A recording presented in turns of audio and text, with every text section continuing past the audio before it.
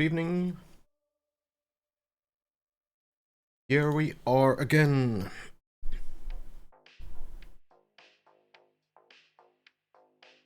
Back to the dip.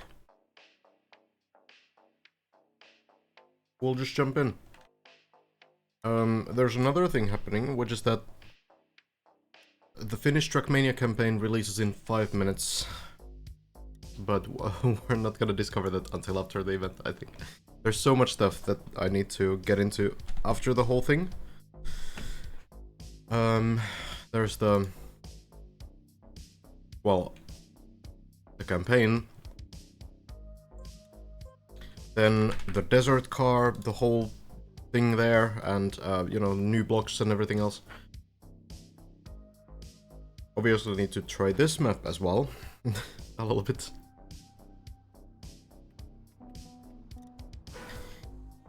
Yeah, it's a long list of things, but hey, at least it's something to do for June.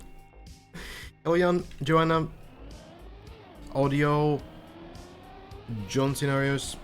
Hello, welcome. We're just getting back in. Nothing super new to report. I think we're still trying to solve the wheel hang, but Brent did have another attempt at it. We can take a look in just a moment.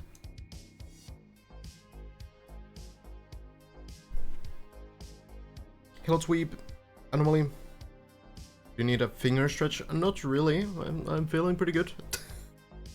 Ask again in like 5 hours. Hello, Thanatorus, Hunch.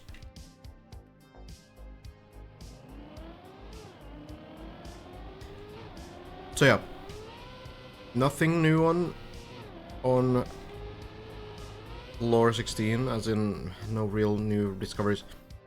But yeah, one more attempt at the wheel hang from Bren. The problem is that it still landed upside down. But I was kind of thinking about it. I need to watch the clip again. It is still kind of like strange. Very new kind of a way to exit that kind of a wheel hang, and not that we have many wheel hangs to begin with in this game. Very rare technique. Brent said he will press left next time, as no input or right did not work. Okay. Makes sense.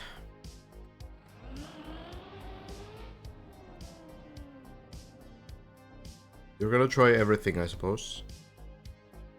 I might have another idea, but we'll check the clip. Hi Swash, we are live indeed. So I'm getting to a pretty nice distance here. 1,000 meters. PB is on the next floor. Gonna be the ice spin.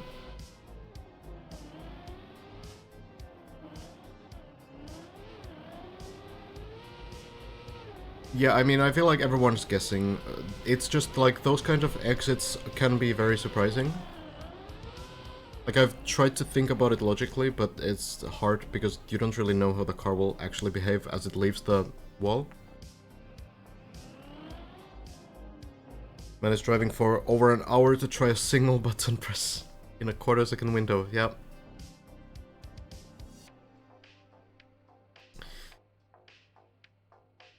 And at the end it's even worse, on the final jump. Because you've been playing for over a month, potentially. Just to try one jump. And you don't know how it's gonna work. We're going to look at Elcon's run when he comes back. What's happening there? Elcon is not on the server. No one is really on the server out of the top players anymore. I'm not sure. If Elcon is on like in the middle of like a run, then yeah, I can look at it. I have permission from Elcon, Lars and Hazard to check out those runs. Elcon having IRL break on floor 13. Okay, yeah, sure. Let me know when he's back. We can take a look.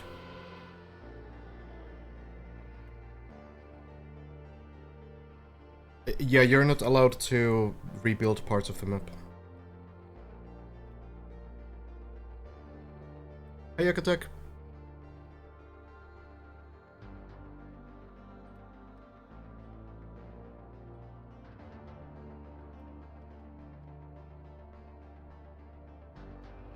Yeah, Kubas is... Kubas is really... I can feel that Kubas really wants to finish this map, but just is not allowed to. Because Kubas is one of the mappers. Built floor 15. I honestly feel like Kubas might be the fourth player to finish this map. It really looks like that.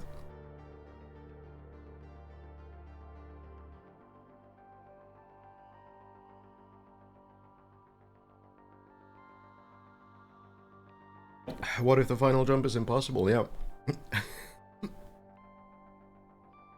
That would be hilarious. Tell me, floor 10. It's probably not anything. Like, I don't think there's any bait or prank here. I feel like it's just straightforward with enough speed, jump here. And I think the max height that you can reach is probably somewhere to the, like, crown beginning. I don't think it's, like, maxed out at all. We'll see, though. Let's see this semi-attempt here on PB.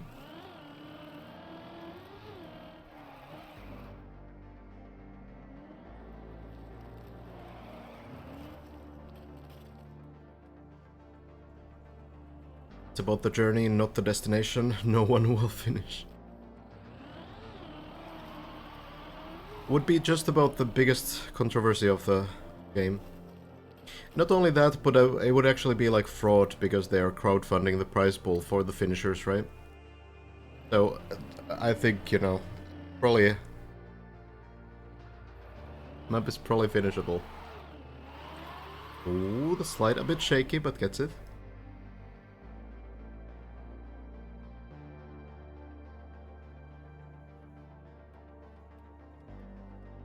Kubas hasn't finished the map, no. But Kubas is one of the playtesters of the map. So has definitely played every single floor of this map. Before the release of the whole event. Or the launch rather. Oh, that's a bit on the side. Should be possible. Be enough speed. Well done. Killabum.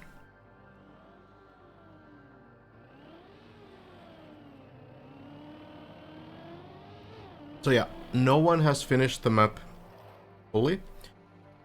In Trackmania, you do need to validate maps, and how you do validation is by basically either finishing the map normally, or how it's done in this case, you do it with a plugin.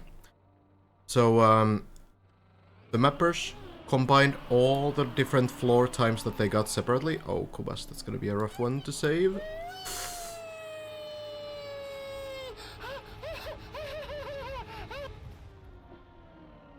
Wow. Okay. Now that's a landing.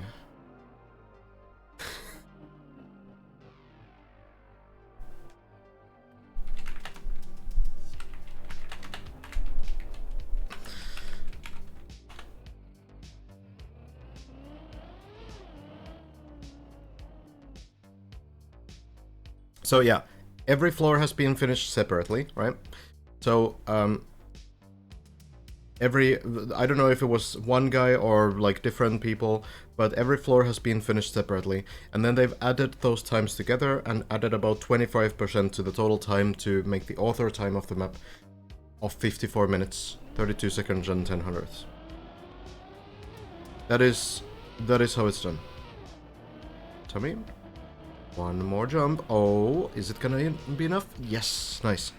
it's good to focus. It's good to focus on the height of the jump from the right side rather than the speed. Because if you focus on speed, you naturally get kind of pushed towards the left side, and then it's a drop.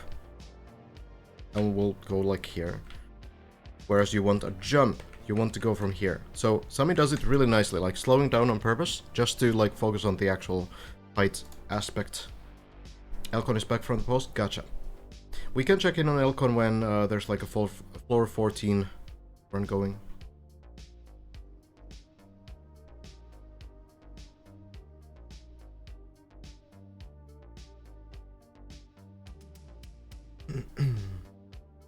Is validation of map without plugin required to include some input information into map itself? No. It used to be that when you validated a map, like you did a run, it would also save that validation ghost into the map file. But this feature was removed at some point because it was actually taking a lot of space in the map file itself, and the file size limit is already pretty restrictive. They very quietly removed it though, so I'm not even sure if it was ever intentional. Around 2002, yeah. Like, they never even mentioned it, so I'm not really sure. Like, it's weird. Maybe they just forgot to write it in the patch notes or something. But even before that, mappers would already use the plugin because they didn't want to add to the file size, so that's not like much changed for mappers. Sami, second gear, I slide, spin. Is it gonna work? Oh, it's a little bit too slow at the end, and it will bounce around, I think, all the way to the snake. Oh no. Not the greatest place to fall into, but happens sometimes. It was a good attempt though. It was a good attempt. I think the spin was a little bit too late ultimately to get enough speed. You want to kind of like, if you're not doing a very clean spin timing, which means that if you start like counter steering too early, you will lose a bit more speed, for example. So if you don't do a very early spin, then your spin needs to be really good. Or you need to essentially just try to save it somehow, because it's like, it's not a maxed out spin at all, but it is a difficult trick still. Jumping through.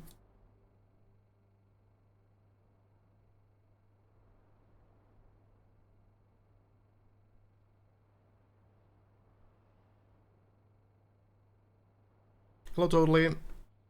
Are you dreaming deep yet? I have actually. Horrifying.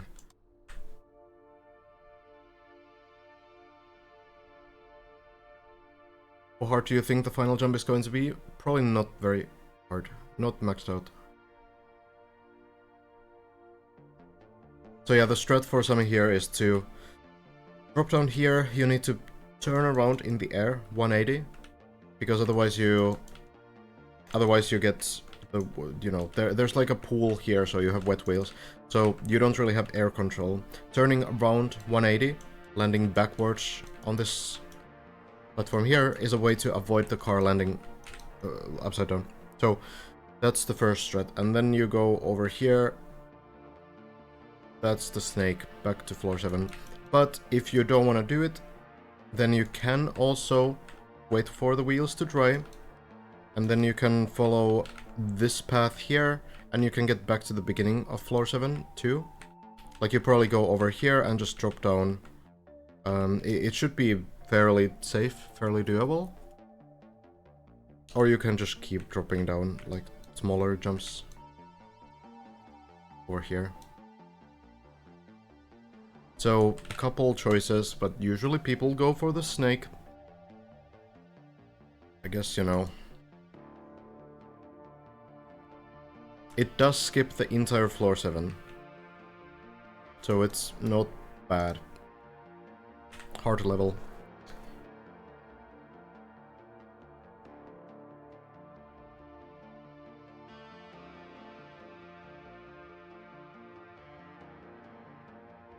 Is dirt wall direction switch going to be more difficult than the wheel hook? I think so.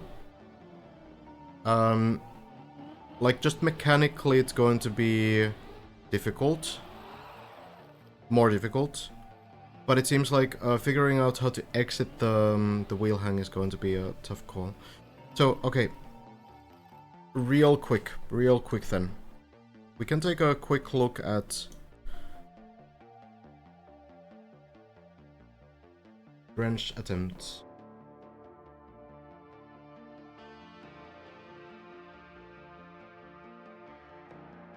Oh, there has been a new announcement just now. On the Deep Dip Discord. Let me read it out. Deep Dip 2 will be featured at Ludwig's Fast 50 speedrunning event. That we already knew. A checkpointed version up to the latest practice floor has been made specifically for this event and will be available to everyone in our Deep Dip campaign in the club. This version will be replaced with the full checkpoint version when the Deep Dip event is over. Interesting. Along with this, we are releasing Floor 10 Practice Floor, available now. Huh. Okay.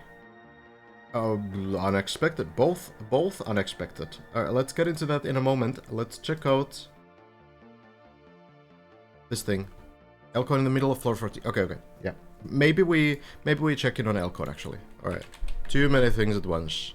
Alright.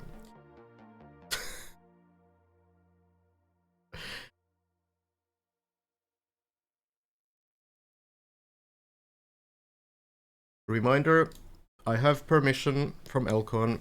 Maybe I should make a pinned message so it's clear. But yeah. Elcon is playing in solo just like everyone else. Lars, Hazard and Bren all are playing in solo right now. All of our top players.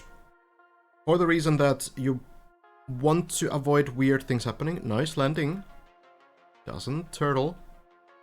So servers can have disconnects, lag spikes, lower FPS, things like this, and at this point it's a competition, and you want to take every little advantage you can get.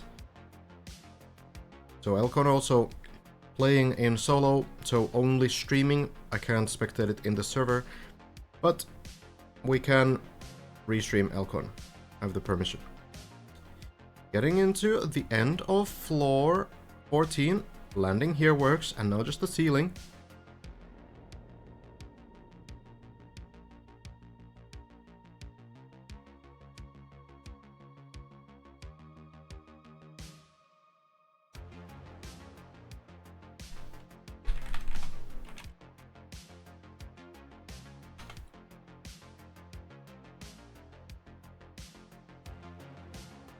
I did ham. Not doable. Let's see then. Elcon has done this before, of course. Has been to the very final part of floor 15.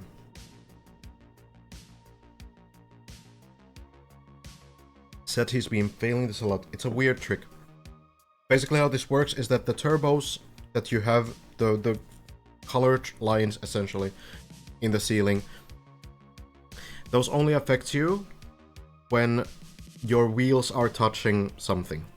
So your wheels need to have grip on something for the turbos to do anything. Otherwise they are just not doing anything. So what that means is that you need to somehow get grip off the ceiling. The turbos will push you up, and that means that because the ceiling is like a slope, that the car will get pushed to the left, and there's a pool to the left there.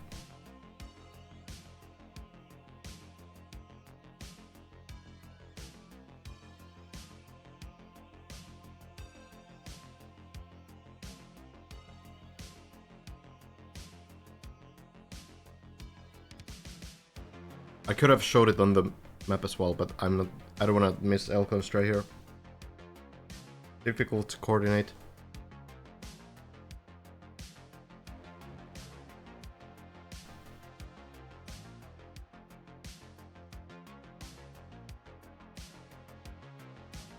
Yeah, so there's a checkpoint version of the current practice floors that has been... Is it already released? Actually, is it released right now? I forgot the message already. No, floor 10 would be included because floor 10 has been released now as a practice floor as well. Should be, okay. Interesting. I don't think it really, you know, matters for the competition, but it's a big development.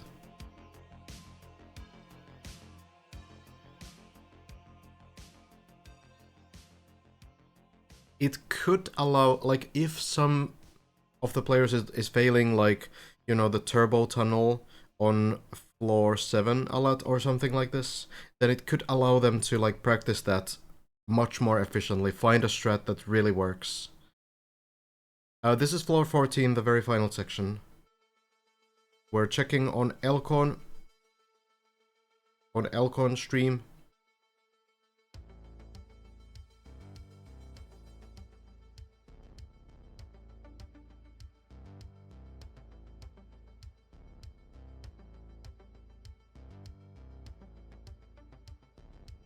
Yeah, virtual will definitely, like, that was the Discord post.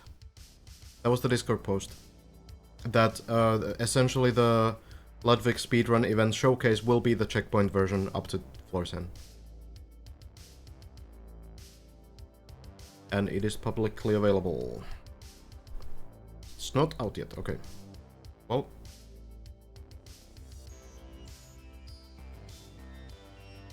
Yeah, this is the red turbos in the ceiling.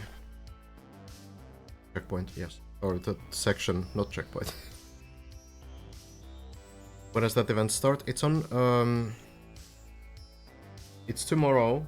I'm not sure what time it was again. But yeah, like Saturday. It is out, just isn't along with the practice floors. Oh, okay. Oh yeah, it's in the Deep Dip campaign. Yeah, gotcha, Sparkling. Yes, the overnight shift for NA viewers.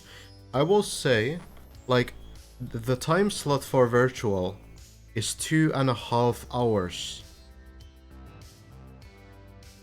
Even if you have only one checkpoint per floor, it's not gonna take 2.5 hours for virtual to clear the map up to floor 10. Right? Like, what is he gonna do? Is he just gonna play the... He's just gonna play it, like, 10 times? Well, not 10 times, more like 5. Climb back down as well.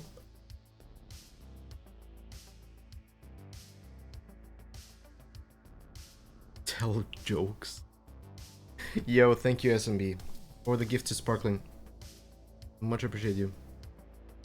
Talk about pyramids? Yeah, it's like 30 minutes for the actual run and then 2 hours for the pyramid talk.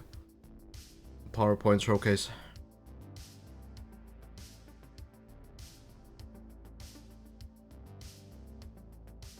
Yeah, like usually speedrun showcases are, you know, you just do the run from start to finish, right? And then it's someone else's turn.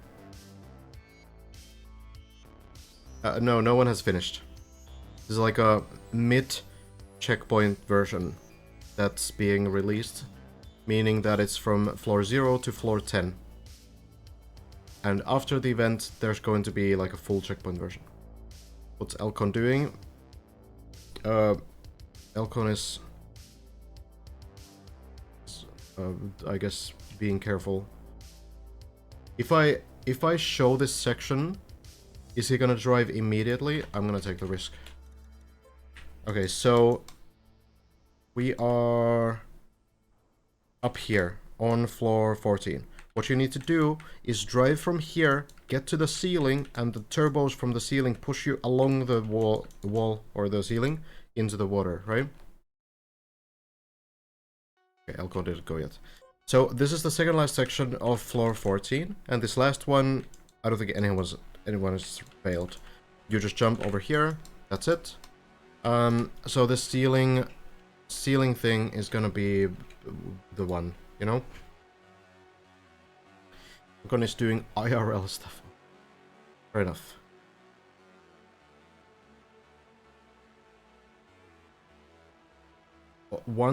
The 0 to 10 floors, I'm not 100% how long that would take for like a speedrun.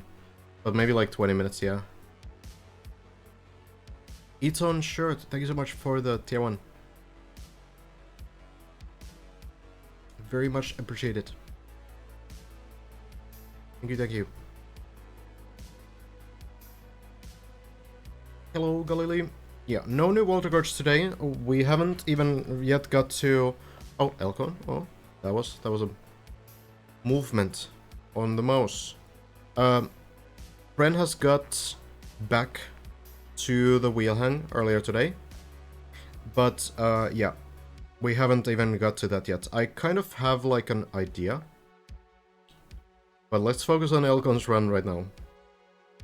So again, needs to get to the ceiling.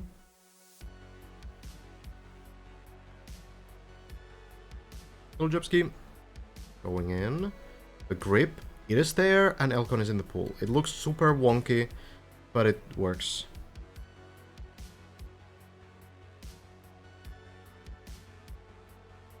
It could be, yeah, it could be also deep dip 1 stuff. Who knows? Now the final jump. Works just fine. No issue. And we are on floor 15. And this is the Kubas floor we've been talking about a little bit.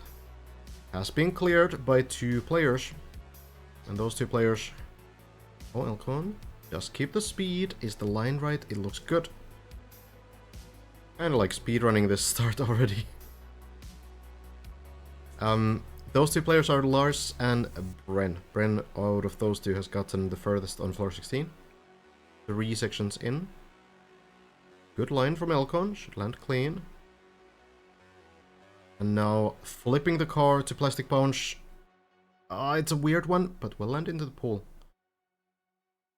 These plastic bounces are always the strongest, or not always the strongest, but usually the most reliable when you're fully upside down on them. That was a little bit sideways, but works out fine.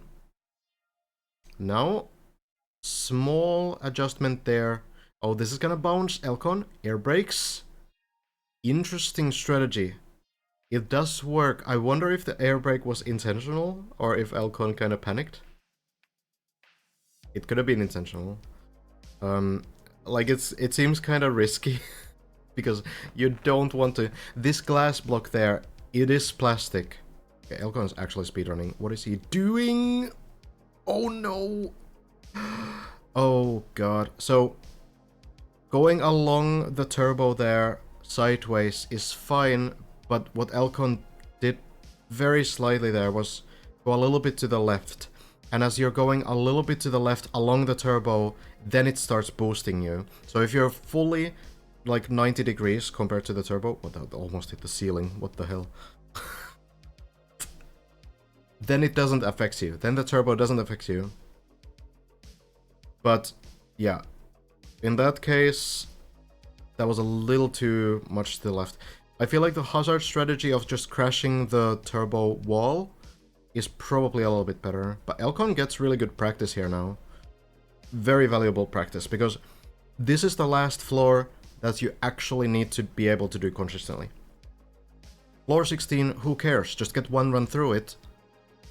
But like this floor you want to be consistent on, because floor 16 is not going to be one run, right? Like, yeah, it's going to be that one run that gets through it, hopefully. But ultimately, you don't need to be able to do like the dirt wall ride every single time, right? You don't need to have like 100% strat. Just get through it once, clutch the run, finish the map. But this floor, this is something that you need to do more often. So I would rather be consistent on this. The beam. Elcon does the same strat, this time going a little bit to the right. You might notice like a small line there. So that one will work much better. Then right away into the dragon. No stopping with this guy. Is it gonna be enough speed? Clean line, bounce, and lands it.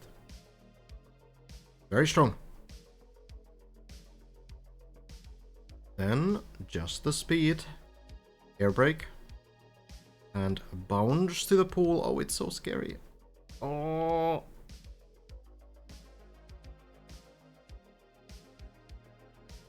Don't tell me it's somehow stuck. The front wheels will get grip eventually. Maybe it gets grip on the wall as well. Like, some part of the car will eventually get grip. Somehow needs to... Okay, there we go. Alright.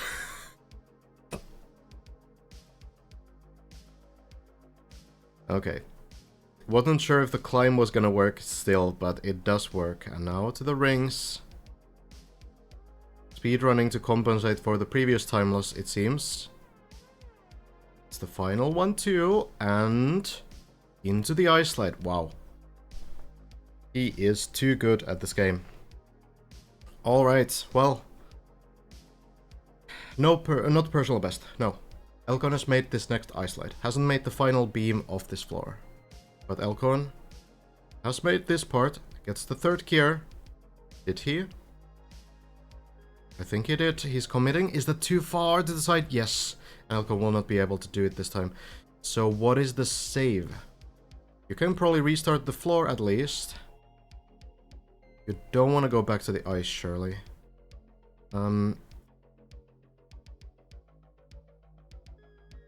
You could jump back towards the dragon and then just go back to the start.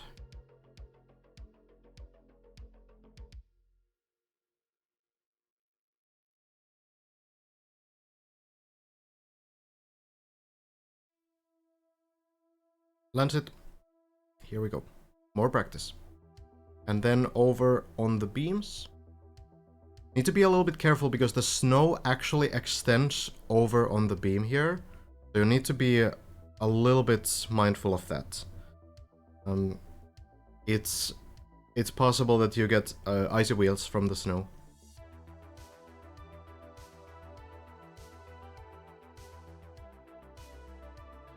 Well, here we go again. Clean landing again. Jumps through. And 3 out of 3.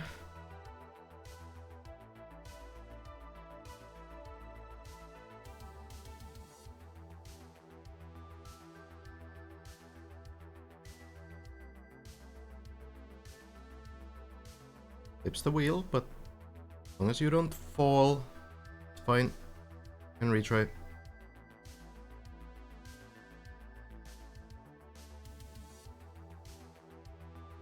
Landing in. And now the flip. Looks good. The bounce this time more upside down. Then just keeping the speed under 100 to get this jump safely. You don't get a speed loss from second gear. Oh, a bit of a shaky line. It hits the beam and bounces from the pool. Oh god. Not landing into floor 14 at all, and also bouncing from just about every possible save afterwards. Floor 6. Or what is this? Floor 8. Okay, floor 8. Something. Yeah.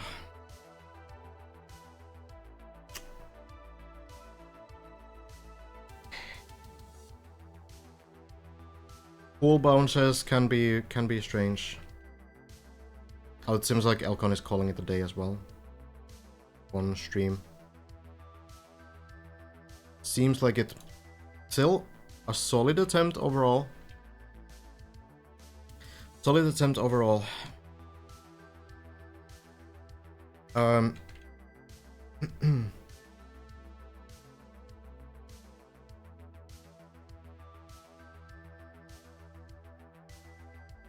Okay.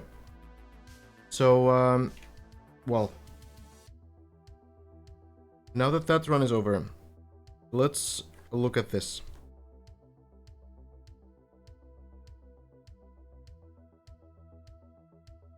So this was Bren's recent attempt.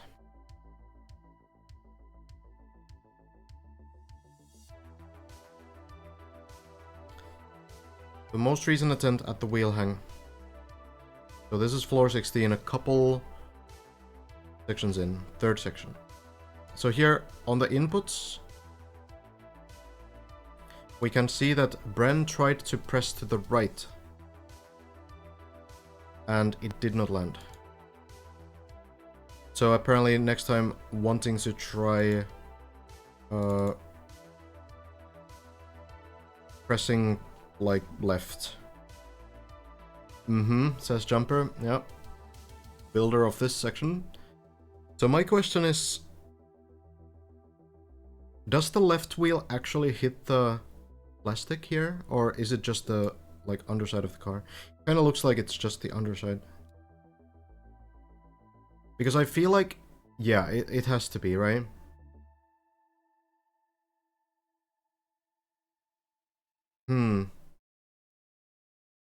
So, if I just think about this, I feel like the slower you go, the more the car will just, like, flip upside down. It's kind of what I think, based on this.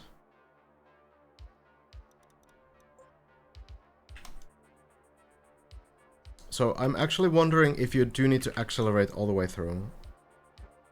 I don't really know, like, what the left thing would do.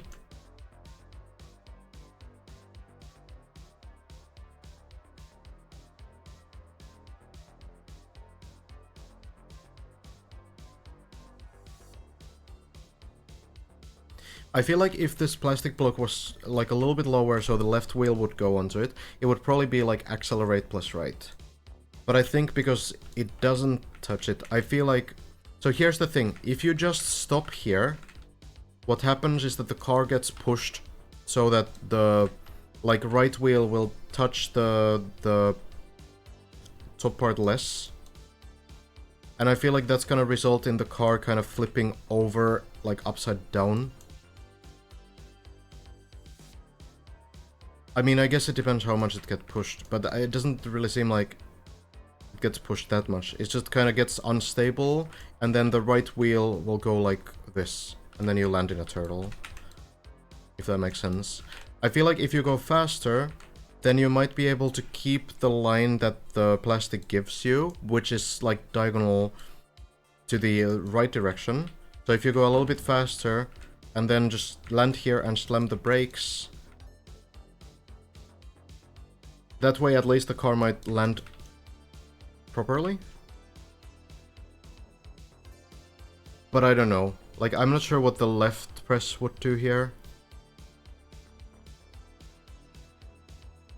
If anything, I feel like that just makes the problem even worse, no? Could be wrong. Okay, well, either way. That one is the next section to be figured out.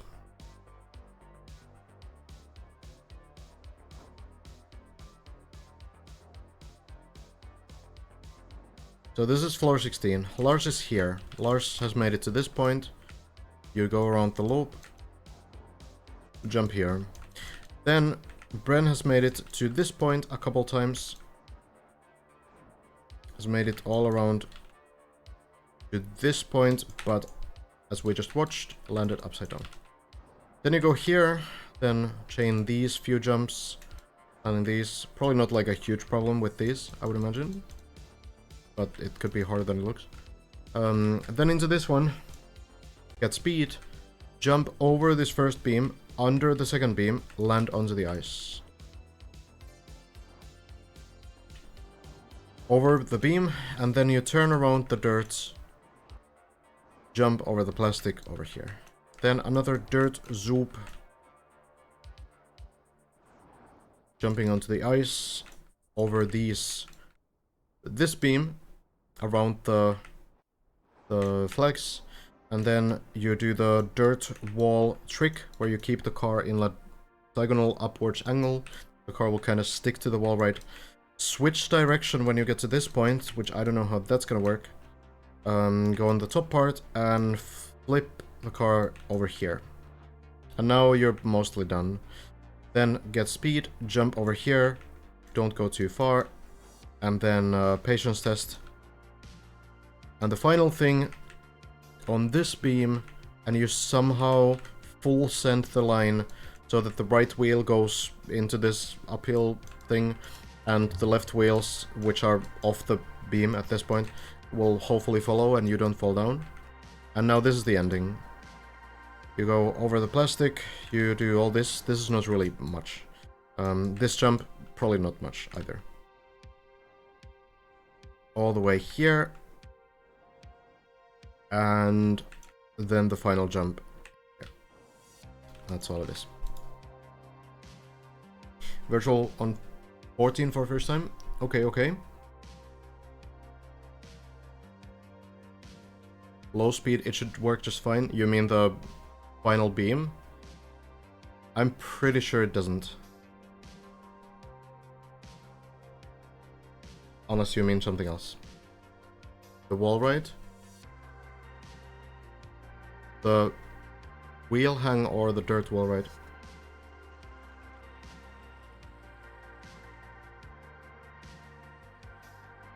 Hello, Badu. Oh, Tommy.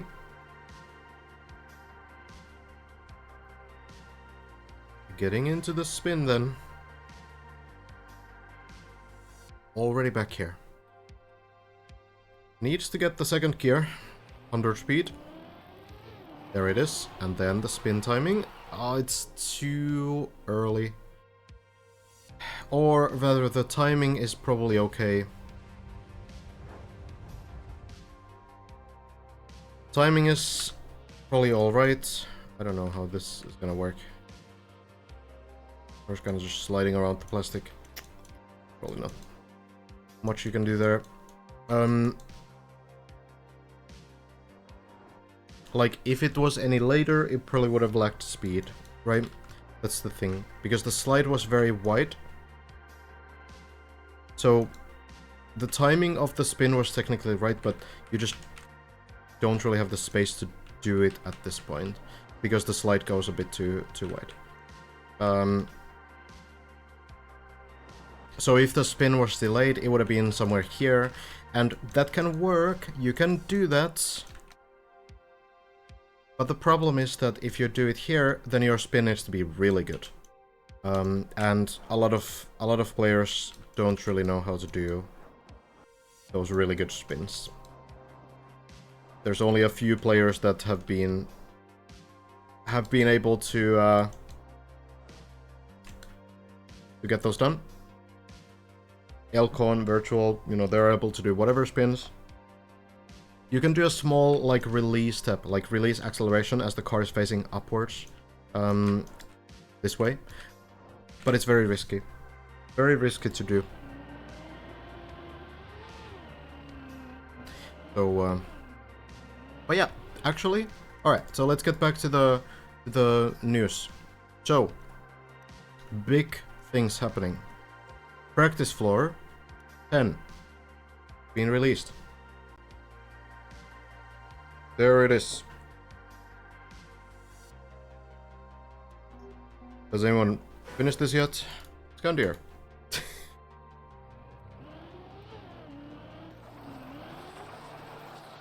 So now, we have official practice floor. I think Scandier might be grinding for the eventual world record, honestly. Still looks to want to play the map. But, you know, I did hear Scandier has, like, exams or something. So, but you can practice this as much as you want. It's now finally out. Took 29 days to get our practice for 10, but there it is.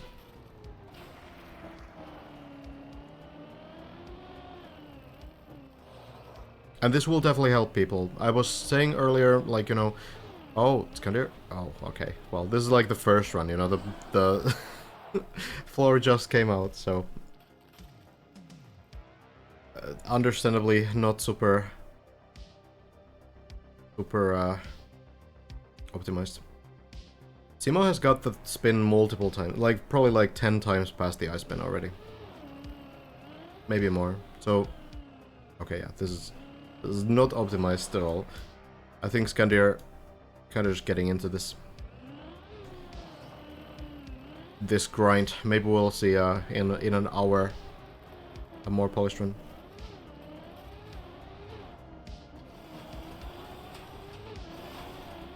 $20 360s in a row? Really? 66 in a row, god damn. Impressive. No, yeah, Moonless. This is the newest practice floor. Clean spin.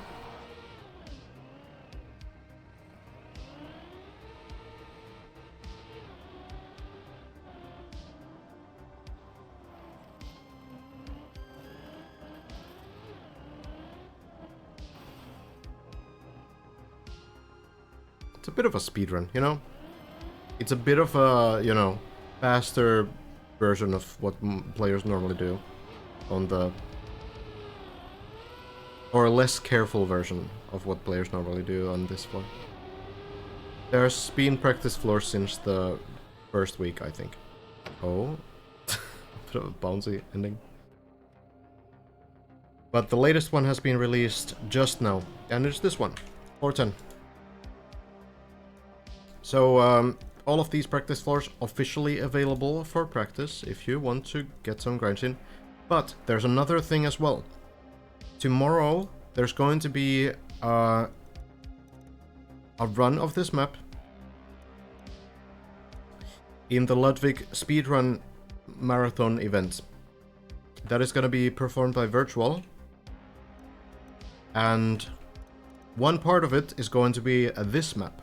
And this is a pretty big development. I wonder if there's any run of this. Because this map, no runs yet, understandably, is actually a checkpoint version up to floor 10. So all the practice floors combined, essentially. So, you know, nothing new here. But you have checkpoints. Crown is still here. Is the crown also there on the other practice floors? But yeah, the map ends on floor 10. So there's nothing different to available practice floors, but it's kind of interesting. So we have essentially, if we go through here, you finish floor 1. Where is it? Here. You have a checkpoint, and you can respawn on this checkpoint. So,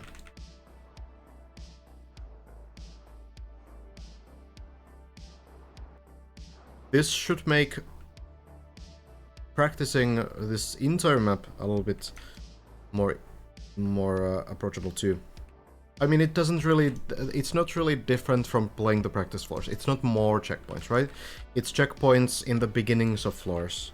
So we can see at the bottom there's 10 checkpoints, meaning 1 each floor. Is there one on floor 1 as well, by the way? Or floor 0, I mean.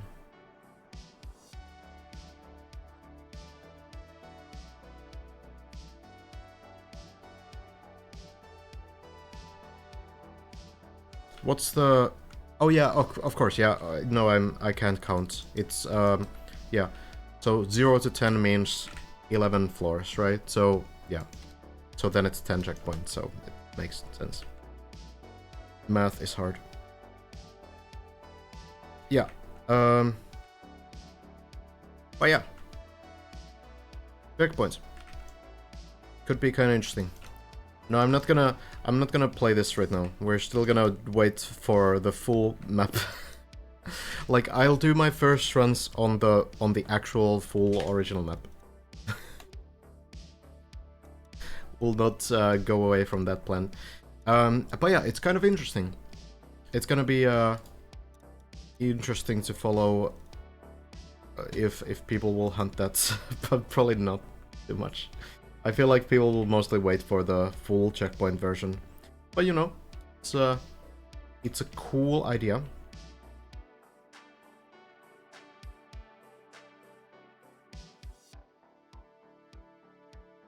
So,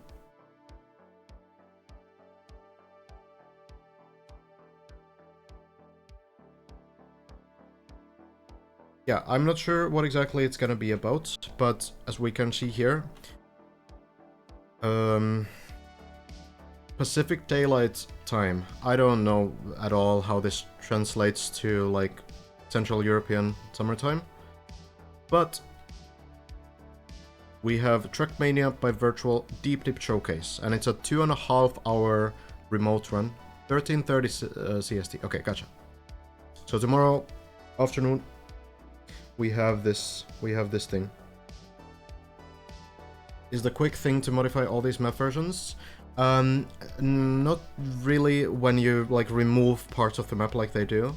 But I mean changing, like making a separate like floor 10 practice floor and then adding checkpoints. Yeah, I don't think it took more than like 5 minutes. No, okay, 10 minutes. Like adding checkpoints to the map is not very hard, but when you have like when you don't have the higher floors on these versions, then yeah, you need to like remove those, and that can, you know, take a little bit of time. But yeah, Trackmania virtual 2.5 hour time slot, so it's probably gonna be more than just this checkpoint version up to floor 10. That will not take 2.5 hours. So it might be like showcasing Deep Dip 1 as well, maybe, and it might be showcasing the first Bennett VOD tower map. Maybe, I don't know. Who knows? Oh, Zertrov knows. Deep Dip 1 first. Okay, +1 info, thank you.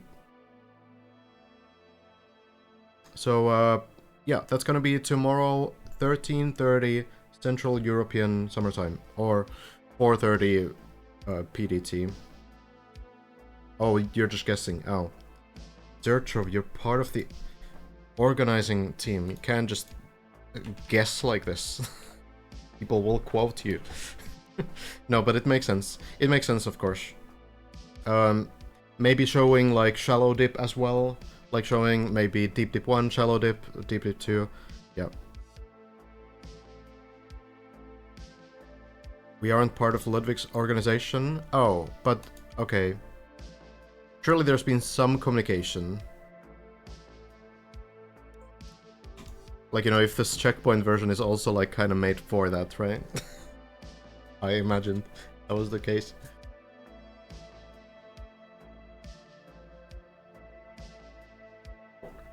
Only streamed on Ludwig's channel. That would make sense.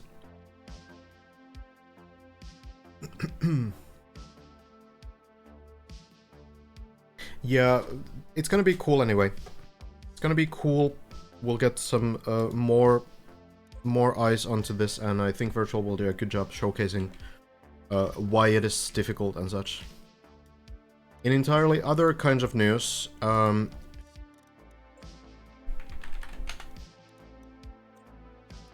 Finnish Trackmania campaign 2024 is out, and there's also my map there. Okay, if you're discovering the campaign, maybe you can close your eyes. I'm just gonna show this. This is a map that I built exclusively during this last month, after these Deep Dip 2 streams, being super tired every night and trying to build something, and I kind of just gave up and built something very weird. This was supposed to be a NASCAR map, but it's just about the weirdest. I'm not even gonna claim that this is a NASCAR map. It's kind of weird. I kind of like this visual look though. It's very minimalistic in a way, but it's sort of nice, I think. Like, it's very simple, but I don't know. Yeah, you can play this even if you're not from Finland. Anyway, yeah, just don't worry about this. Painovoima means gravity, and you'll understand why in just a moment. I feel like this is simultaneously undercooked and overcooked. It is a super reactor NASCAR map, and it has these kinds of things on it. It works, trust me.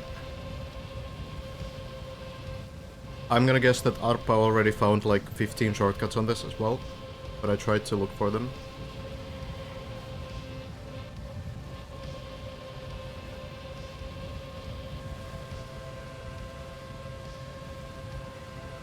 It's kind of interesting.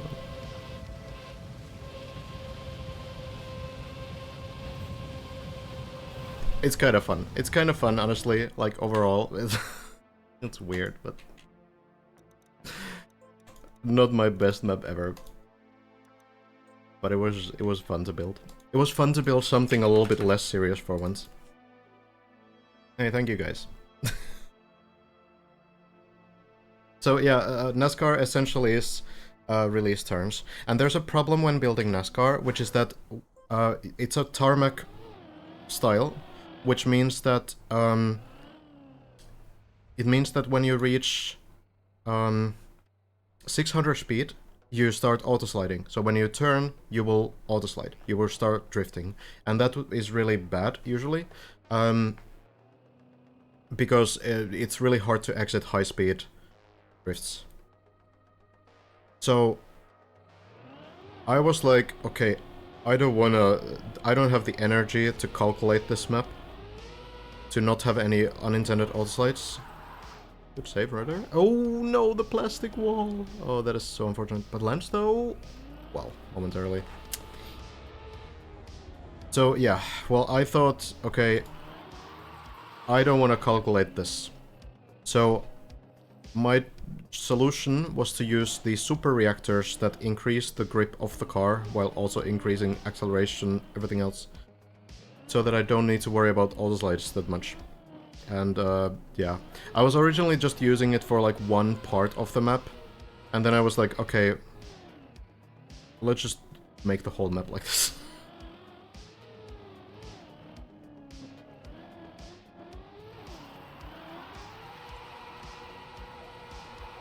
Anyway, yeah, that campaign we're gonna discover eventually as well.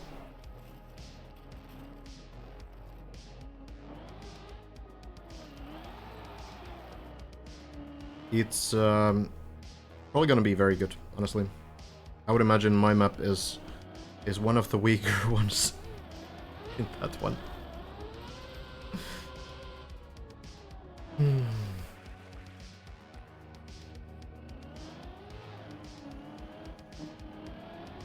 Hello, Luca. Alright, people kind of trying to get these runs up and going.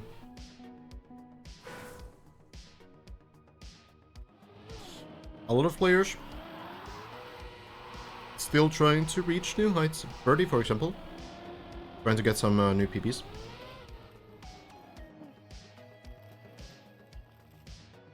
PB on 952. And that's gonna be floor 9. Doing this interesting strat here to go backwards over the turbo. As long as you have enough speed, you can always do that. Did someone PB today? I'm actually not sure if we've... Yeah, virtual, just before. Got to 14 for the first time.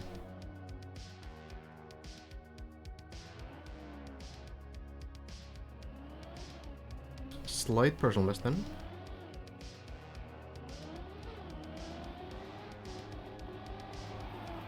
Going for the turtle skip. I think trying to get like a bounce here. Probably a bit less consistent, but hey, it works. Good strat.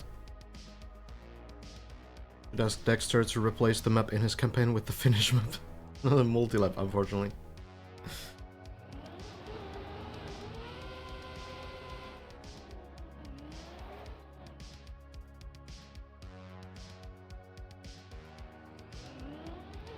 Virtual might be playing without the plugin, so we don't know.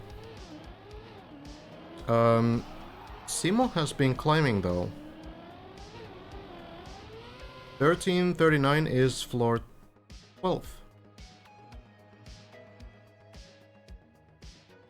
I don't think I've seen that run. Oh yeah, it does look like Simo has made it through floor 11, right? Floor 11 should cap below below 1300. Got that this morning. Good to know, good to know. Do you know which parts of floor 12?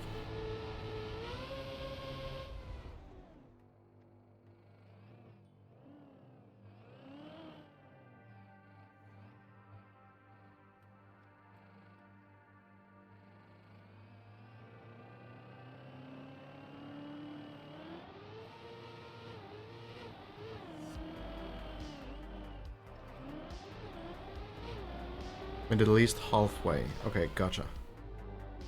That is very solid. we kind of predicted it in a sense. We kind of predicted it in some sense. Let me do this thing for the players. So we sort of were talking about this because Simo wasn't really like late to floor 10 really. Got there pretty quickly, but the ice spin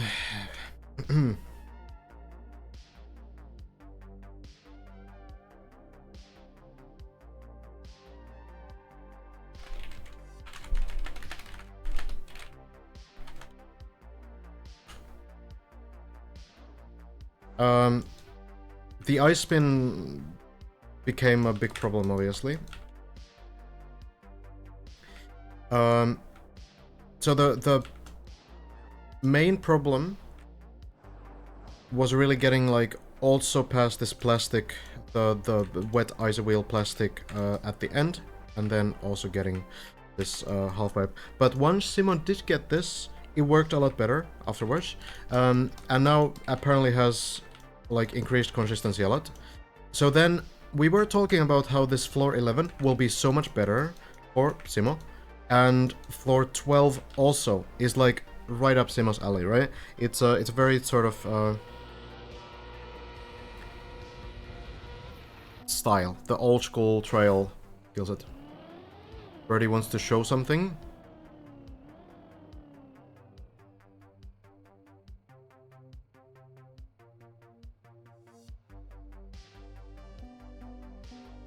Wanted to do a 360.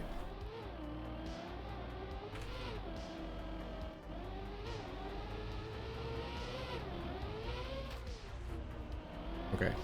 Well, too late then. Well, maybe we can check in with Birdie on floor 3 again. I'll keep an eye on it.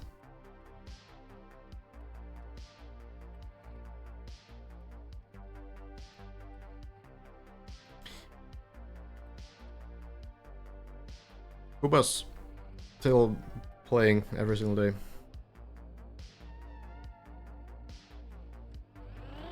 Kubas will definitely finish the map. You know all the answers, I'm Solo. You could instead chat the answers instead of the questions, yeah? Yeah, Kubas has built this floor here. The dragon and everything. So not going to participate in the competition, but still playing.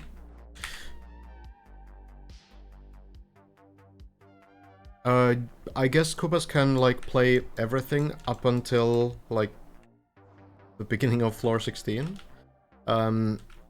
technically, but Kubas can't show anything that the players haven't discovered. But I would imagine that Kubas will not push it too much. It's probably gonna be like floor 12 and then you stop the run. That would be my guess. It's very close to the finish, yeah. Like at this point, we can actually already see the crown from some of the parts of the map. It was so different when we were still here and, you know, there's so much stuff.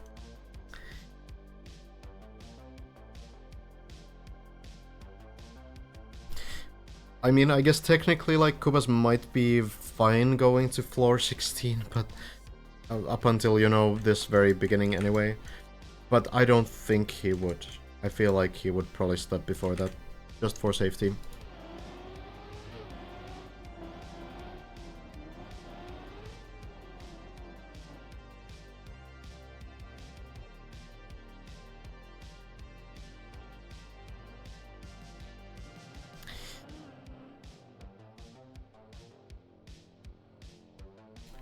It does seem like Kubas really wants to get that run in though.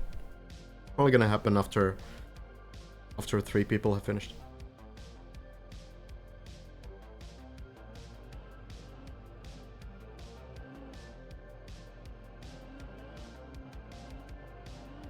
What will you do after the run ends?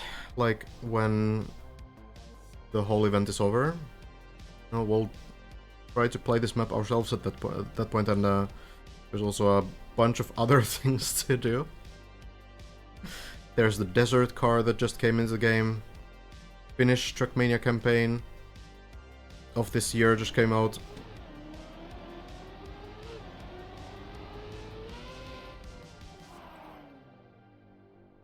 One thing that I actually thought I would do is that after this whole event...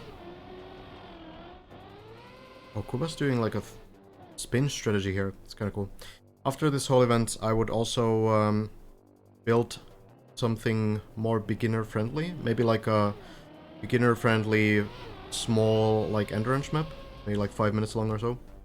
Because I think there's a lot of new players in Trackmania right now.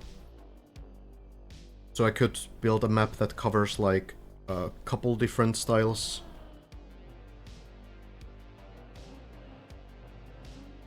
For people to play. It'd be fun.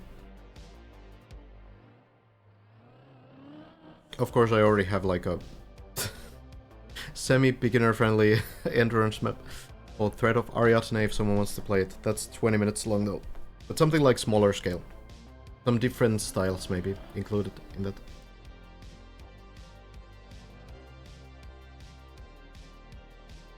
Do you stream when you make the maps? Yes. Pretty much all of my mapping projects that are not like part of some project that's supposed to be a secret, I do stream.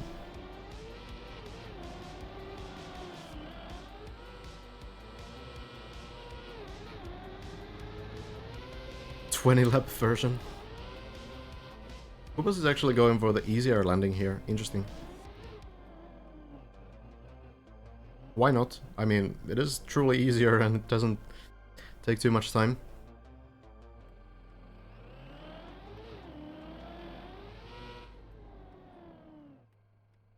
Mara was the first to try this one. Like 3 weeks in. And it's crazy how 3 weeks in sounded already like it's a super long time, and now we're on day 29. It's actually been 4 weeks on the dip. Really enjoy full speed maps. Do you have any? I do. I have one as a part of my campaign from last year, which was map 16 on my SB Villa campaign. 23. Which was like okay. It's kind of, you know, a little bit different, maybe. I also had like my first full speed map.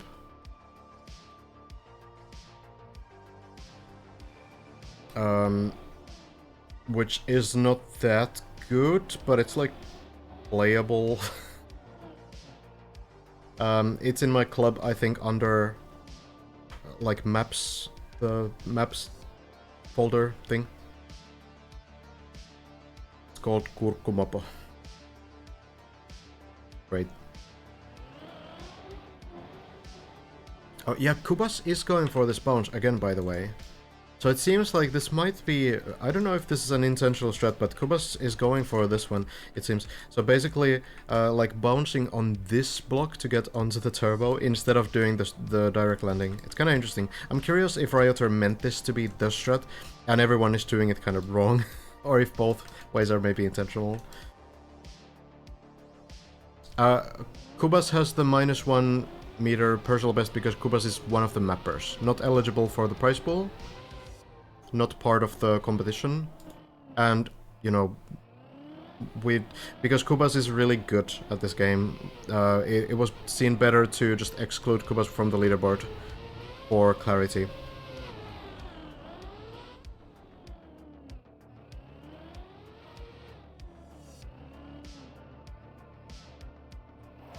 It's hard to say what Kubas' actual PB is. I think we've seen floor 11 at least. At one point, I think Kubas was like top 5 though on the leaderboard. Top 10 at least. But yeah, he has playtested the entire map. So knows all the tricks on this map, presumably.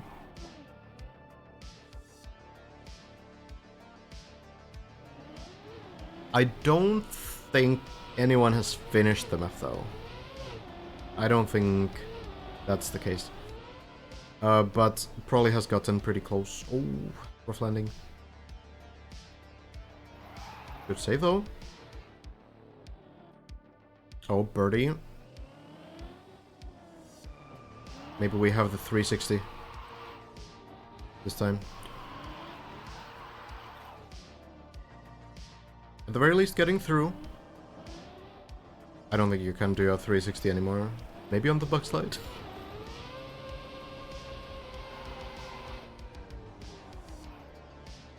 Oh well. At the end of the day. Oh yeah, it's the same skin as Bren. Old school skin. All the ESWC, Electronic Sports World Cup stickers and everything.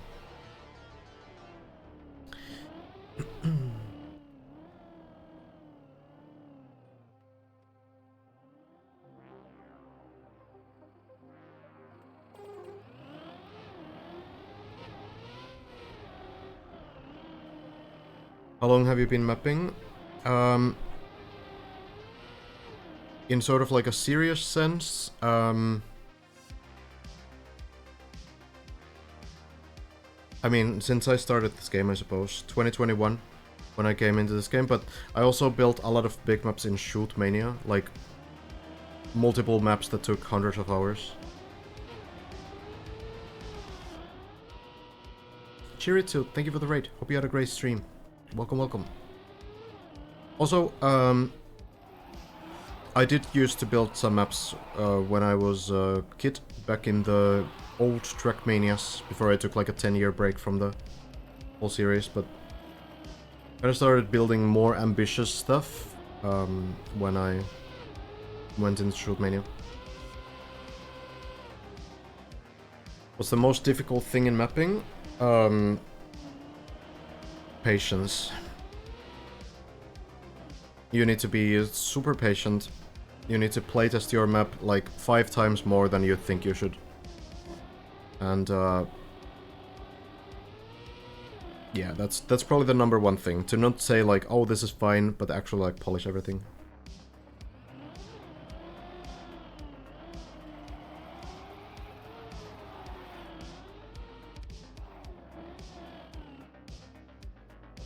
What do you think of consistency? What do you think consistency is? Because this difference is clearly visible among all top players. What do I think consistency is? I mean, the ability to do things consistently. It is true that, you know, someone like Bren has shown the most consistency so far. There's two different skills that you need to make progress. One is that you need to get to the same position that you were in before, and then you need to find out how to do the next section, right? So it's like consistency is half of the job, and the other half is being able to do something new as well.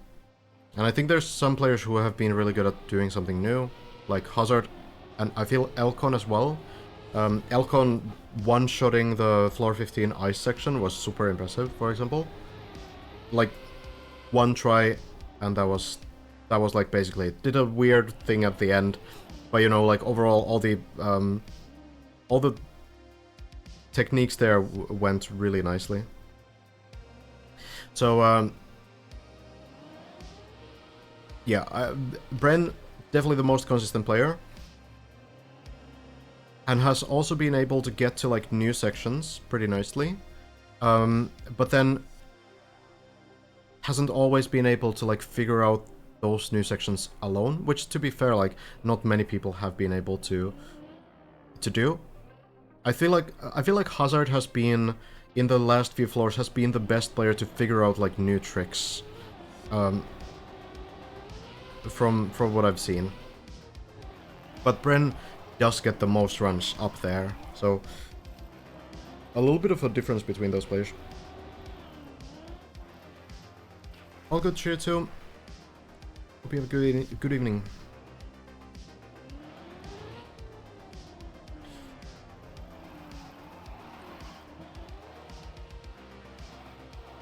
Still can probably expand on TOA though. What do I need to expand on?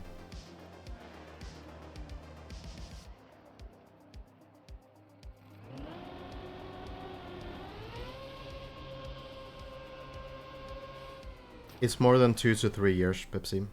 Because Trackmania editor is very similar, right?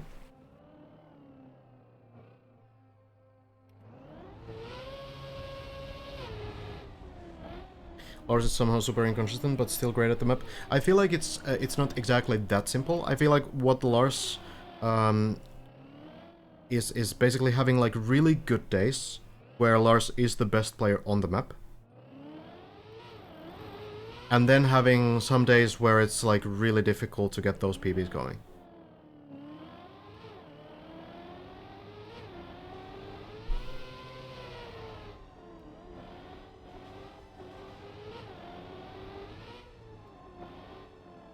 Like if Lars has a really good weekend, I could honestly see Lars like just finishing the entire thing on Sunday. But it does require like exceptional sessions. And it's at this point I feel like it's unlikely that during this weekend someone will finish, because the wheel hang has kind of stalled the progress for now.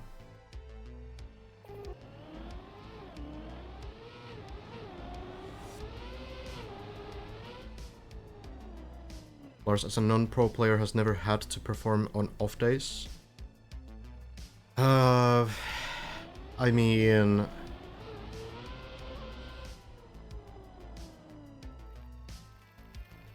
maybe, but like Lars plays a lot of competition, so I don't know if that's really, I don't know if it's that simple, because it's not like pro players, if they have like an off day, if they have a bad day, like then they have a bad day, right? Like they can't play on the same level as they do on good days, right? That's why we call them bad days and good days.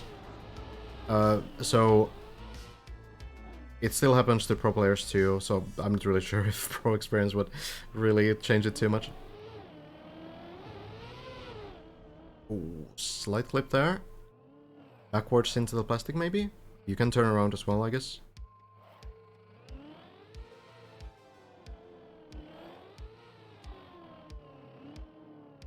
Here we are. Well done, well done. Yes, Bren has gotten to the wheel hang 3 times now, I think. Hasn't landed it.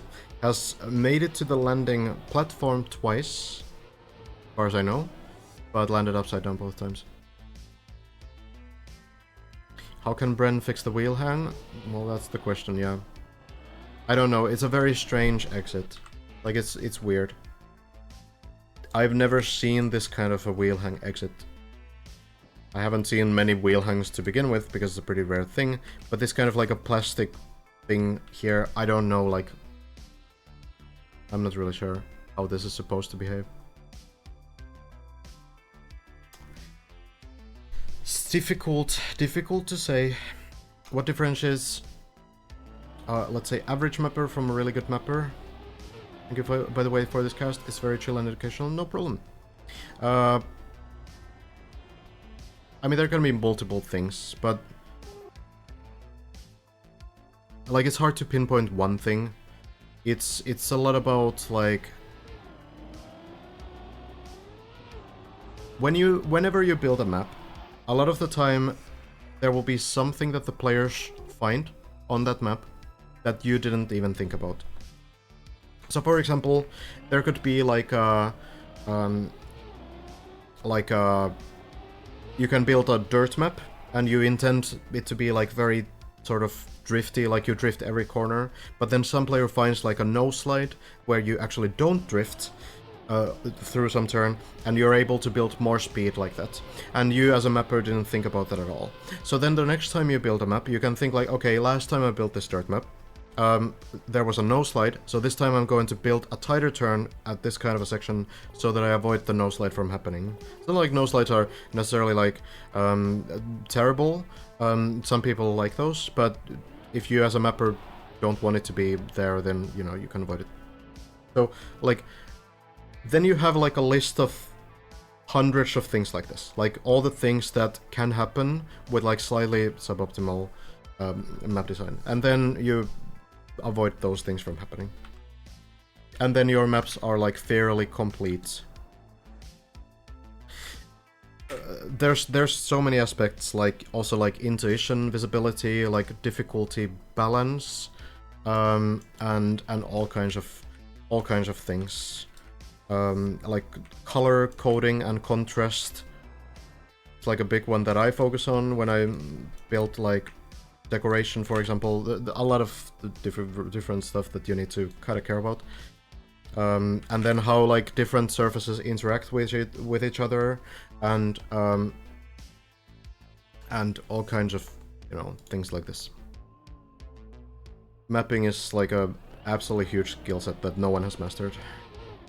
Like no one has mastered like every single style.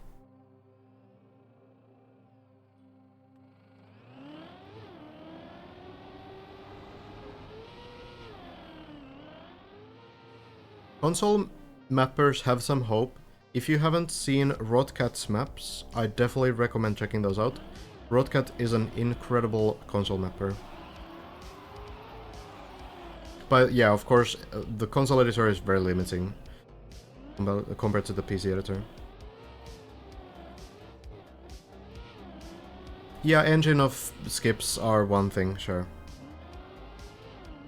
How far up would a new player get in 2 hours? Probably floor 0.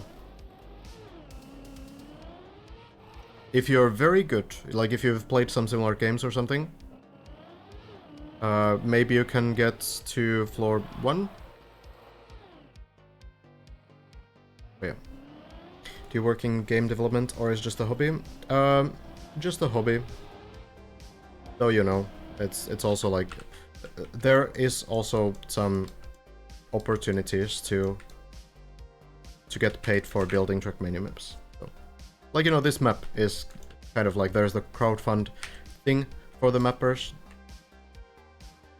so it's something. But yeah, huge project, this one. 20 different people involved on this map. Overall, excellent design.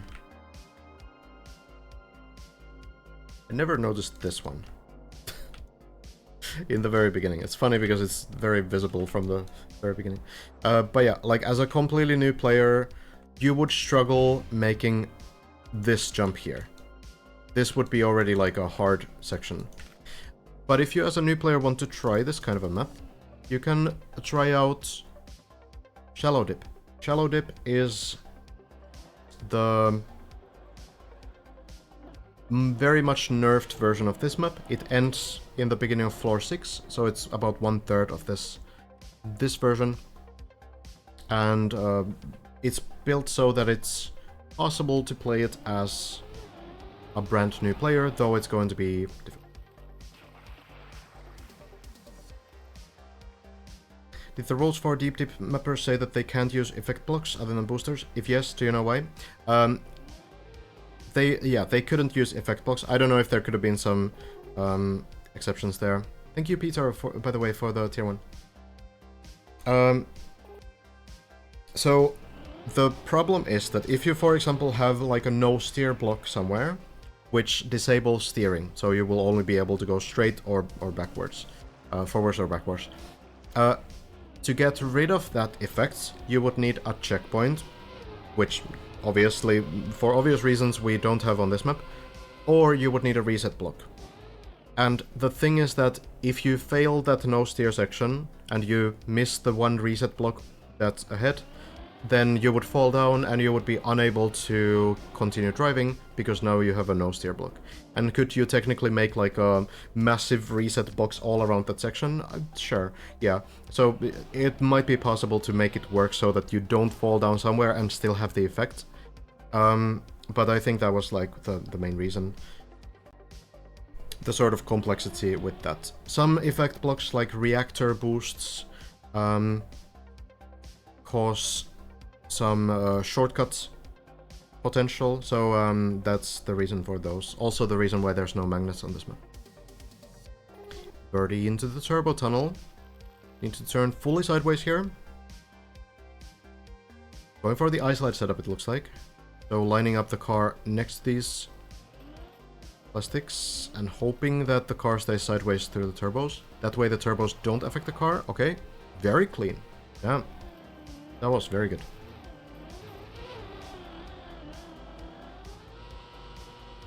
There's a reset block on floor 8, yeah. You reset your mindset.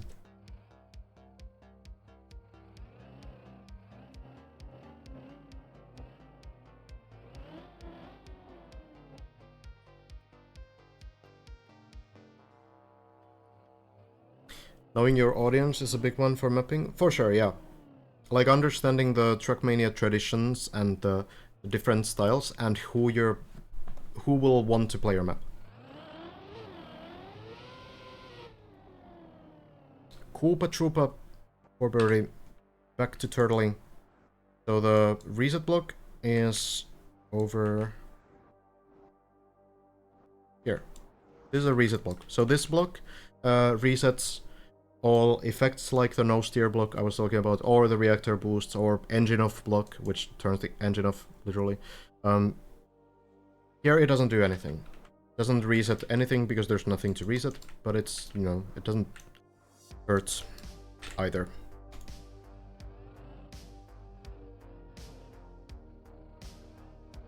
Reactors almost always do cause some shortcuts.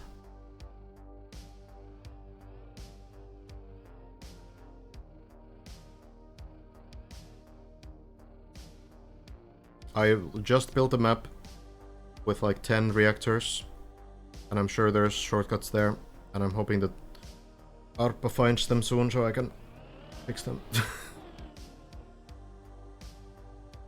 I tried to look for them and I didn't find them, but yeah, there's probably some.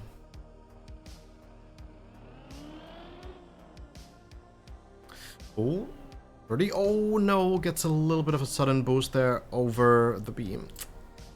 That is such a brutal section as well. Like this beam landing is one of the most important parts of the map, honestly. Because once you get through that part, you will be able to kind of relax for a while, because the floor 8 becomes a lot more forgiving after it, but yeah, tough times.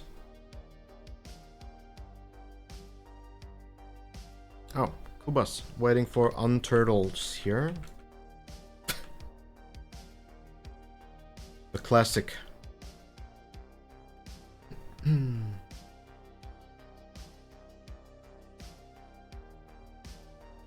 Do magnets enable dangerous shortcuts? Yes. Magnets often kind of like you can flip off of magnets and you will sort of fly away. So as an example, I could show my khaki map that I built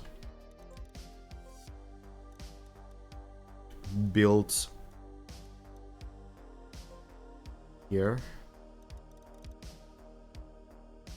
Probably a Kubas water card. Really grinded this one. Oh no, actually, been beaten. Asphalt has this. So here's some magnets, yeah. You just barely touch them with high speed and they kind of throw you somewhere.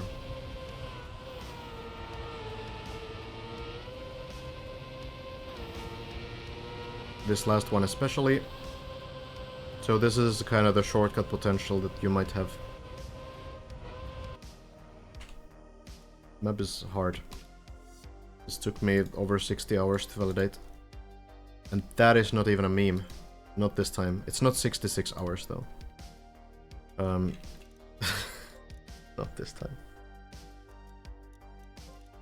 You know what? So I can show the reactors real quick.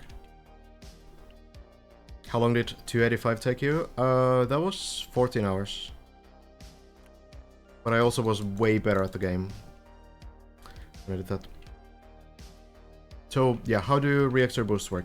So basically, there's two ways to take a reactor boost, and two kinds of reactor boosts. One is the weak one, and then there's the strong one. So the normal reactor boost and then the super reactor boost. So you can take this to two directions. This direction gives you reactor down, so reactor boost down. And what this one does, it basically pulls the car like downwards. So that means that if we have, for example, what would I do? This kind of a thing where normally maybe with speed you would get some airtime. The reactor boost affects the car's, like, you know, gravity in a sense, so that it pulls it like downwards. But it will do this to every direction. So basically, if I go over here, the car will also be able to like drive on the wall, right? So it basically always pulls the car like downwards, sort of like towards the car's underside, right? And then reactor boost up does the opposite. So if we take it to the other direction here, can you turtle with down reactor? I don't know, you need to ask Drunkly. But yeah, so the normal reactor up kind of makes the car float a little bit. So it doesn't make it fly immediately, but it kind of makes it like float. And you can get these like speed boosts when you're close to the ground. Interestingly, this is very much like gliding in Trackmania works. Which I was actually wondering when I first saw this that they based it maybe on Trackmania gliding. You can like, when you're closer to the ground, you can get like a powerful horizontal speed boost. So it could be that they maybe thought about that. But yeah, you can basically get these kind of zoops. And then the super reactor is basically the same thing, but stronger. So again, the down thing, you can drive like this, and you can drive like straight up and fly, you know, you can do a lot with this. And then super reactor up actually makes you fly as well. So you're literally in the air. Which makes it so that, for example, you can fly over things like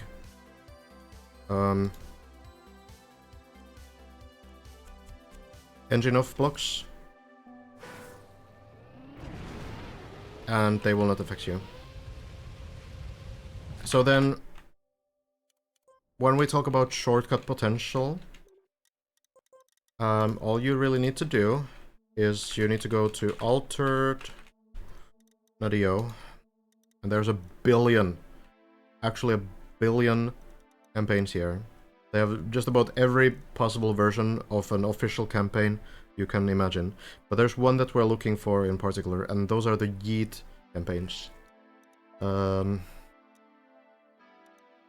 Spring 2024 Yeet. Any good one here? We can probably just pick one. You'll get the idea of why these reactors enable shortcuts. So on this specific version of the campaign, you have these official campaign maps, and what they've done is I think they replace checkpoints with reactor boosts. So that means that you have usually like a 10-second water guard, and well, let's see what this one is. I'm not gonna be surprised. Okay, reactor boost up. Backwards here. Yeah, okay, well the finish is right up there. Cool, so yeah, okay. So this is usually what it's gonna be. This is a 9-second water guard. I'm sure it's gonna be great. Getting the reactor, and then yeah, you fly to the finish.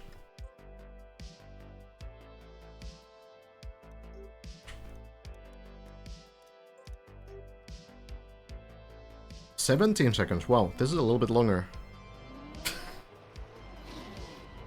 Thanks. Thanks, Tatu and Henry. Okay, you go here, land upside down.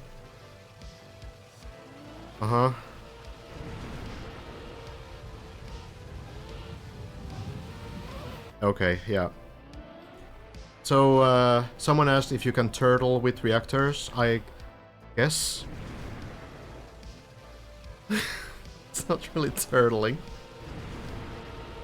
Yeah. So, this is why you're not allowed to build reactors into Deep. This is the reason.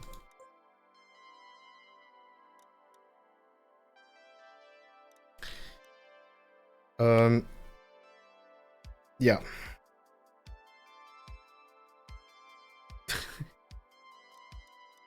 So yeah, my newest map that was just released as well. This is based on reactor boost down. Oh, Veki with a pretty decent time already.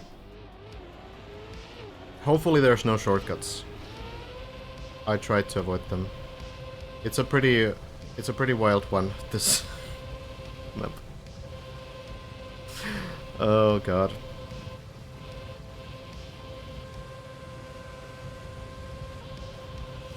But it's like consistent. It's more consistent than it looks. By the way, the author time is very easy on this map.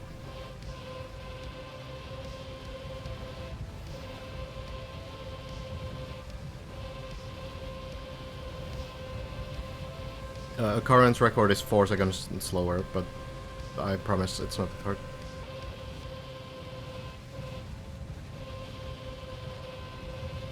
I went for a more minimalistic scenery style because I literally didn't have time to cook this one. Just, you know, different. So this one is in the Suomi TM club if someone wants to discover those maps. It is definitely harder to shortcut proof, but generally if you build very high speed maps, then the risk of shortcuts is lower.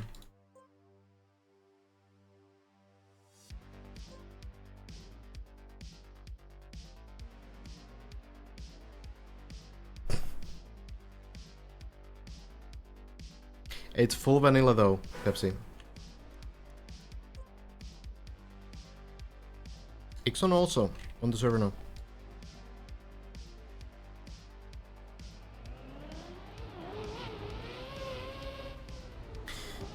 Newbie here, what does validate a map mean? It essentially means that you prove that the map is possible by doing a full run on the final version of the map. So, to be able to make your map playable, like to add it on servers or upload it to Trackmania Exchange, which is a community-created track-sharing website, you need to validate it, which means that you show that your map is possible to finish, and with that you also set the author time, the validation time. So whatever your validation runs time is, that's gonna be the author time, and you can like grind it a lot. Some people really like to try to max out the author time to make it as difficult as possible to beat. That was watching a replay. How long do you think it would take to speedrun Deep 2?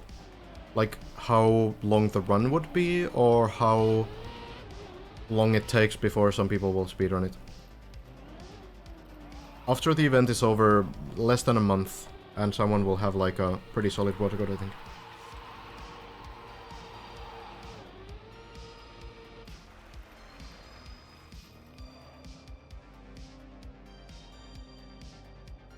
You only drive the map once to validate it, but you can drive it like a million times to set the best possible author time if you want.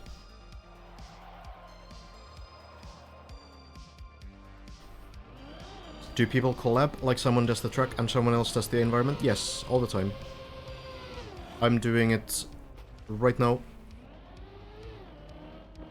with my friend Big Thirsty, who is building the landscapes on my new Endurance map in Blender, because I don't know how to use Blender.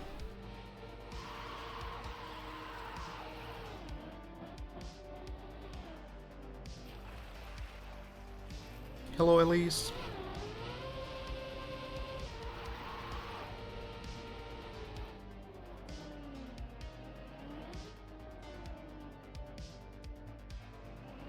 But like, generally how shortcuts work, you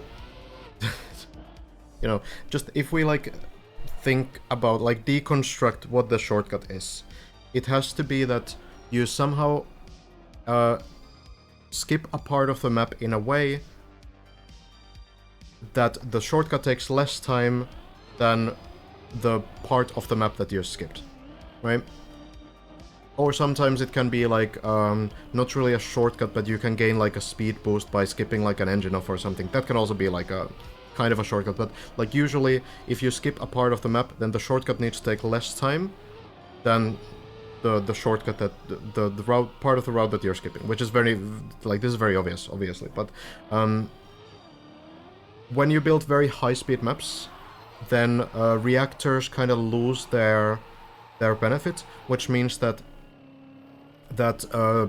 generally speaking,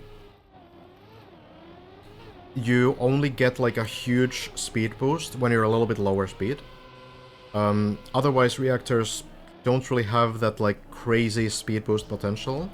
And if you have enough checkpoints on your map, then that also means that you can't really like fly from one part of the map to another so easily. So usually just placing enough checkpoints will be enough to prevent shortcuts too. Making sure that no part of the map can be skipped. Can you add a link, Pepsi?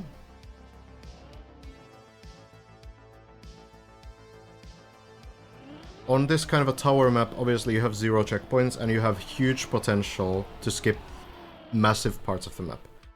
Like, for example, if we look at, you know, floor 3 and floor 5, if there was like a reactor here, then you would maybe be able to just fly over here and you would be able to skip like 1.5 floors, right? Immediately. Maybe a little bit more too. Like 2 floors total. And that would obviously, you know, be a big problem. Elcon is live? Okay, okay. I actually thought Elcon would be done for the day, but maybe just taking a break. Thank you, Pepsi. Do we have any mods? Oh, who's still here?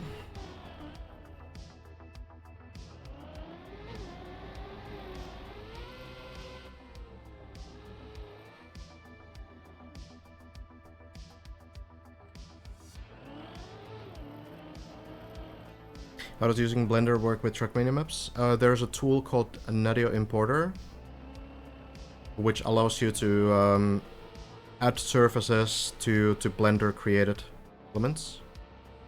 Oh, this is a bit dicey. Is it gonna bounce enough onto the ice? The unfortunate way of failing this, if you land a little bit into the pool, so you get wet wheels, and then you get like terrible airtime afterwards.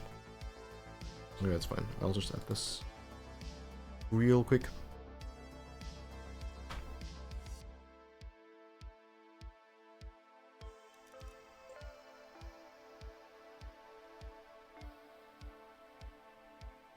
The validation, I mean, I can show that real quick as well.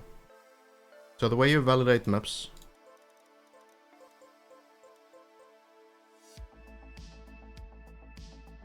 seems to be doing floor 9 practice. Oh, interesting.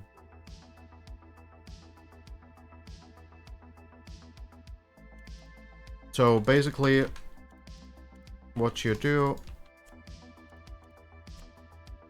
is that when you have your map, and if you say like, okay, I don't want to validate this, or, you know, a lot of the time what you do is that you actually create like a GPS. So for example, my map has a GPS, the latest map, which means that you have like a ghost run that you can check if you drive backwards, and usually you add the author time as your GPS, which is the case in my map as well. But the problem is that when you're we kind of see, like, if I validate this map right now,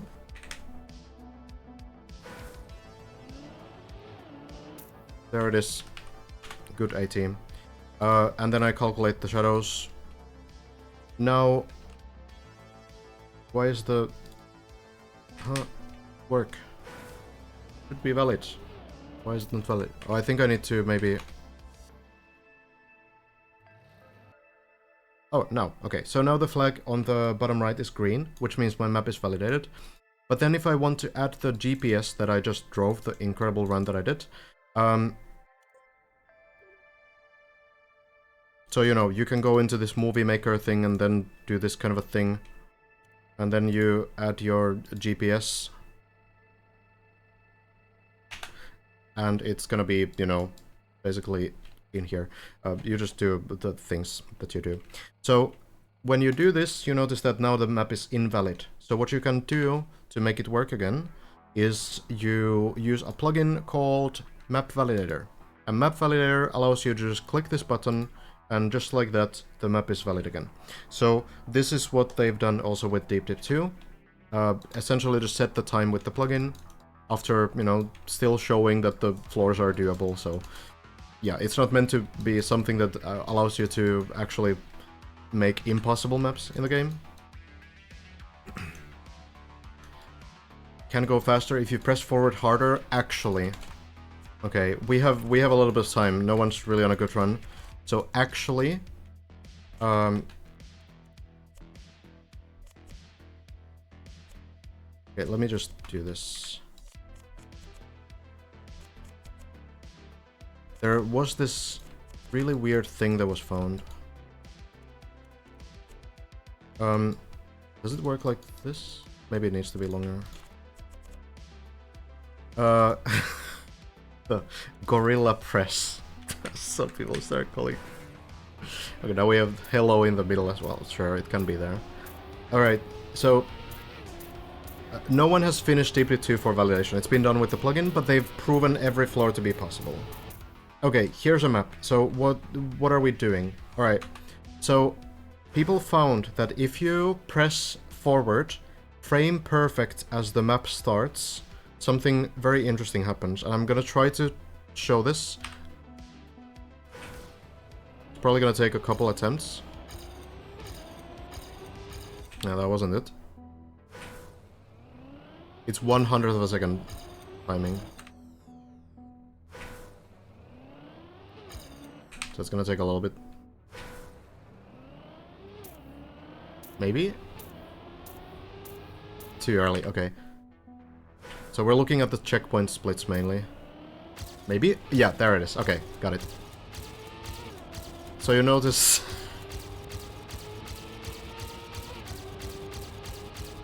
Notice that I'm able to improve by 5,000 by doing a frame-perfect start press. Now, here's the thing. This works basically nowhere.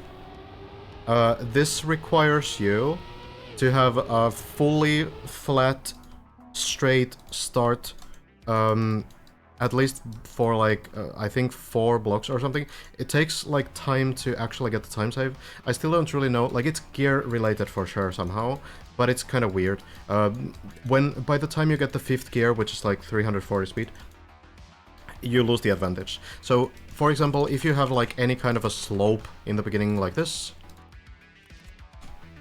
will make it impossible. But there is a map where this has been used. There is a map, my game crashed, where you need to actually use this technique to get the Walter card. There is an official map.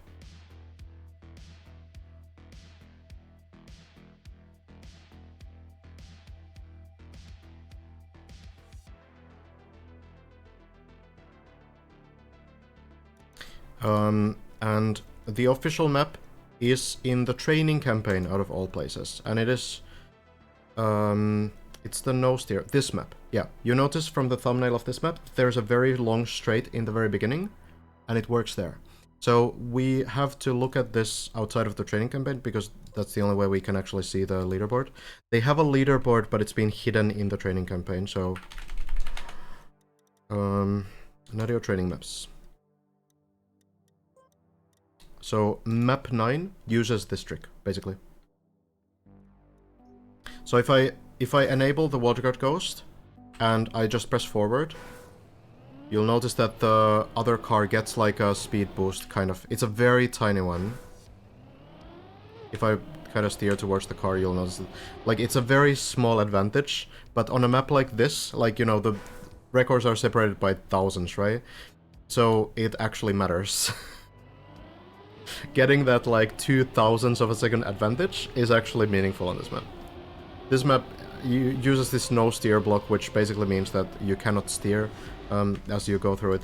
So that water card, that water card uses this trick. You will never need to care about it, but it's kind of interesting. One of the least used Trackmania techniques. Horrible map, I agree. The training campaign could be a lot better.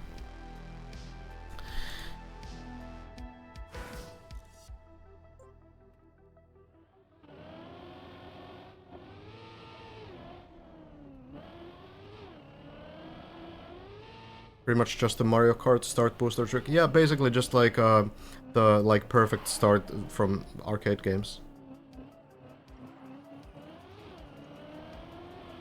It's in a lot of different arcade games. And apparently also in Trackmania, in very specific situations. Definitely not by intention. Remember slow-mo blocks were affected by lag as well a while back? Did they ever patch that? There was like a big list of slow-mo bugs, and they have fixed them, yeah. In the last few months. I'm not sure about... Oh wait, you mean the... Oh, yeah, you mean the... different thing. Not the recent bugs, but the actual... Yeah, like if you had low FPS, slow-mo blocks would affect you less. I feel like there was a lot of like people looking into it. I never personally looked into that, honestly. But I feel like there was something about like it not really being the case. I don't think it's a thing. I feel like there might have been something, some misunderstanding in the whole thing. I can't remember all of it though.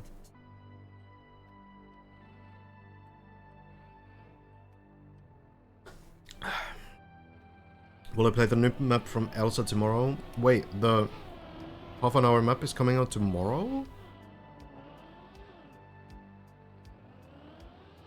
Unfortunate for Have.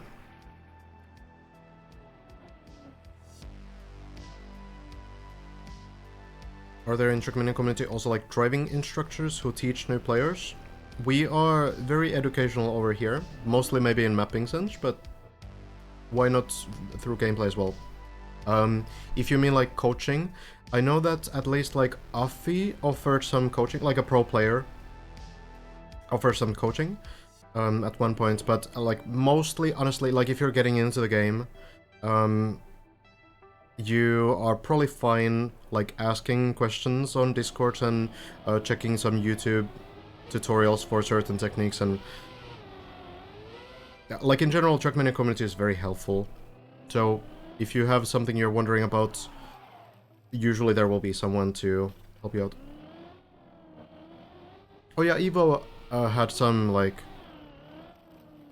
some coaching thing at one point too. Trailer dropped? Oh really? Trailer dropped one day before release? Okay, that was unexpected. I'll play it eventually. I'll add it to my list, I suppose.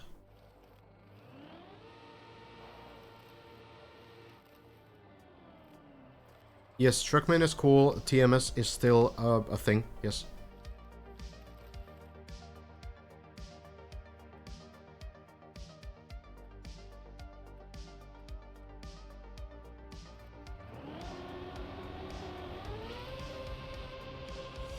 It's a little outdated these days, though. A lot of the, you know, like the ice maps, for example, are not built for this current ice patch, so it can be a little bit weird. Hey, no problem, looks like.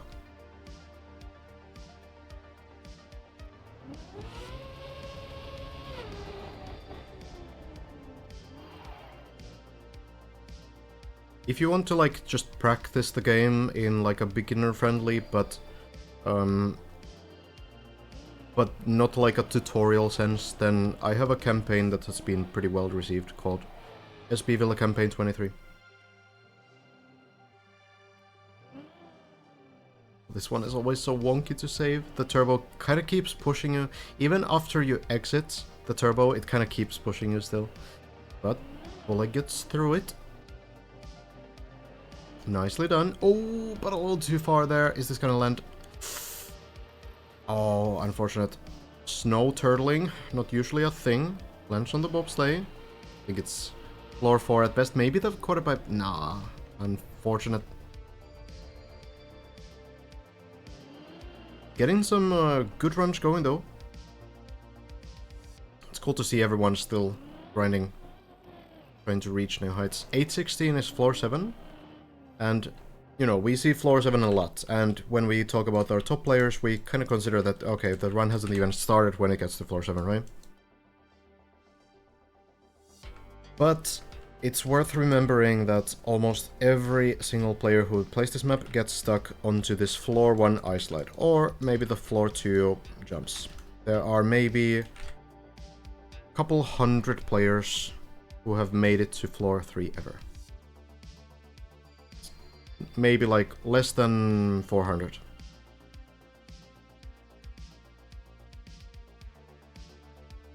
There's a lot of people stuck on the 244 height, which is the height, I think, of this loop thing here. This is the highest part of floor 2 for a pretty long time.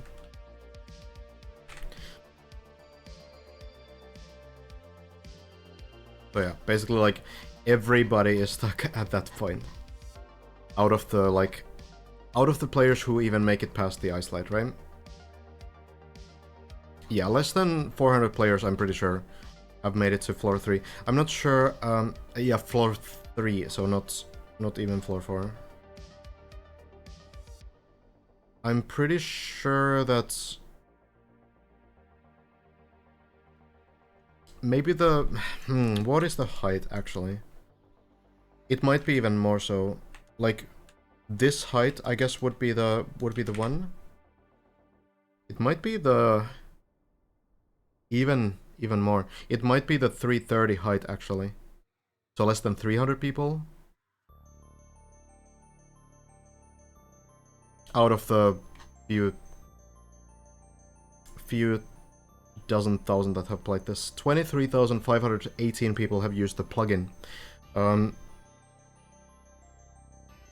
yeah.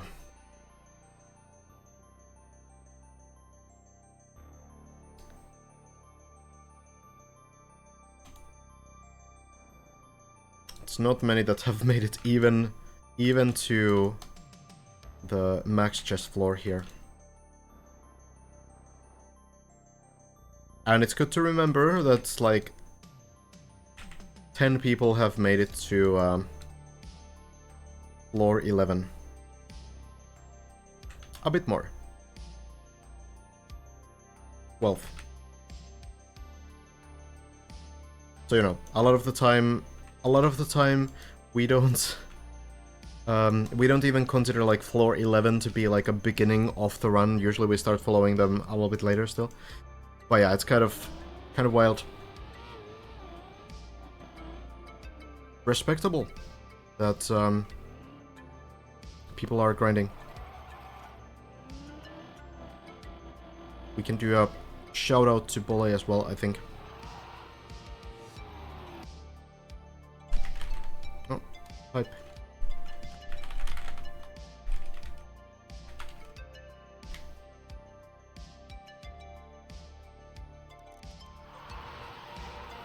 A lot of these players are streaming most of the runs. Ooh, turtled. Tough one to save, maybe. Ah, a little bit late into the wall. Tricky one.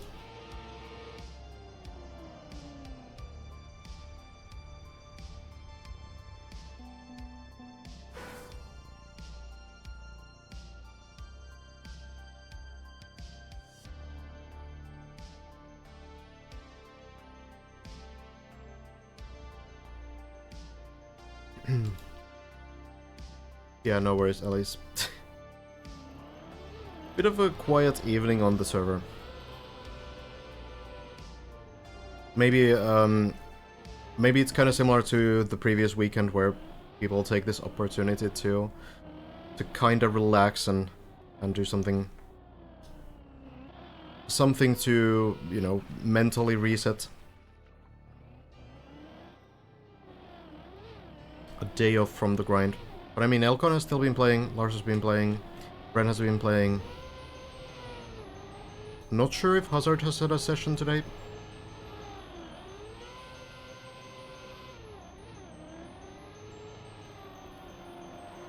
Why only 13 people finished Deep 1? Why this map was not popular after the event? I think, like, overall it just had less prestige to it. Like, more... the more people you have following the event, that of course increases the, like, value of finishing that map as well. Right now this is already like a legendary Trackmania map. So... it's kind of...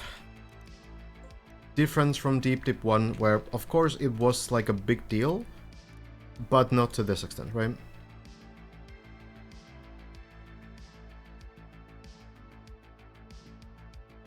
Unfortunately, everything is not loading anymore. Discord links, I think. So yeah, like, this is a very prestigious map to finish still. But it's different, right? It's a big project. But maybe not, you know, in the same sense.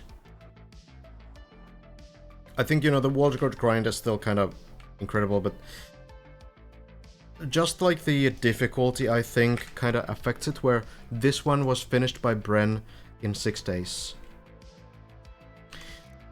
Now we're on day 29 of Deep 2, and it's still not finished. So, yeah.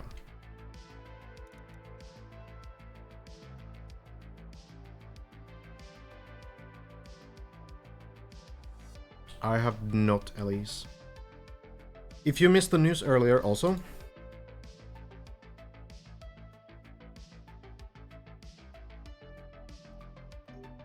there is now this version. No one still finished this one. But there's gonna be the Ludwig speedrun event tomorrow. And for that, Virtual is going to be showcasing this version, which is available to public now, which is basically the first 10 floors, which means all the practice floors that have been released so far. And you have 1 checkpoint per floor. So if you want to try to, you know, complete like a slightly shorter version already of Deep, this can be a bit more manageable. 1 checkpoint per floor, so you will be able to respawn when you get to this point if you fail afterwards. This will be replaced with the full checkpoint version once the event is over. It has all the higher floors removed, so no chance of practicing anything extra here. But yeah, floor 10 was also released today, which can be a bit of a game changer for some players, but I think at this point the top players are far enough that it's not gonna really change the outcome of the competition.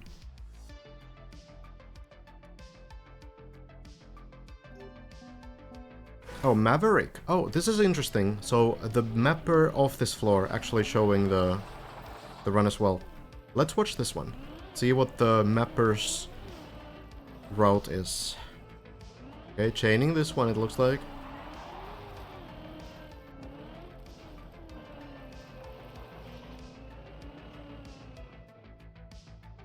Okay, not doing the acceleration thing, kind of doing this faster strategy, not trying the iso wheels, okay. I slide through.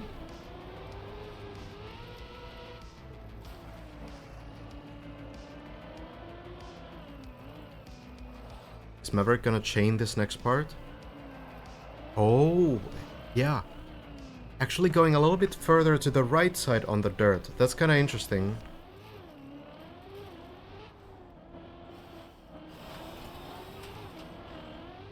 Elcon is already doing that optimization, but going a little bit more to the left side, maybe if you go a little bit more to the right side on the dirt, it could actually work better.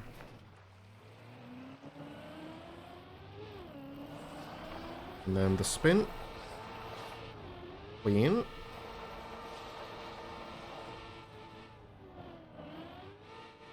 Mapper leaking strats, kinda. But I mean, all of these have already been done by the players. Oh, that was a close call. Getting a little bit of an unclean gear shift there for the drop down. And just jumping into the half pipes too. Anything different here? I think it's gonna be the same strat. Yeah, pretty much the same. Nothing new here.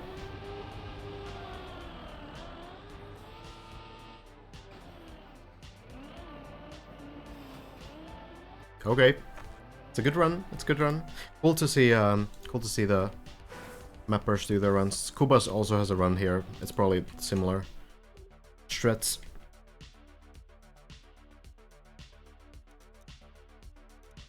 But yeah, now we have the ice spin practice floor. So if someone is still struggling on that, they might find a lot of success with this floor. There's, you know, a lot of players who are currently there actually. One of the big floors that people are stuck on.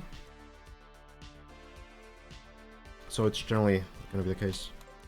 Okay. Slow day.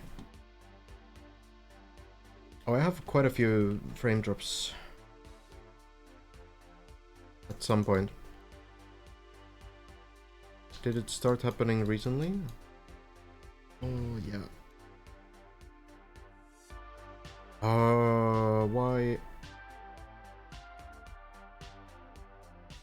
My connection going into the mud. Okay, I'll see if it fixes itself in a moment. I wanted to also show like quarter pipe jumps because there's a couple different ones and they might work in a little bit different ways. So just if I like show like a really basic one.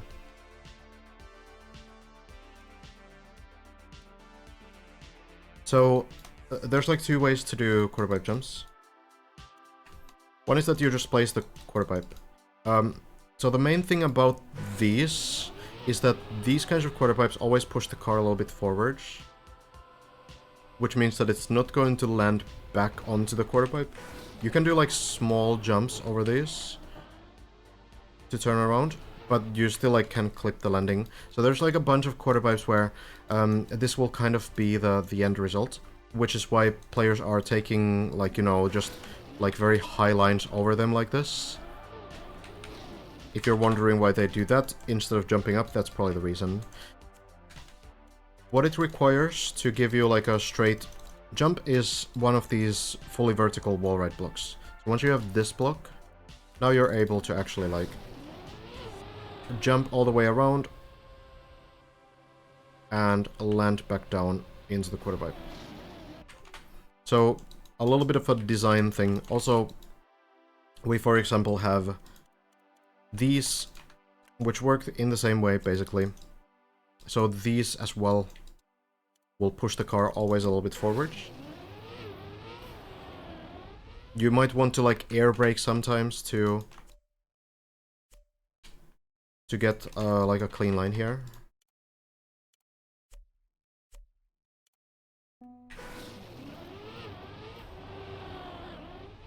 Or maybe counter steer to make sure the car doesn't turn that much in the air. It's kind of going to happen pretty often, so. But yeah, not too many like quarter pipe jumps, but yeah, they will always, if it's gonna be a jump, it's always gonna be the type that has the wall ride on top. Pretty much.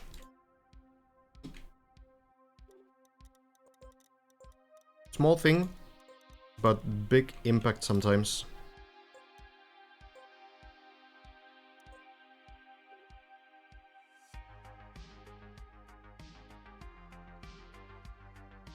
It seems like the connection is maybe more stable.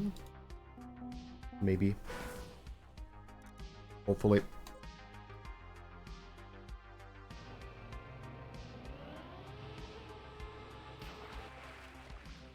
Not sure why it wouldn't be working.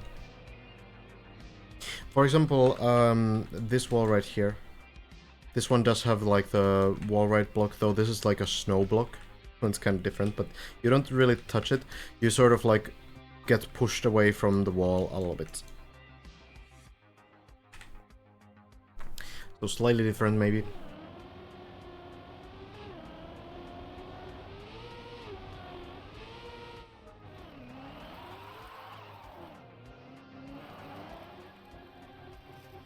But yeah, I think Alcon was again streaming, so we'll see. Virtual also on the grind. Virtual has made it to floor 14 as well, but not that far just yet. Do you stick to grid when mapping? Depends. I've built some fully off-grid maps as well.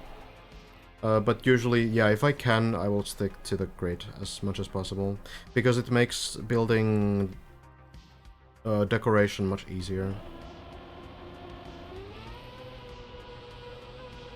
The thing is that if you place something outside of the grid, then usually it means that every single scenery block that you place near that area will also have to be off-grid to look proper.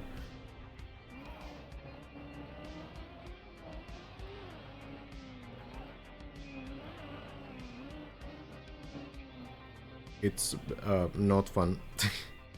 Elcon floor 10. Okay, thank you. Did I? Oh, I pressed this button somehow. Oops. I was wondering why I couldn't see the timer and everything.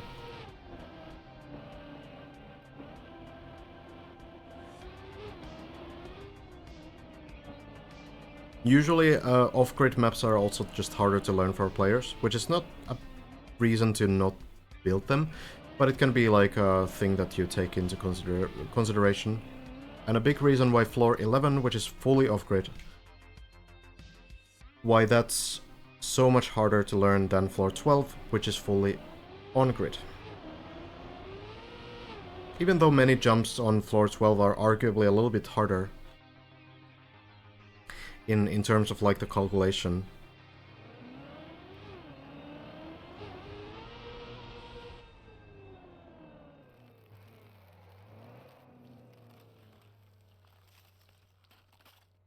Not all of them are super hard.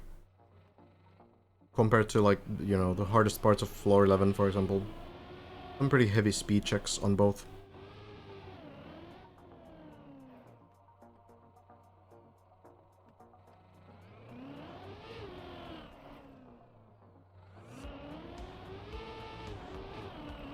Was floor 4 off-grid also a slow one for players? Yes, yes.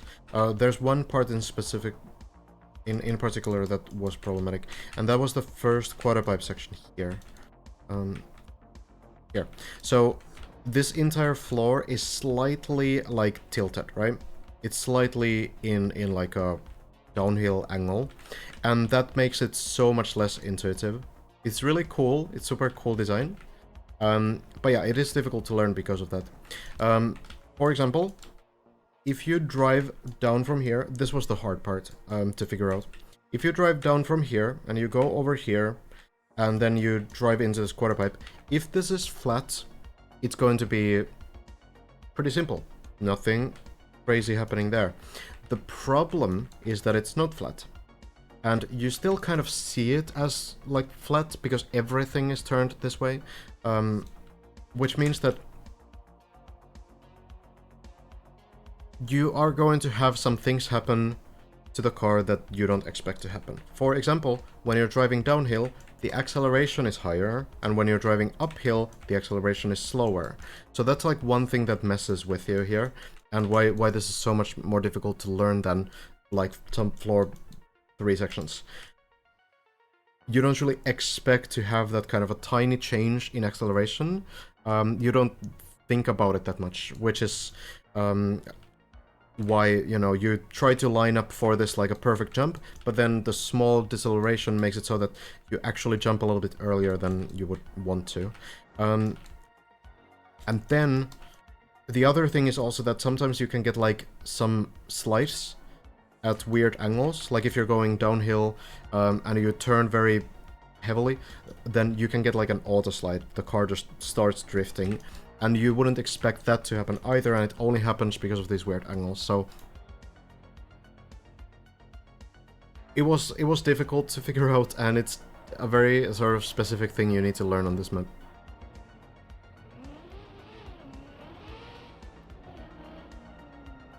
Yeah, and you need to jump like up as well. You don't only jump to the left, you also jump up, so that also kind of affects it. It's hard to like think about it in that sense. Never noticed that this floor is tilted. Yeah, it is. It is kind of like interesting because everything is built to kind of like strengthen that illusion. So it's even hard to notice. If you're using camera 1, which is this camera we have right here, it's kind of easier to pay attention to it, but if you're using the camera 2 also tilts with the car, so then it might be like a really, really tough illusion to crack. Yeah, left turns are slower, right turns are faster because of the acceleration difference, yeah. Have I missing this line?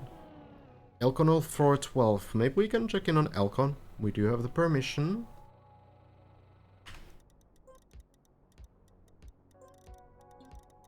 Unfortunate turtle. Or Have will restart that run.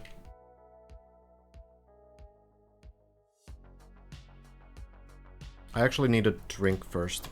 Let me get that drink first, and then we can tune in on Elcon. I'll be back in just a minute.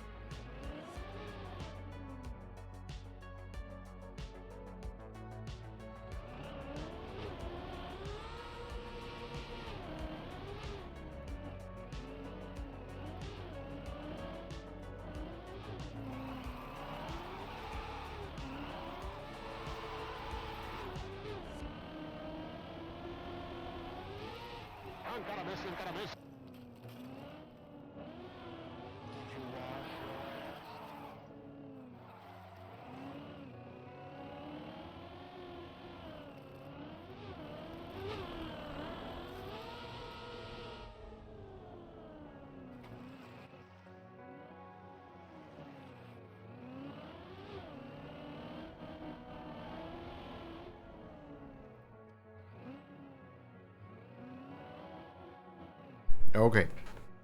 Let's check in on Elcon.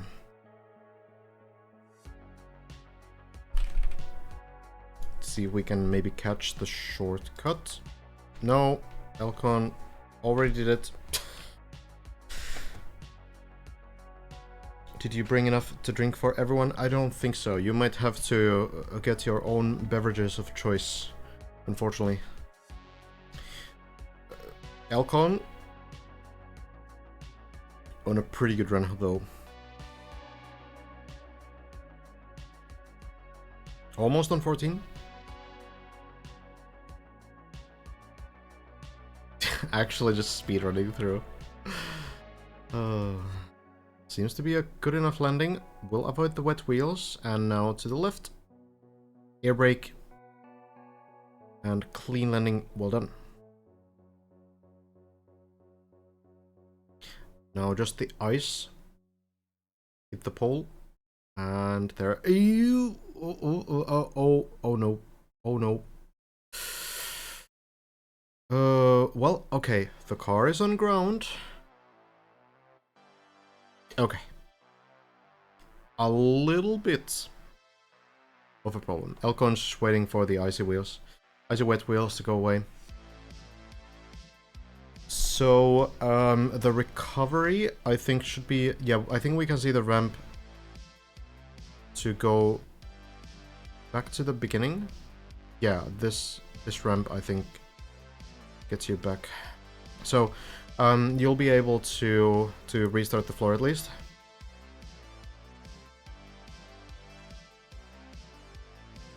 That final jump is pretty scary still, honestly.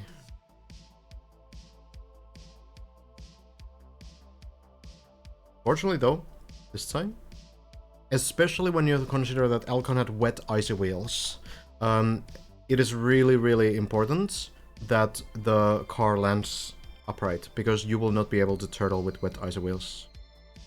Okay, a little bit of flip to the wall, but still works. Back we go, into the 360 onto the turbo, then chaining this line over here.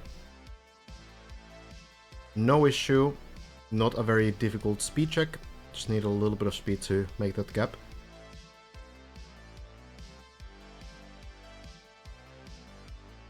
Clean landing. We hopefully get to see the shortcut again, yeah. Let's see how many loops Elcon does. That's 1, 2, 3, 4. I think it's the 4 and then you go on the 5th one, yeah. That's pretty standard right now. You can do more. You can also go on the 4th, but it's a bit tricky. A bit risky.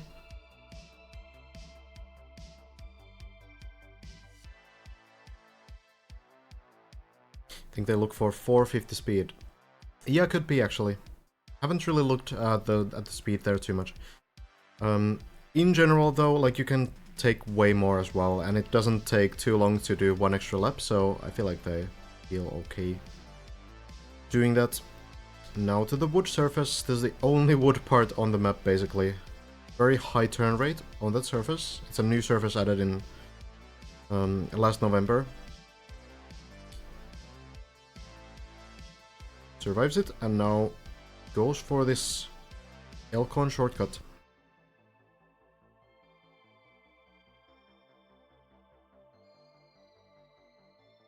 The front left wheel onto this beam, that's the goal. In lineup, it will land, and jumping into the pool. There we are. Such a cool shortcut. No one else is doing it. It's very risky. I feel like the plastic bounce has been figured out well enough that no one feels the need to save a little bit of extra time. Though it is possible to fail also on the other route when you do the earlier shortcut.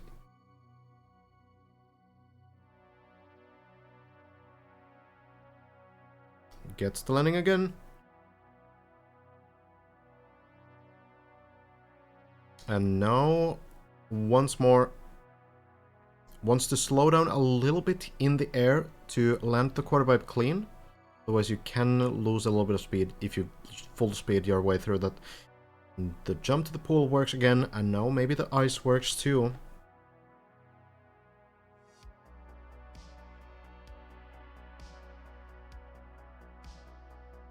A little bit more to the left this time, and it works great. Spider sense, it is virus floor. Seen this a couple times too.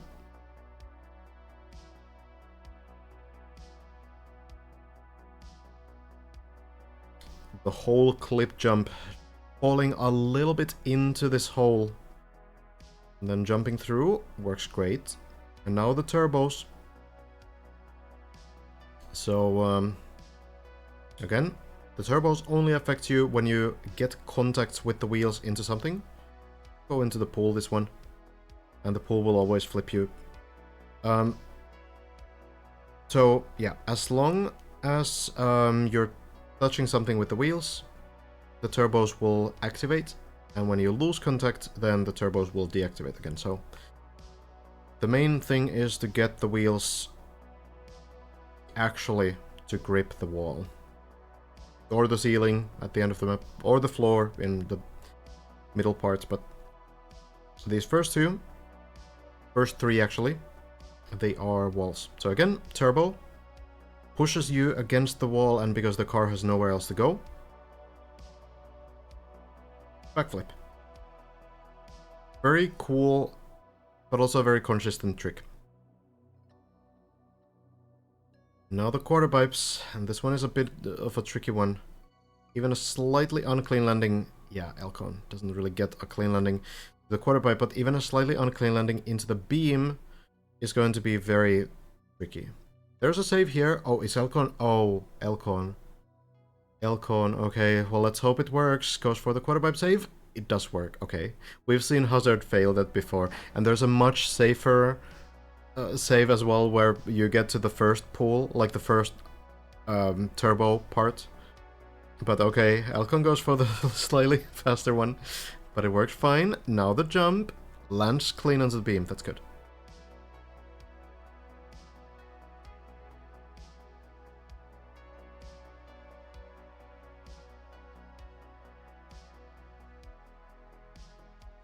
Then the long one, again. We have that turbo wall, and you need to turn the car so that the wheels actually get grip. Not just hit the wall, but get grip, and Elcon does it well. Lands into the pool. There we go. Hazard online as well. Okay, okay. Yes, we're getting into the grind. And my connection seems stable again. That's great. So then the line up here. Turbo's on the ground this time, so as soon as the front wheels hit the platform there, you will get a backflip. Very important to get a straight line here.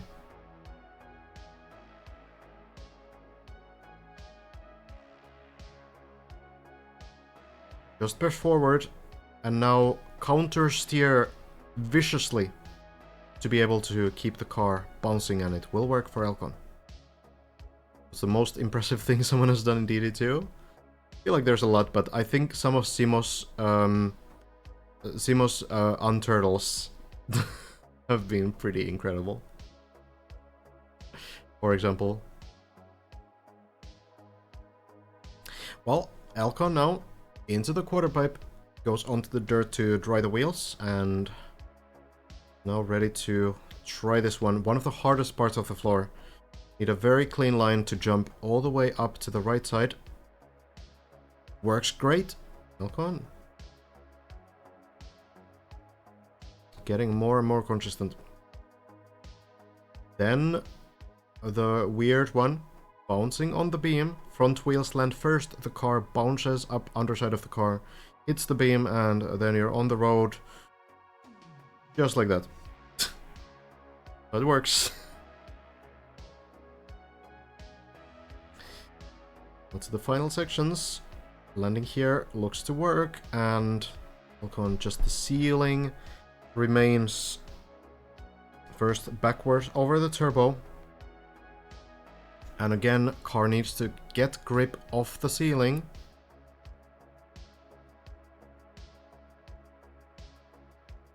Worked last time. Onto the ceiling, the turbos, they push the car, but not into the pool. But Elcon, fortunately, lands over here. Now just needs some kind of a way to land into the quarter pipe. It's a bit of a scary landing. The car will be hard to control. Just carefully tries and lands it. Well done. So we'll try again. It was the right outcome in a sense, but not the right direction with the turbos. Tries again. Gets the ceiling, and this looks to go to the pool. Nicely done. Almost looks like you might be able to go too far there, which would be disastrous if you don't actually hit the pool. But works out fine. And final jump here. Looks to be clean enough. And floor 15, we go again.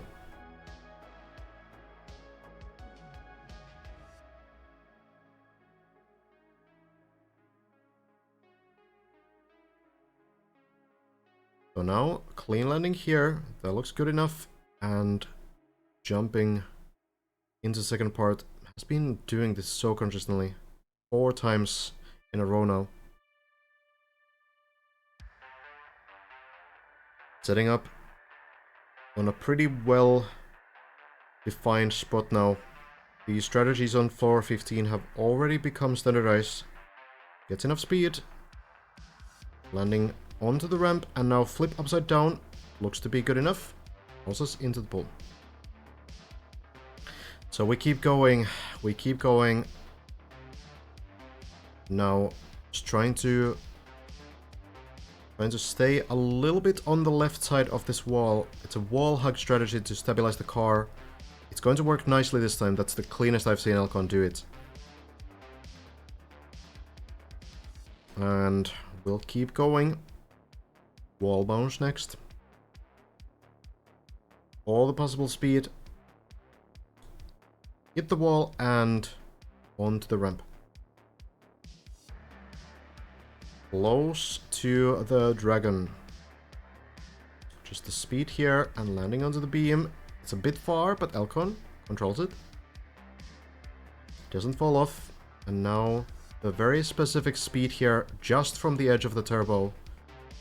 Do not get too much speed. Get a clean line instead. Land clean, and now into the dragon. Bouncing on top. This is a little slow though. Maybe drifting a little bit somehow on the entry there. Bounces through. Oh, it doesn't look like it will land on floor 10 either. It might be floor 7 at best, but floor 7 doesn't really have great places to land to. Bounces on all the plastic blocks. Floor 6. Well, eventually we'll land to floor 6. And the run will have to continue from there.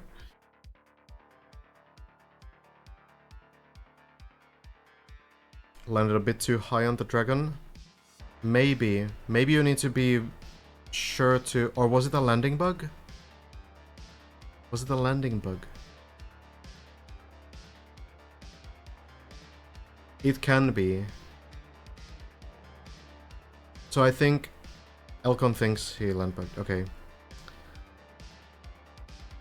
It's a big revelation though if it is the case. It's hard to see. It's hard to see from here. So that's not really like, it's not a plastic thing. So yeah, again, why landing bugs happen is when the game mistakenly registers a crash. Like Elcon, we just saw look here, right? Elcon looked through here. And what Elcon is looking for is a wall. And there is a wall. And what the wall means... Oh, these are... Oh, hold on, actually. Oh, no. These are actually overlapped. So you shouldn't be able to get a landing bug. That's interesting. Because, yeah, so Kubas actually has thought about this. It might just be a late landing. It might just be a slowdown because of like landing a bit too late.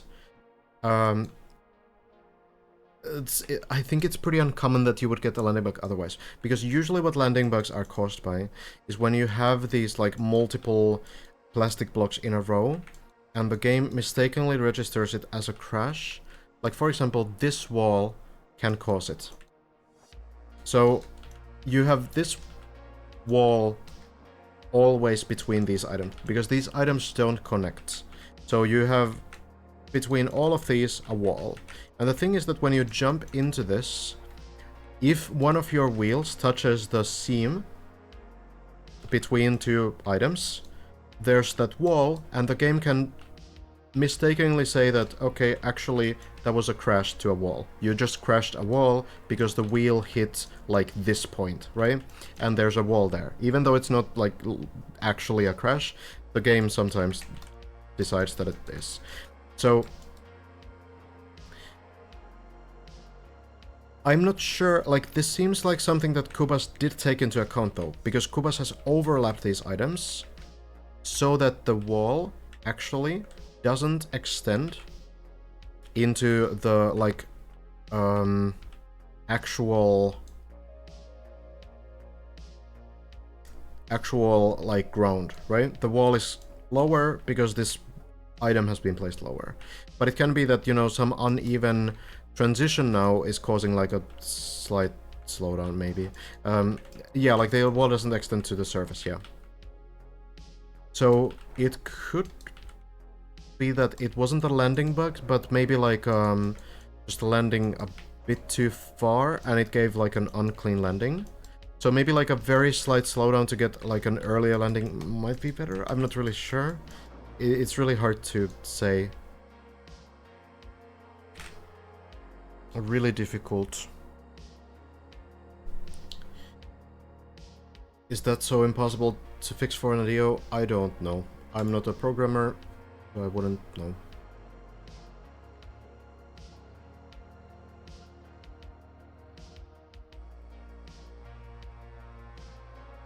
It was a good run from Elcon, though. Getting another floor 15 attempt.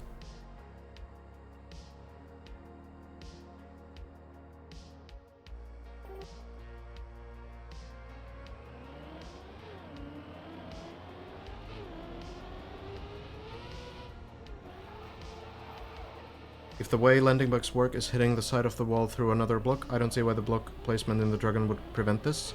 Because it's lower. So, okay, I'll just show this real quick.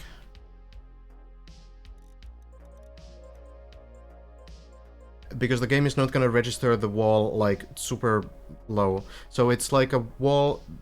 Okay, alright, so... I'll show this with two blocks like this. So here we have a block, and if I place this block here, because these are blocks, they connect, so they remove the wall. But I can bypass this connection by placing one of these in the free mode.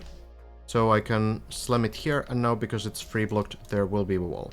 So right now, the wall extends all the way to the top, right? It's gonna be right here. Right on the same, like, there's like a triangle you can see at the bottom here. So the wall is at the very, like, surface as well. So if you land in between these two blocks, there's a chance that the game registers this as wall crash. So now if I do this, which is kind of what's being done in the map, if I do this, now there's no wall in the connection point because the wall is over here, right? So the wall is below, the surface is here, so there's no way that the game registers this wrong because the wall is so far below that the game will not think that you will crash it because the wheels are nowhere close to it, right? So this connection point is just the surface, right? What causes the landing bug is literally just this wall. So the actual connection point doesn't cause the landing bug, generally speaking. Sure, you can get, like, in extremely rare cases, you can get landing bugs in other cases too. Even on, like, fully flat ground, no walls, nothing, you can get, like, a weird landing. But generally speaking, it's gonna be the connection point. And if the connection point is not there, if it's just, like, surface, then it's not going to be a problem.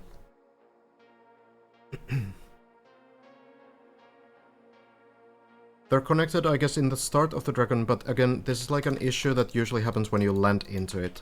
So if you just drive over plastic, it's not gonna randomly decide that you crashed into something. It's mainly just something where if you drive on it, it's gonna be completely fine. If you drop down onto that, then that can register the crash. So usually just driving on the plastic blocks normally with no airtime will be fine.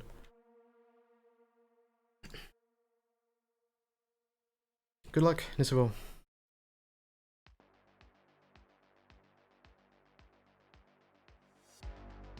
Hello, Tomat. First time here and new to Trackmania and Deep 2. I really enjoy your educational streams for us new. No problem, yeah. Glad to have you here. Someone said that floor 16 hang bars jump is trainable on some other floor. Yes. So we actually had a Bren clip of it, and I can show it again. Landing feature, yeah, if you ask Nadio, maybe it is.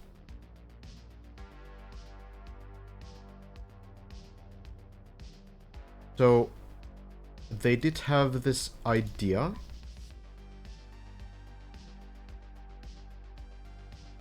This idea where you go to the practice floor. Floor 8.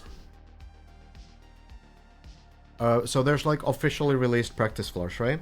So this is from Bren's stream a couple days ago, or yesterday even. So basically, this is the correct run. Yeah, so this is where the floor 8 practice floor begins. And when you have these higher floor practice floors, like floor 8, it still has all the floors below it. It doesn't have any floors above it, but it does have like floor 7 right below it. So the reason why you do this on floor 8 is because you can drop down onto floor 7 and you can land right below over here. And then when you do a couple more jumps, you can get into this tunnel block. And why this is important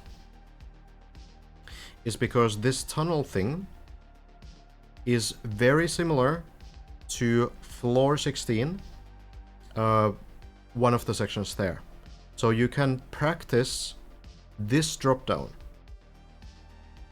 on this practice floor, official practice floor, right? So what you need to do is drop down after this first beam, but before the second beam. And Bren was able to prove with this practice floor that it is possible to do so. So it will be possible to also do so on floor 16, and that will actually help a lot when players get there. So if we look at the map itself,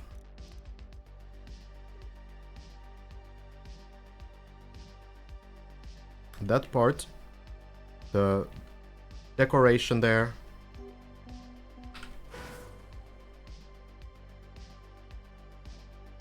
it's basically the same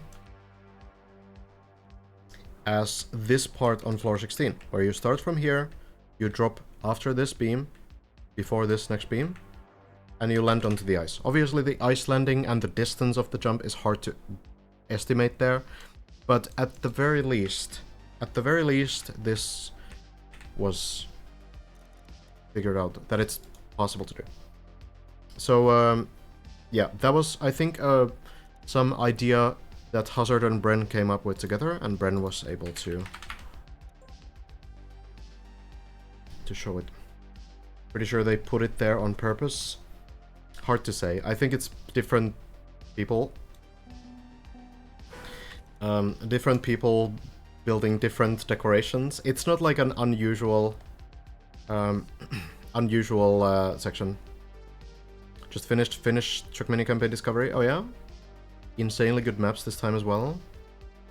Solid.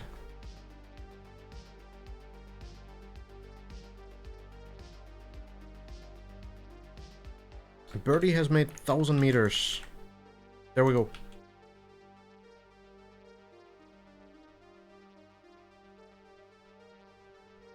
This is the part I was asking about days ago when PB was floor 15. Yeah, okay. Oh, slightly clipping the landing. Might land to floor 6, 5. No, maybe not. Oh. Oh, so close to the pool. Unfortunate. Unfortunate. But hey, it's 1,000 meters. Very good PB. Placed. Yeah, they did edit each other's floors, sure. So, like, but it's just the usual combination of blocks. Like, I could open a lot of track of the day maps that also have the same combination of blocks. Like, it's not unusual, because those two blocks belong in the same category in the map editor as well. They're in the same folder, so it's pretty, you know, it's like a common trope that you would combine those two blocks together. I've done it as well. Not a single map was worse than 7.5 out of 10. Yours was insanely cool as well. You think so? I thank you. Honestly, I wasn't sure about my map at all. I've exclusively built it when I was super tired and half asleep. But you know, it was nice to build something less try hard for once. Kind of a weird map to run, but it works. It's playable.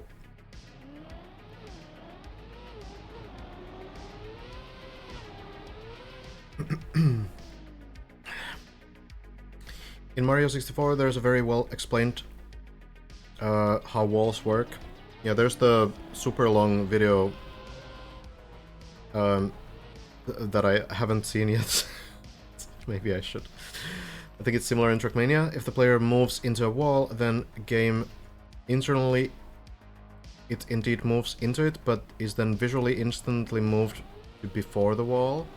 That moment inside it could cause the falsely detected crash. Maybe. The thing is that there are people who probably know how this works, but I am not one of them. I wouldn't be surprised if some, like, Open Planet masters kinda understood this a little bit better.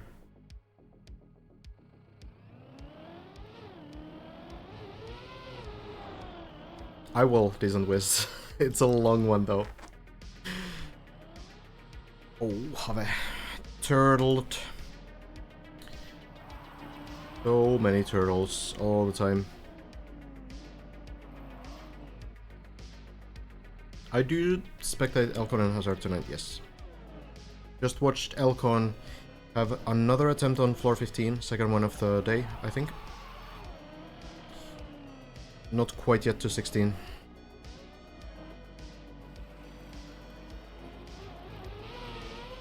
Oh, the super long videos about invisible walls. Okay, a different one then.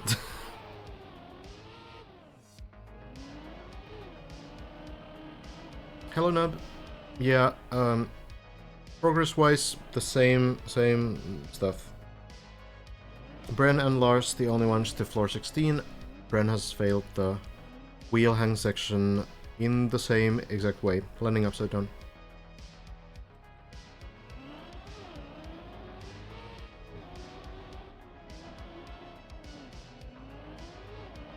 I know how it works.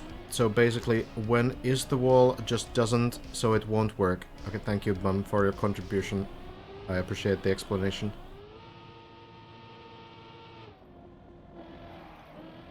Wish there would be videos like those for Trackmania. I just feel like Trackmania hasn't really been cracked in that sense to the same extent. I guess, like, you would need to reverse engineer the game to, like, fully understand what's happening in the code.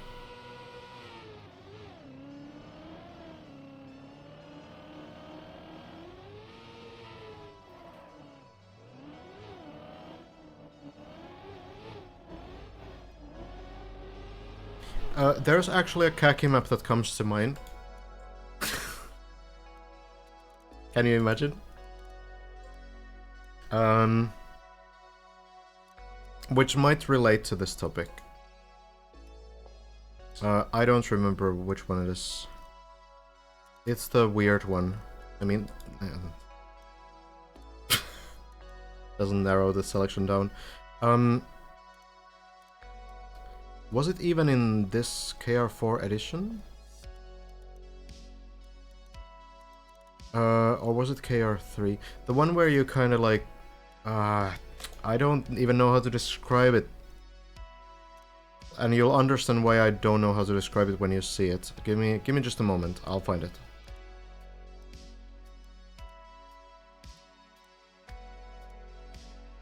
Hmm.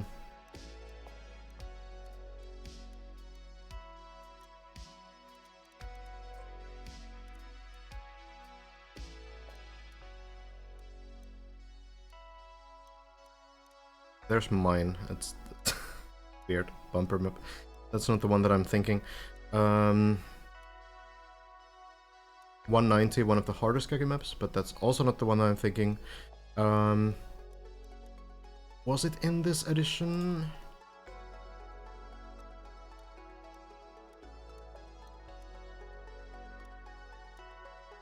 Really think it was. Or is it like the very last one?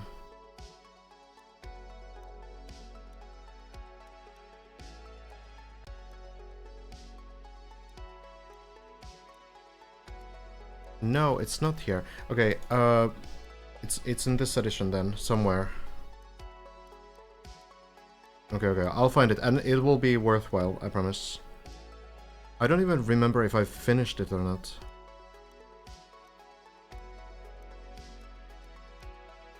Was it really here?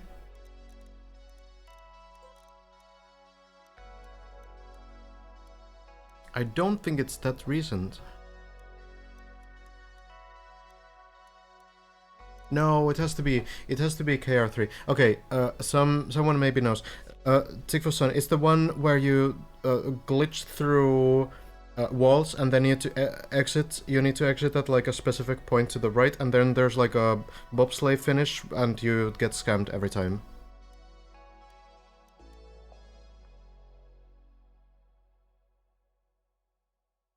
$182, thank you.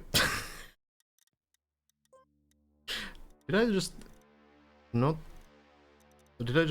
notice it? 182? Oh yeah, exactly, this one. Yes, thank you. Okay, yeah, the thumbnail was not very descriptive. Legit, why are you not playing DD2 and just casting? Is this the best contribution I can provide to the event? Okay, so this map is pretty interesting. Everything is weird for starters. The start is kind of whatever to an extent, but you notice that that there's like a bunch of walls here, which means that like if we look up, there's just walls, right? But they are one-way walls, which means that you don't see them from here, but there's gonna be a wall on like every single tick here that you kind of glitch through, and you'll see in a moment what that means. And then here as well, every single one of these is like a separate wall. And what you need to do is essentially like go all the way through until this point, and then you go to this point, and then again you have walls, and then you have, okay, it wasn't a bobsleigh finish, but it, okay, upside down finish, whatever. So how this map works is that when you go into one of those walls, the game doesn't allow you to get stuck into that wall, so it pushes you out of that wall, and then it does that like in a sequence which looks like this. Yeah, makes sense. Everyone understands. And then it does this. And then it does this. And you finish the map. So that's, you know, related to this this topic. Yeah, we could check like a little bit of a slower run too. There's like multiple ways to do this as well. But yeah, the game is like continuously pushing you away from a wall because it doesn't want that you get stuck into it. Here's like a different way of doing the ending. It's such a weird map. I never ended up finishing this. 400 people did though. Crazy. Yeah, so that maybe that gives some theories to how walls might or might not work in this game.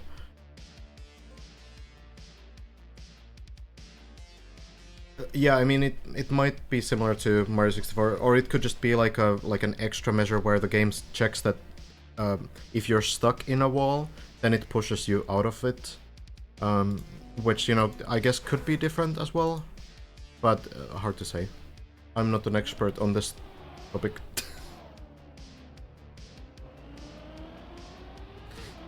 185-second bumper more scam than this whole map. True.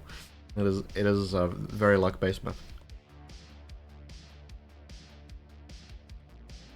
I will not ban.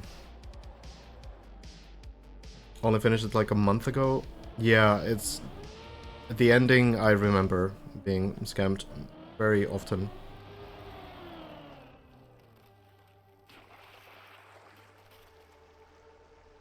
There's a couple other maps that also use this kind of like a teleport glitch. So if you see that happen, then...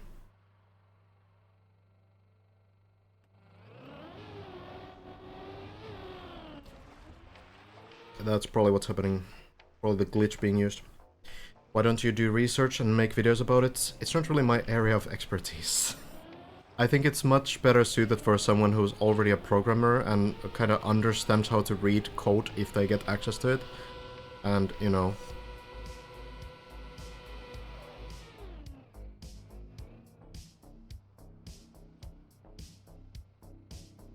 I can focus on mapping, gameplay design.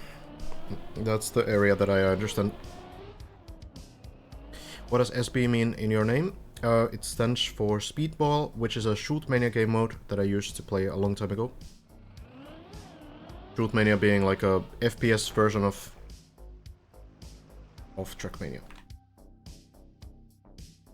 As I don't floats well, we can check in. Check in on the progress there. We do have permission for that as well.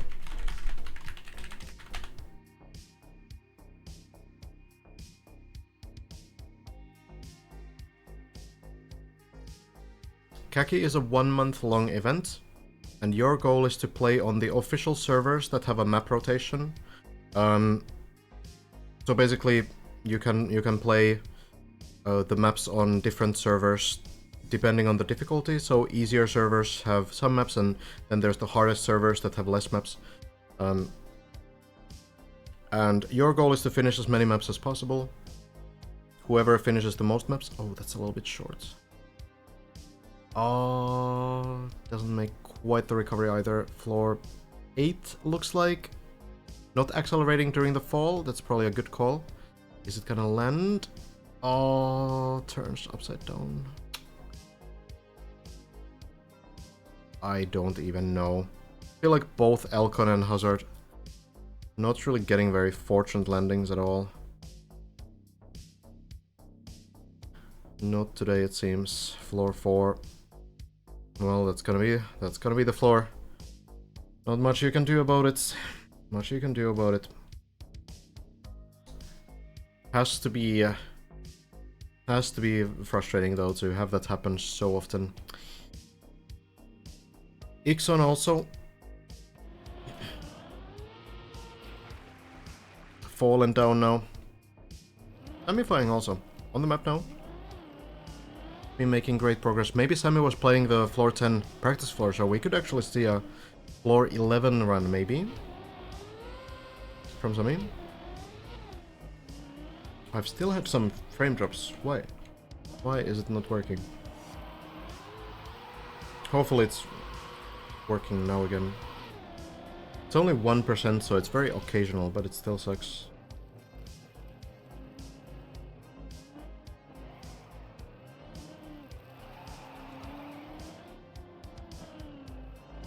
Yeah, there's a floor 10 practice floor now. Released today. So you can now get those ice spins to a good shape. Wow, that was a very close water hit. Oh no. What? Okay, Tommy doing interesting flips. Right, these beams also plastic, if you're wondering.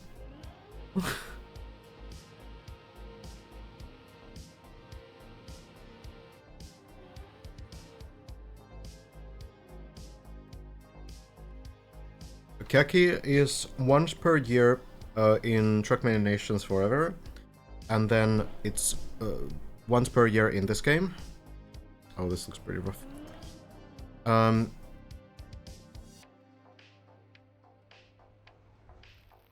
But also there was Khaki Remixed, which was like old sort of TMNF maps remade into this game.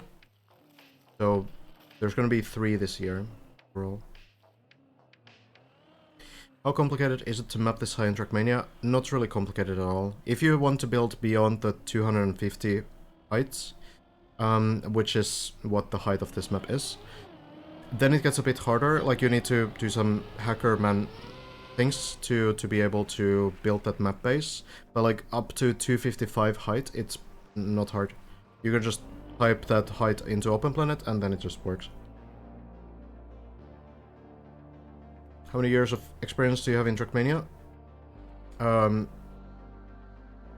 In this game, I started in 2021. Properly. But also I played when I was a kid. Then I took a 10-year break. And now I'm back for like 3 years in a row.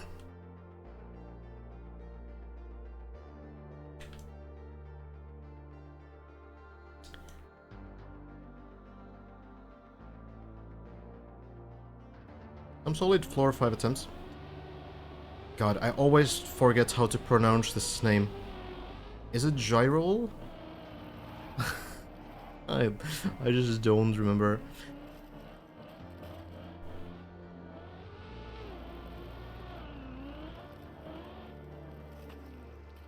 Making some good progress. Getting those runs in. 816 is a very usual height. Gyrol, you think? Maybe, I need to ask again. But yeah, 816 is generally the highest point of floor 7.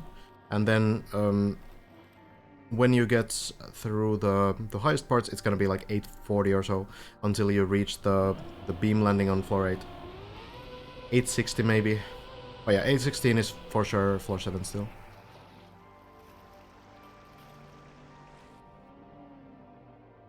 I don't actually know how it works, Bum. You need to ask on OpenPlanet Discord if you want to know how to build that stuff. No worries, KKDR.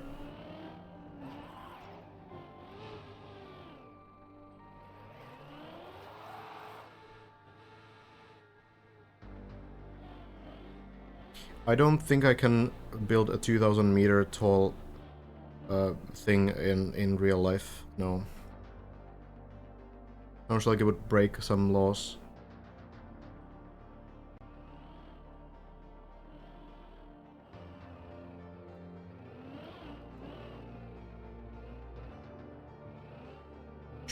Shiro? I don't know. I'll need to ask. I'll need to ask later. But getting some solid progress, for sure. Cool to see. Bren holds the current world record right now.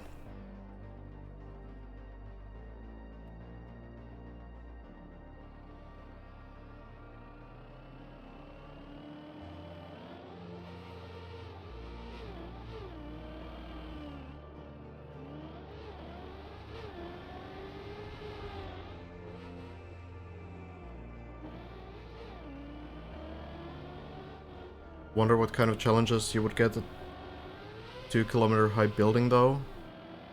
I don't know. I guess the main one is the building costing a lot of money, and you wouldn't want the building to collapse, for example.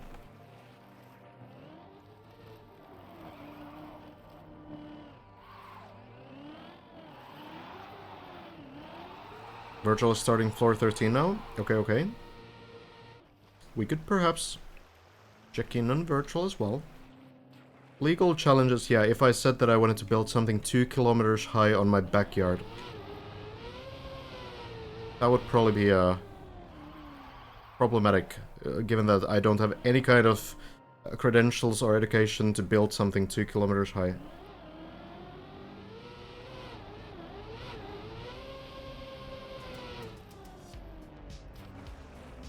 Nor the funding, nor the workers or the company or anything at all.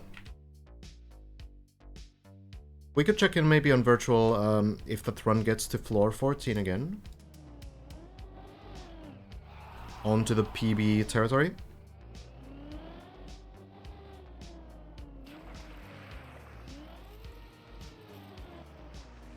Virtual's getting some good runs going though. Did get some runs going on the server yesterday too, off stream. So was able to get to floor 13 then too.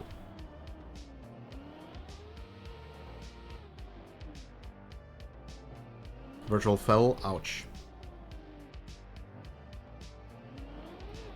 13 is still like fairly punishing, it seems. Especially the final parts of it.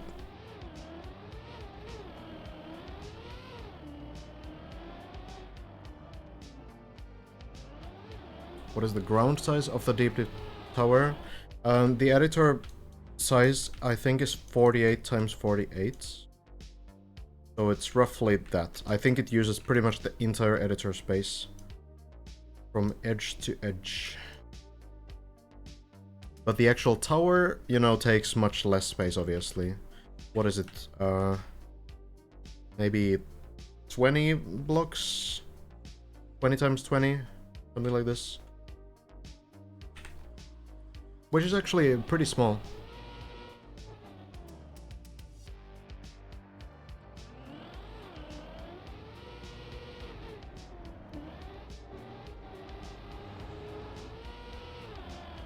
I'm not gonna do the math of what that is in meters. I know that one block is 8 meters tall, and I think, is it 32 meters? Like, long? I'm not 100%. I don't remember this because I don't need to. It is 32, okay. Bren still has the water guard on the wheel hang on floor 16. Lars in the very first part of floor 16, which is 2 sections behind Bren. And Elcon in the final part of floor 15, so 1 section behind Lars.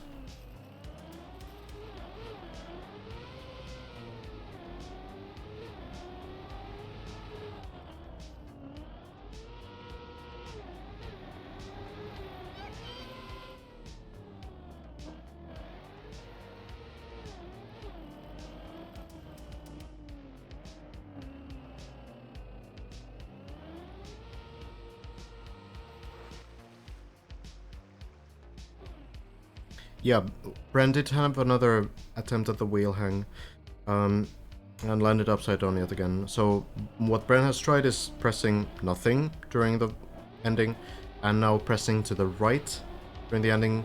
And we did get someone mention earlier that next time Bren is going to try pressing left. So I suppose, you know, if that doesn't work, then we try pressing back.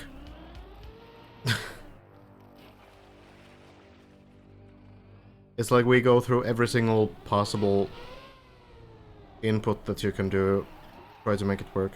But it could also be a, you know, combination. Left and brake to, yeah, like it could also be like pressing backwards, like holding backwards and then doing some like, you know, left-right thing even. I don't think they would make it super complex.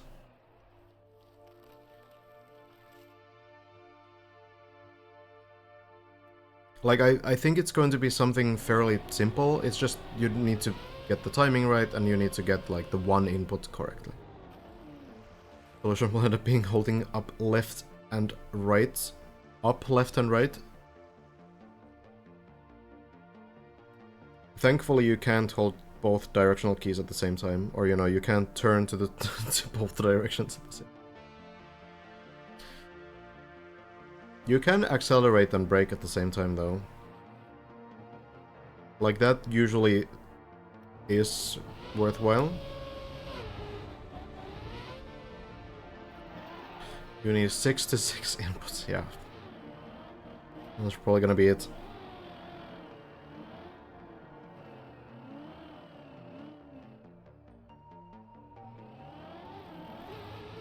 Like, it really shouldn't be that crazy, though.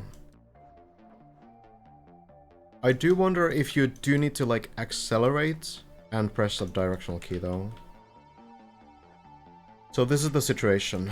This plastic will hit the, like, underside of the car, and then you hope that you somehow land here so that the car doesn't land upside down.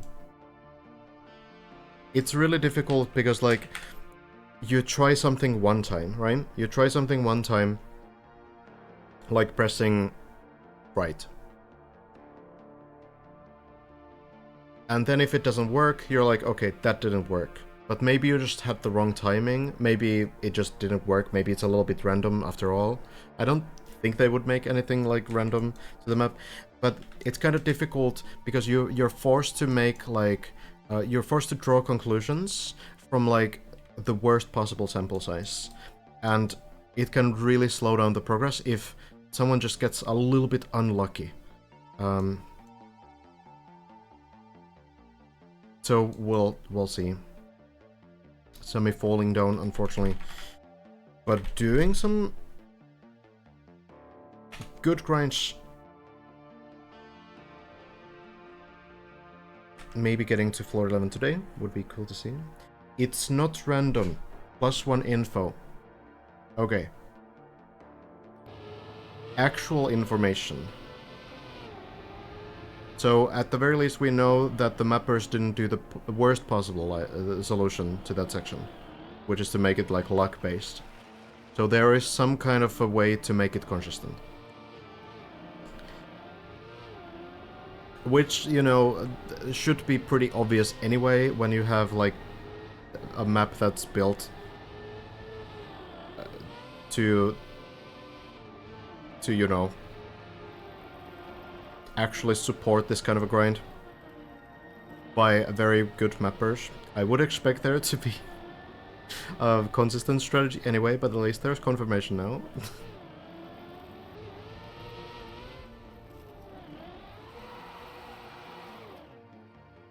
How's the exit done in that khaki map? You slow down and you kind of just press backwards and left, I think. But it's a different exit. Because you kind of exit, like, you have this plastic piece here. So it doesn't really apply. It's gonna be a little bit different. Although, here's what could also happen. It's back and right, okay. Here's what could also happen, technically. Maybe we're not supposed to drive into the plastic sideways. Maybe you are supposed to. Before the whole thing ends, maybe you're supposed to somehow, like, already start falling and then hit the plastic as you're falling and you have speed, and then you kind of, like, the car will go, like,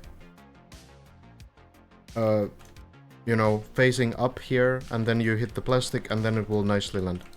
Like, that would sound really cursed, honestly, and would be a very big puzzle.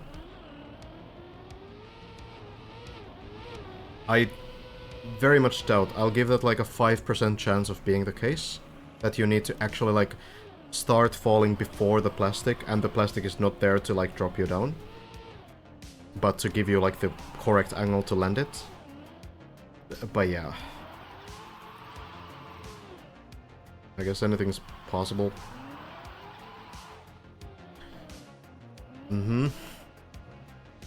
What do luck-based jumps look like? Or is that just what you say for jumps that are so precise that it's very hard to replicate? Generally in Trackmania, yeah, like there's no actual RNG, like, you know, everything is deterministic. Where if you do the same inputs, you will always get the same outcome. However, there's a difference between like RNG from the game and luck-based sections, because there are some things where humans are not able to replicate inputs like frame perfectly for like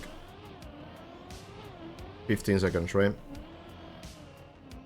So effectively the outcome will always be different in some khaki maps, for example, because it's not reasonable that any human would ever be able to do the like ridiculously precise inputs for like a very long time. So it's not exactly like random, but it can be like luck based, you know.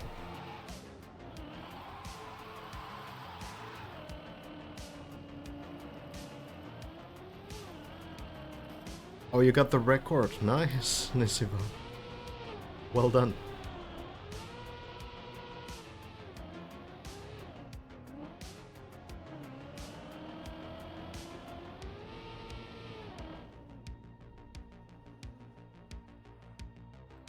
Author time already?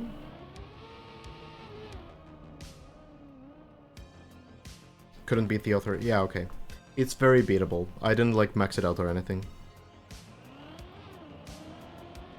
I actually barely like hunted the map at any points. Just kind of like a clean run. Still 4 seconds. Yeah, I mean it's tough. It's tough. It's kind of a weird style and a weird map to get into.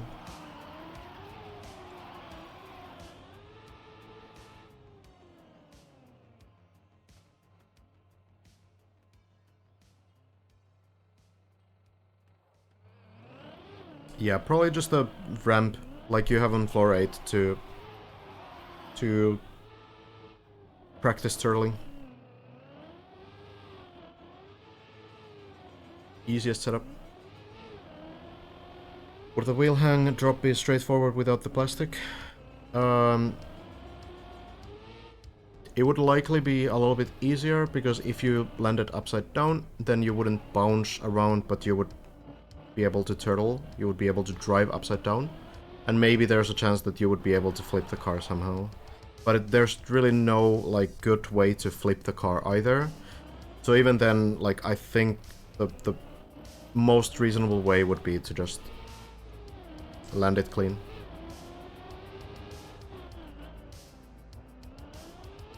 The plastic itself doesn't really affect, like, how the car lands. It just affects how it behaves when it lands. So if it's upside down, then you're gonna bounce around or slide around.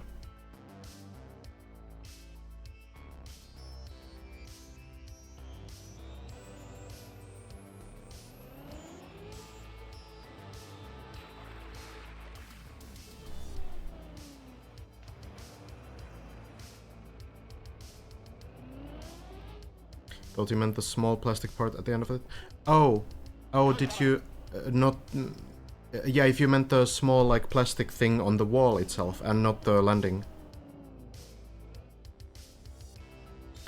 I think it would be much harder without that small plastic piece. Like, it will be the one thing that makes it consistent. But people just need to figure out how it works. I feel like it would probably be much more difficult without it. It is there to help. People just need to understand how.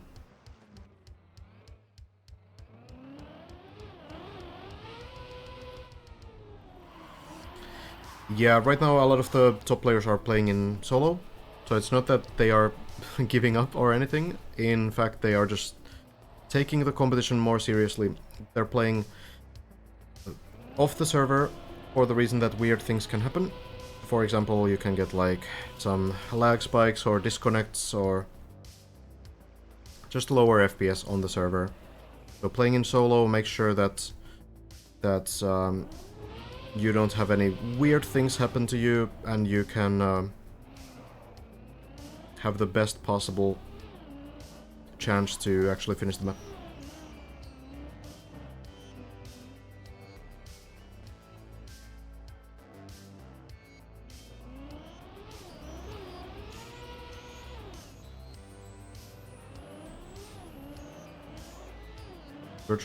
Virtual was getting tabbed out by the Ubisoft launcher. What? Yeah, at least it does pause the game. That is very weird. Never heard of that one happening.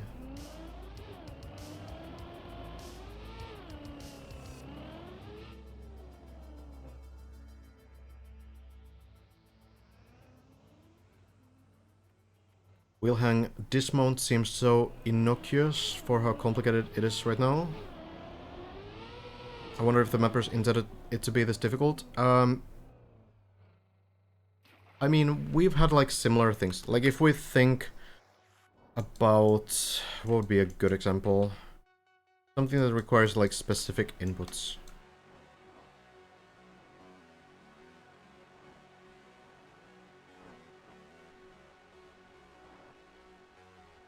Floor 11, sure. But it's more about the lines there, and not really the inputs. I wonder if there's specifically something where you have to like figure out like inputs, like on like a very straightforward section. Floor 9 high jumps? Kinda. The final one, like how you don't like unturtle there. On this final one, like players were initially landing like sideways and it would like always turtle, and it's easy to kind of get the read on it that, okay, well, this is gonna be really tough to actually do. But when players understood that they can actually go right and then do like a small left tap, it will very nicely land the car with the back wheels first, and then it's always gonna go upright. Like that was like a pretty big moment. So if we had this kind of a thing at the very end of the map, I think it would cause similar issues. It's just that it's so hard to get up there that the small like required inputs become huge problems. Floor 13 drop down, yeah, sure, the plastic bounce as well. Like how you need to do something like this, that's going to be a pretty big section to have to figure out when you already need to climb up to floor 13, and it would definitely be the same way if it was on floor 16. Even more of a problem because you would get there even less. Turbo thing on 14? Which one of them? The turbo things on 14 actually are pretty fair, I feel. I don't think they're that input dependent, but yeah, maybe the ceiling thing here, like, it was a little bit of a puzzle, sure. There's been, like, these small puzzles on every floor. So, in that sense, yeah, like, it's nothing new, it's just that it's so high up at this point that it becomes more difficult just because of that. If that was on, like, floor 5, it would have already been figured out in, like, one day. Problem is getting there. Oh, Ixon. It's a big fall. Not much you can do there, unfortunately. Floor 6, maybe? Nah. I think that was the landing bug, actually.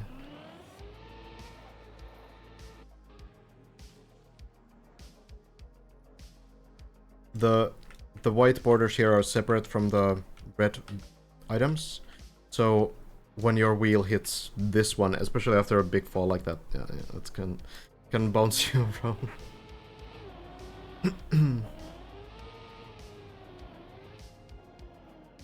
Yeah, I don't know about this.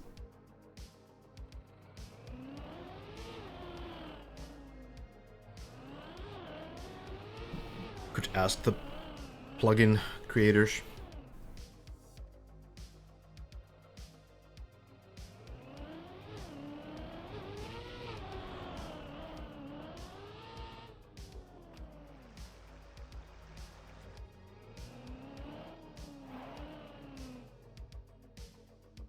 We shall see. We shall see if someone is able to get through floor 15 today. I'm guessing that, you know, Hazard still alive, probably. And Elcon maybe as well. Lars might also do a session. Usually starts kinda late these days.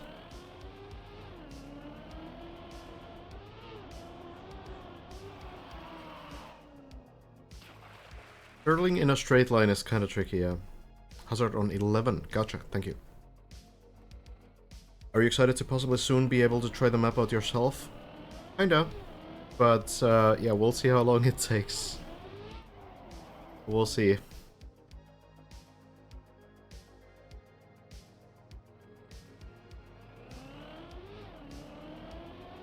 What about turning left or right before the dismount plastic piece? I think, honestly, I think unless you slow down a lot, it's probably not gonna do anything. I think it's gonna be pretty difficult to leave the wheel hang before the very end. But like, if you like pre-turn just before you hit the plastic, that could probably work. Well, I'm gonna try this version. I'm not gonna finish this version.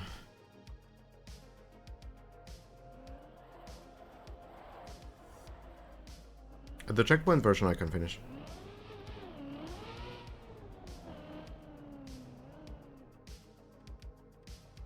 Yeah, it should be fine, Colton.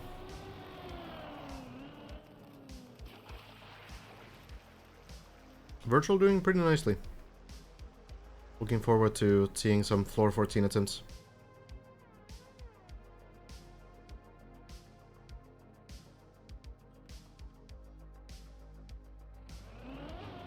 My guess is turn right for guessing reasons.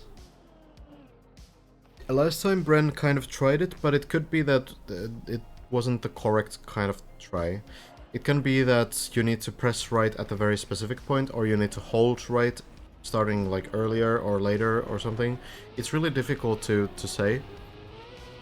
I think we just need more people to try it out, to give more attempts to that part. That's kind of how a lot of these parts were figured out, like the plastic wall on 411 of it, unfortunately falling again in a turtle into the plastic. Happens so often now. Very tricky section. Bren has reached the wall hang 3 times.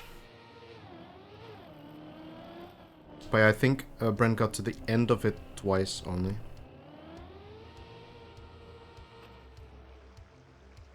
Yeah, today Bren was able to reach the 416 again, but...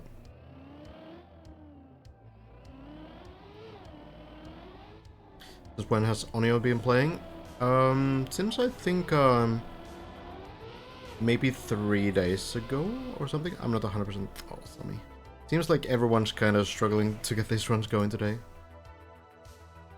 Hazard fell from 12. Ouch. Yeah, Onio is like a old world champion, no?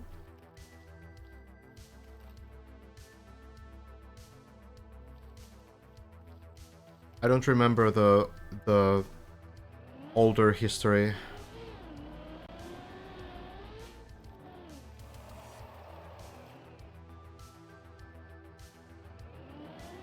At least like a competitive player, no?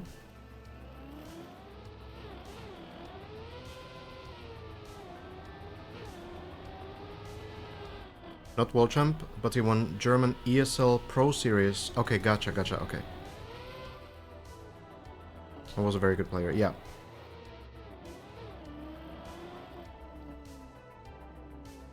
Yeah, I know that and he was like a competitive player, just don't really know that history exactly.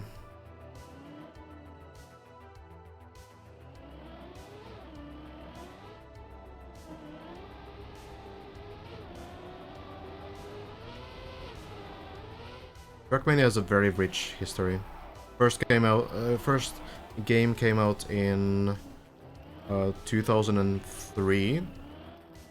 So we just had the 20-year celebration. That's also why they started adding the old cars into this game. Why we now have the snow car, rally car, and desert car. They were part of the original game 20 years ago.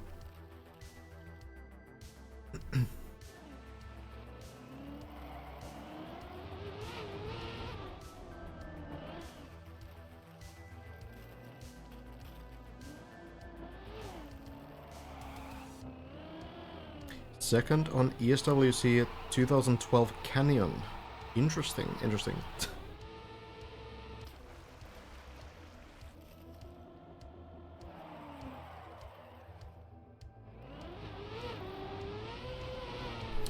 Desert car is fun, rally car is fun, snow car is cursed. Yeah, at least they fixed the hitbox of the snow car, so it doesn't land bug literally on every jump.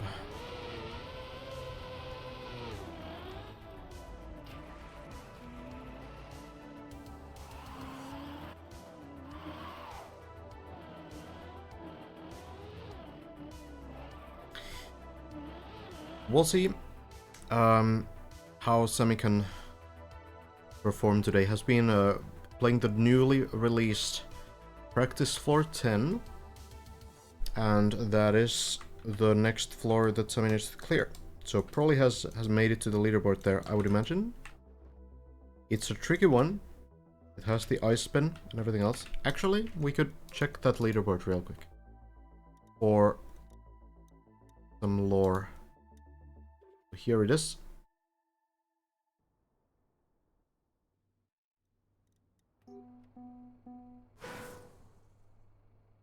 Yeah, has a run here. So it has already made the ice spin.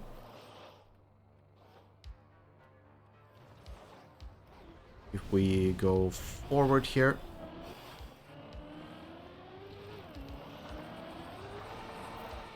a very good ice spin.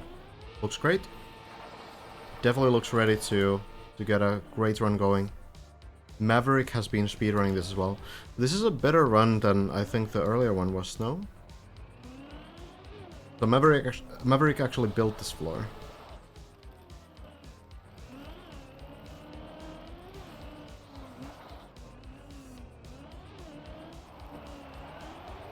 Chaining probably pretty much everything here. Can be a nice run to watch for other players too, if they want to get to speedrunning this section here.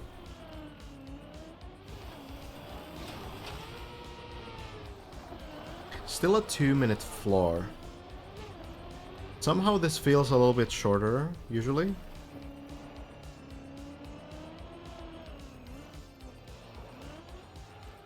Chaining this section, going very far onto the right, and then chaining this. I guess that's the intended way. But it's doable otherwise too. Which is nice. Not entirely safe to do. And I do think this floor is definitely hard enough for our players. Very good floor though. I really like this one.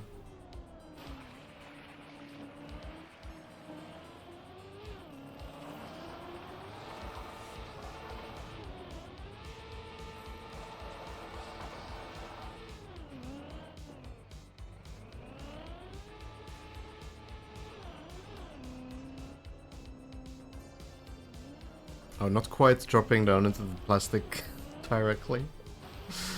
I think it's not really viable because you still have the wet icy wheels, so you probably wouldn't be able to land very nicely.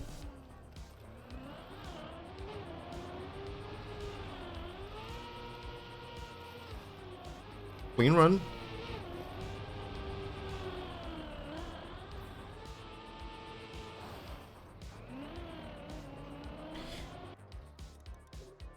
I think, yeah, this is the first practice floor in a pretty long time that actually, like, changes the grind for many players.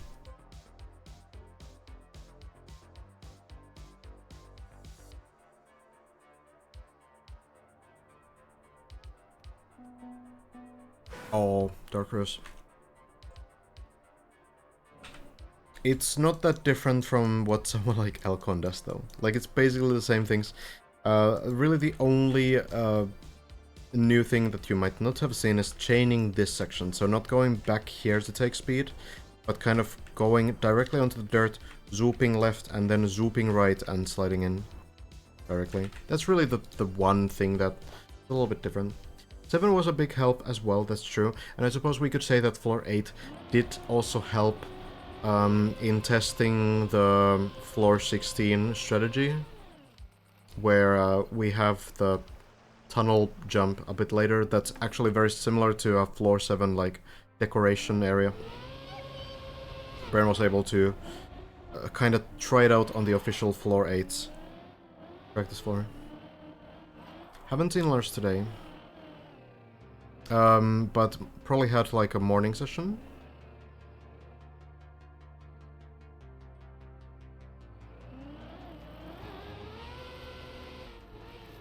Yeah, Elcon has been going for it, but pretty, you know, inconsistent on it still. So it's maybe not that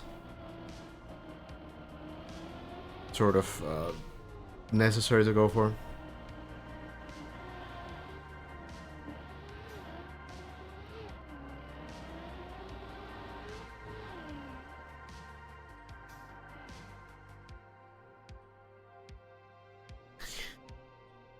Quiet on the server today. Got to say. The grind has definitely shifted more towards the local sessions.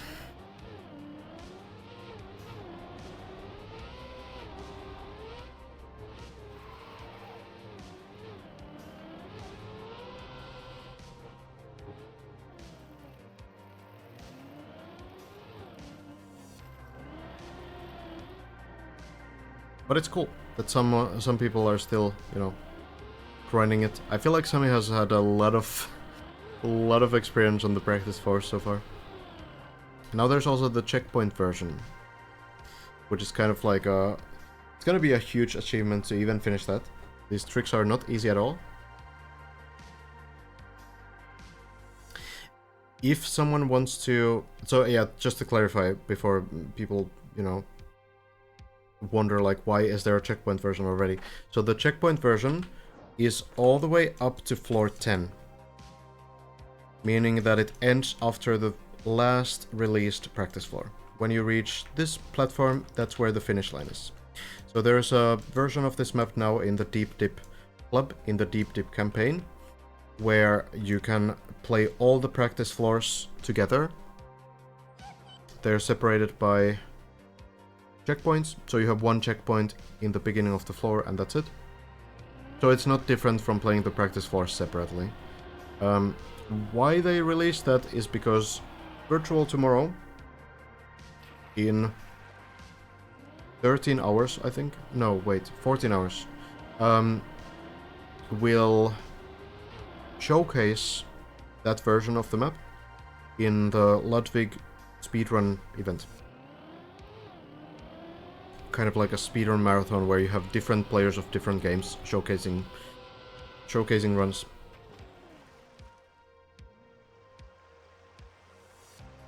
But it's publicly available as well, so anyone can play the checkpoint version from 0 to 10.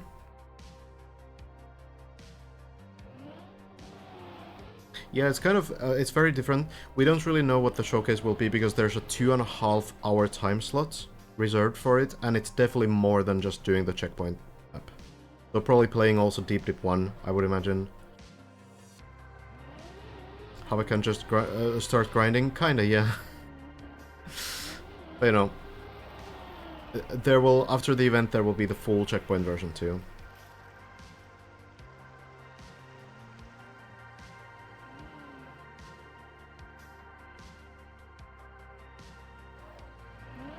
Are they planning to release floor 11 practice floor? I mean, maybe.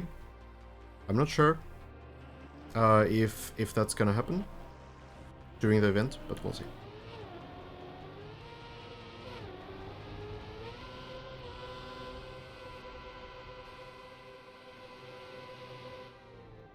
I honestly wouldn't be surprised if it's gonna be the last practice floor before at least one player finishes, though. Will likely not change too much of the event. What exactly are you doing? We're following the player's journey on this map, documenting, archiving it, and then also answering questions, explaining concepts, showcasing why some things are difficult and why some things are easy and what's hard about this map and why sometimes some mistakes happen and stuff like that.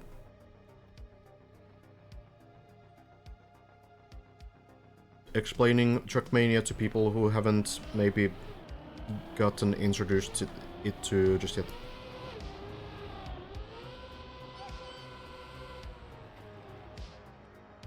Schmanuel honestly still has a chance at the podium for sure. 1536, that is floor 14.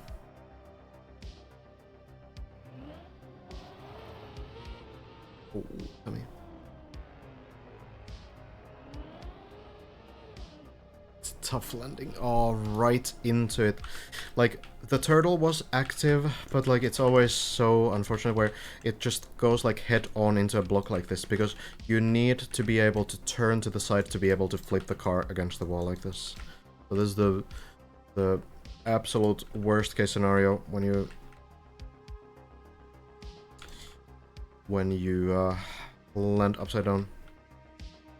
Yeah, it's like a decoration block that just kills the turtle immediately. As far as moving, the default movement that usually happens when you're upside down is going backwards, but I think this light here might stop it. Or might redirect it towards this part, which is also not good. So it might be a reset, honestly.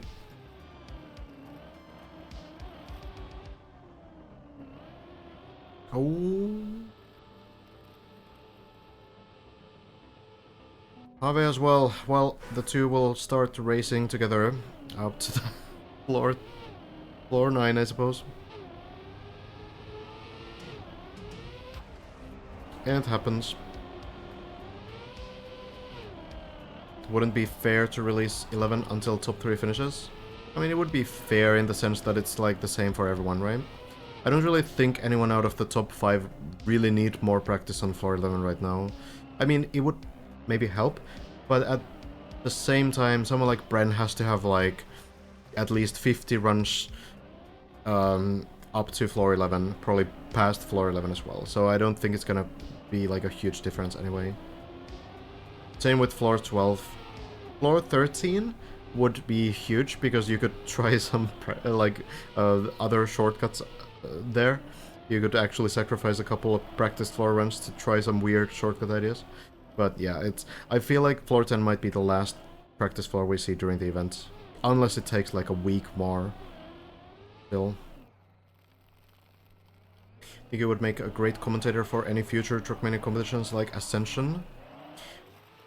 Yeah, I mean, to be fair, there are like better hypecasters than me, and maybe that's what they're looking for with those kinds of events. But I suppose the educational style fits pretty well into an event like this, where there are a lot of like weird interactions and like very unique concepts that not even like Trackmania players might have seen before. So it probably works well in this kind of like a slow-paced competition. Thank you, though.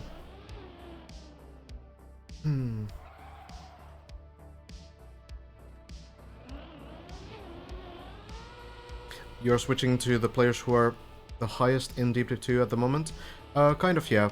There are a lot of people off the server right now, which means, you know, they are not playing on this server, but they are playing in solo. Those are our current top players. Bren does some earlier sessions. Then we have Hazard, Lars, and Elcon, who do play around these times. But yeah, none of them play on the server anymore for the reason that they don't want to risk, I would imagine at least, that they don't want to risk any weird things happening, like disconnects, for example. But I do have permission from Elcon, Lars, and Hazard to also restream when they get some good runs going.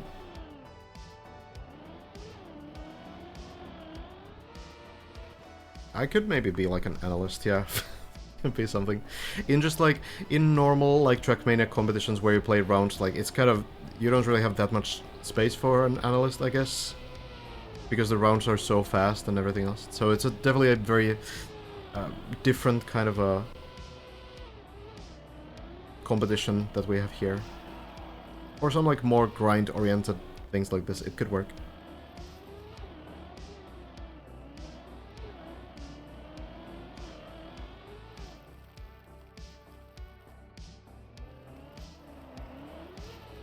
What were the answers? Yeah, it's fine for those three.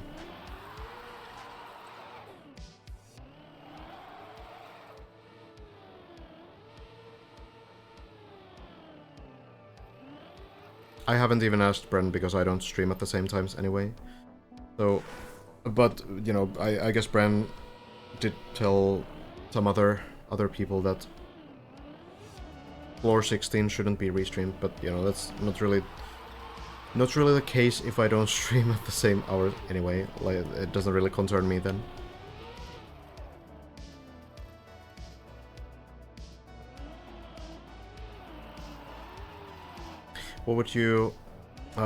What would be your guess who's gonna take the first complete? Too early to say. Right now, Bren has been, you know, the only one to make it to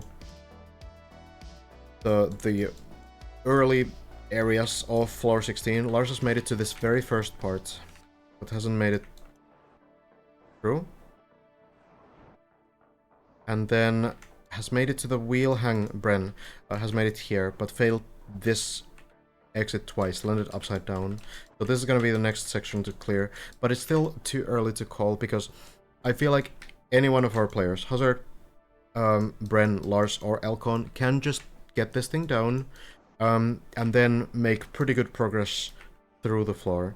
So it's really difficult to call it. I feel like we're in a very unique situation where we have those 4 players super close to each other. Hazard's personal best on this ice slide. This entire section needs to be chained. So Hazard has landed here, but hasn't cleared this section. Elcon has landed here, has failed this beam. Lars has landed here, has failed this loop, and Bren has made it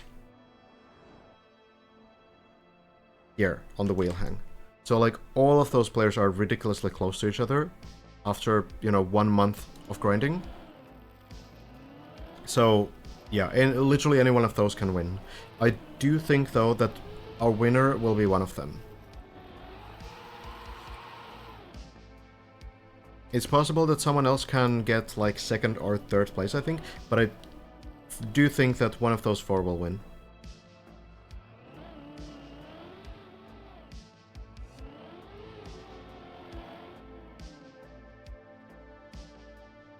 Yeah, Tammy has gotten to the ice spin, I think, on this full run, but now has played the practice floor anyway. So Tammy has finished the practice floor on floor 10, but hasn't made it on a full run yet. So knows exactly what to do, has done it as well, has done every single trick here, because the practice floor was released today, but not yet able to get a full run going.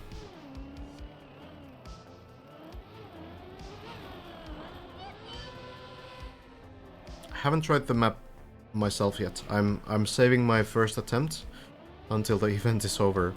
And we'll see how well I do when I know every single strategy but haven't tried any one of them.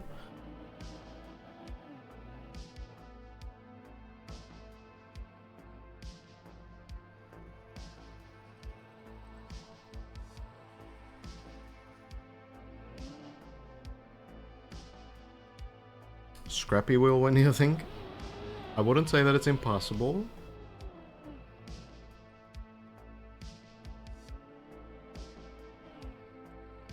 Brent did the wheel hang but failed the reception at the end. Yeah, didn't I say that? Landed upside down.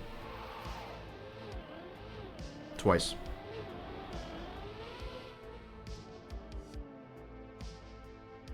Easy to remember how punishing these early few floors are. How hard they are. What did I say? Did I say easy? Yeah, of course hard. I'm tired. Been 29 days now. On the dip.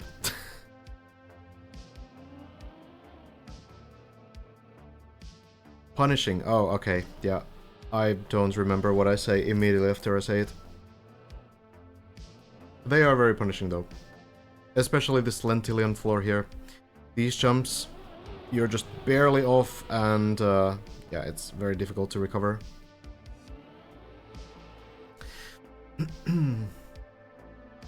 They did release floor 10.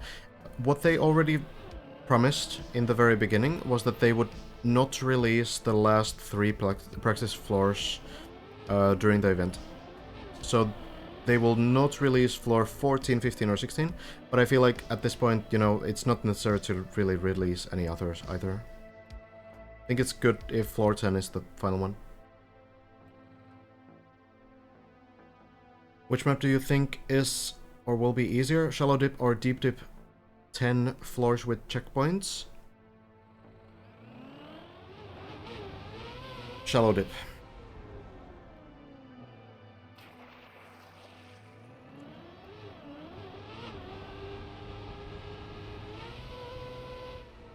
No new world record today. No. Oh, easy. Oh, I said easy to remember. Okay, yeah. All right. That's why it sounded weird. No, yeah. Of course. Like, every single time you do this map, you need to do all these jumps, you know? That jump, you fail it, suddenly you're turtled on the ice on floor 1. It's tough. It's tough times. Oh, not quite able to control the car there. Yeah, every single time you need to do every single floor. Difficult. Is everyone playing solo? Pretty much, yeah.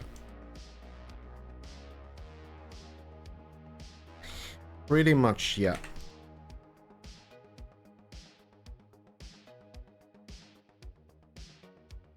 We can check in on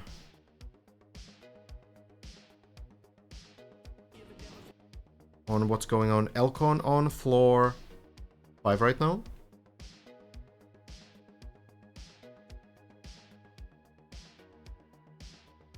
So, you know, trying to get those runs going. Hazard on floor 6 right now. So yeah, players really just trying to get those runs going.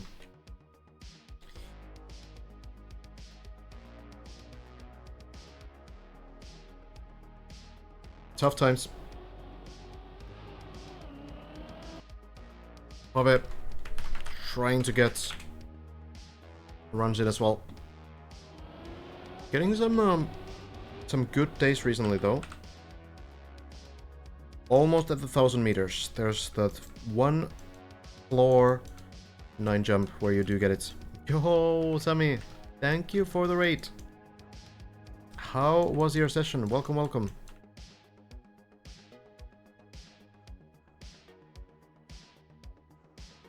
I saw you got some practice done on the floor 10 floor that was released. Absolute mud today? Oh. Well, that's what it is sometimes. Maybe it just validates the final run even more.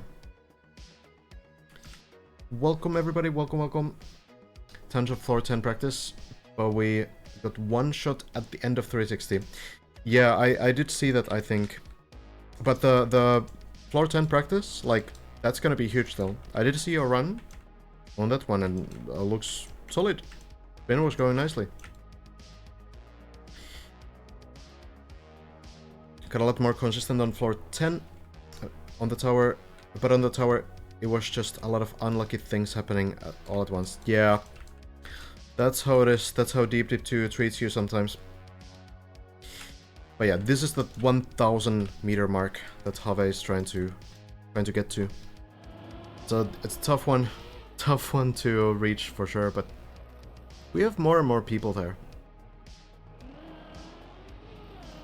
Looking forward to getting there, but just couldn't. I think you can get there fairly quickly though. Like, it's a lot of pressure off when you know that you've already done something. Like, not only that you know how to do it, but that you've already done it. I feel it's pretty big. So, like, especially when you've done the floor 10 from start to the end, it's like a lot of sort of confidence that you will be able to get.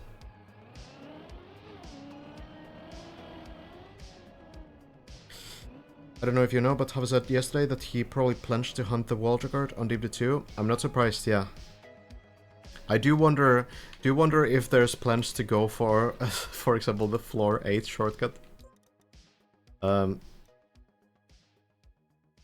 It's something else. If you haven't seen this one, it's you might be wondering why Hugo here is about 1 minute ahead of everyone else? And well, the answer is that you drop back to floor 7. And then you do this thing.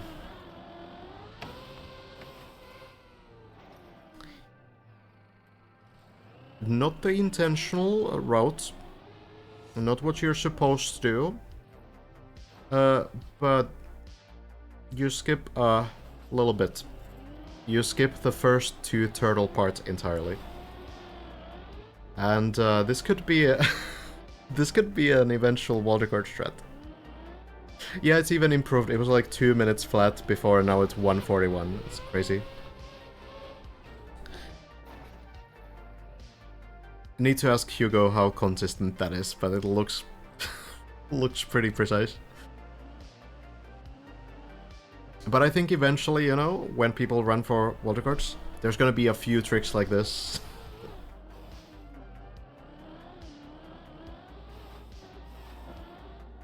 Really speedrunning the turtle as well. Flip. Just chaining this last part as well, why not?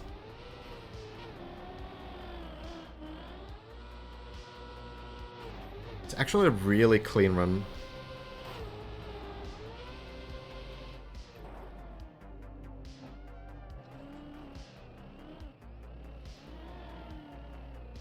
Would be cool to see a lot of these players hunt for the record after the event. It's gonna be so much more doable when you have all these practice floors and all the checkpoint versions and everything else that you can work with. But yeah, basically, like, I'm actually not sure if it's possible to do this shortcut already from floor 7. I'm not sure if you get enough speed, because you kind of like chain the speed here, but like you have like 100 speed when you drop down. So I would imagine that it's possible still. But yeah, basically, you just full speed. Usually you would release a little bit, but here you get a clean line. You full speed, a little bit to the side, and land on the beam.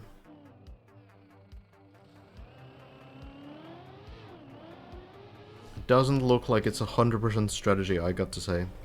But it's a big skip for sure. It's very interesting that this was found. It's right above the middle as well, right? Isn't it?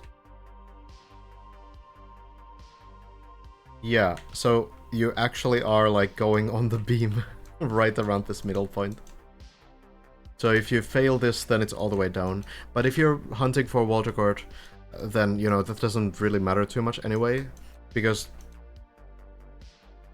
you would reset the run if you didn't nail this first try anyway. So it might end up being a strat, I'm not really sure. Like right now, the challenge of the map. The challenge of the map is really understanding what to do, right? Like Bren has tried a couple things.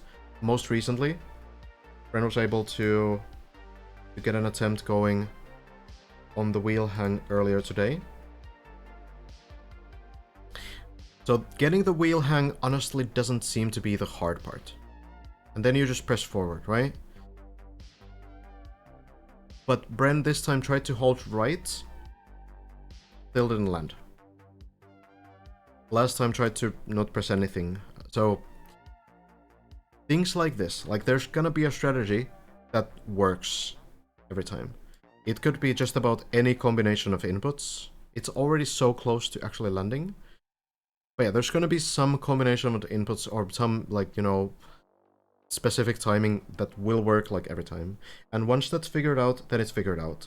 The reason why it's so difficult right now is because to figure that out, you have to go all the way to floor 16, which you can do very rarely, and yeah, it's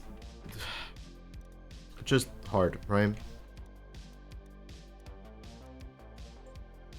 So inefficient practice. Inefficient practice is the main issue. But yeah, so there was the 0 to 10 with checkpoint version released as well.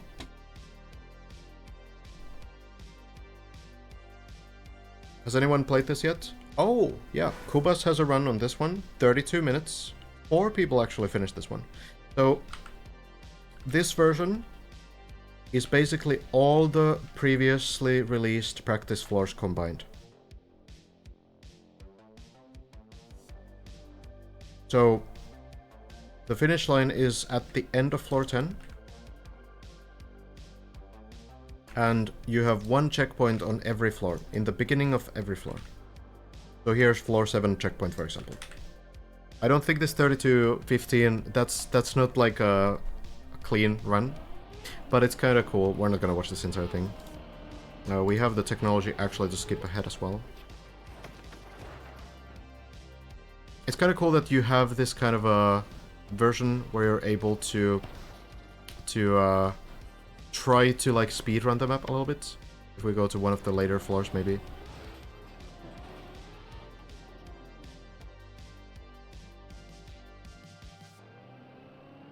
Wonder if there's like some kind of a respawn here, just to show that. Let's see. Floor 9 restarted on this run.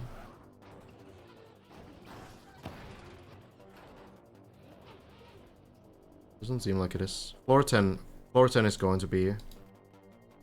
It's not gonna be... Like, it's a 10-minute floor 10 clear. Good run would be maybe, like... I don't know... 20-ish minutes. Kinda depends, I guess.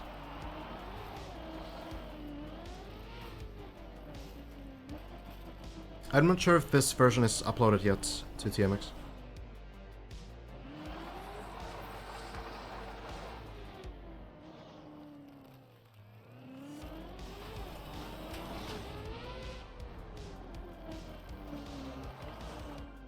So this is how Trackmania maps usually work. I think there's actually a lot of people who have been following this event a lot and have never seen a respawn. Oftentimes Trackmania maps have actual checkpoints that you can respawn on.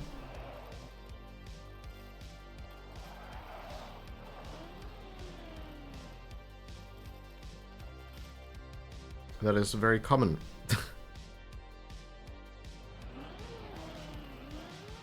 Where's the respawn going to be? On the ice bin, maybe?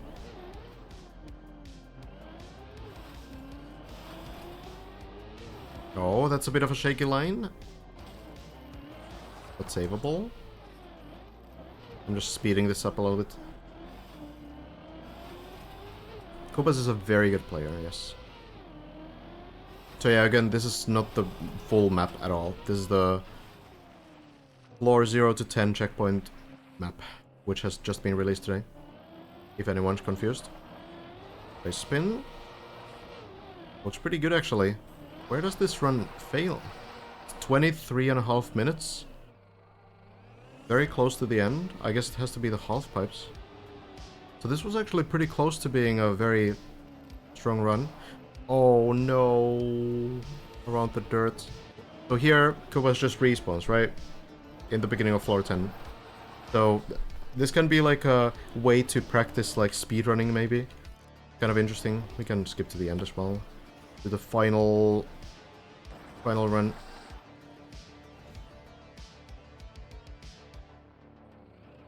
It's probably this one. Wow, this is a new strat.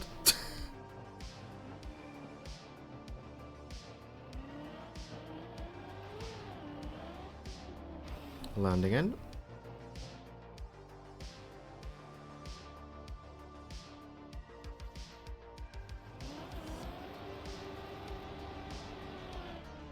Actually turning to the other side, interesting strat.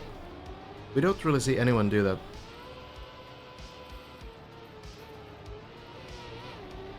That should be the final jump though. And then the map ends there. So the main reason why this version exists at all is because tomorrow, in about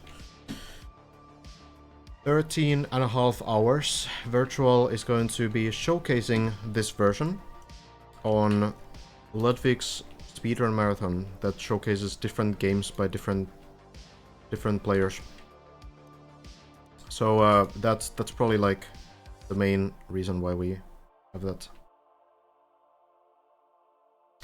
Elcon on floor 9 right now. I'm just kind of checking in on the players. Hazard on floor 7.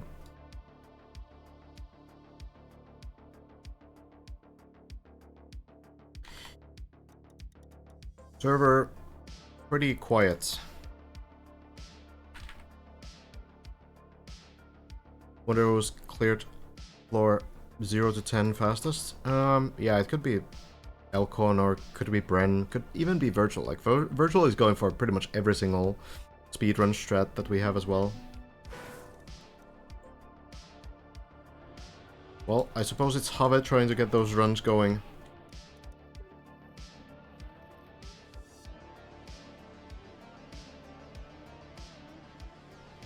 Virtual also on 9. Gotcha, gotcha. Am I actually in Spectator? Weird. Shows me here still. Oh well, I guess it's working. Hey, thank you for the tier 1, Project.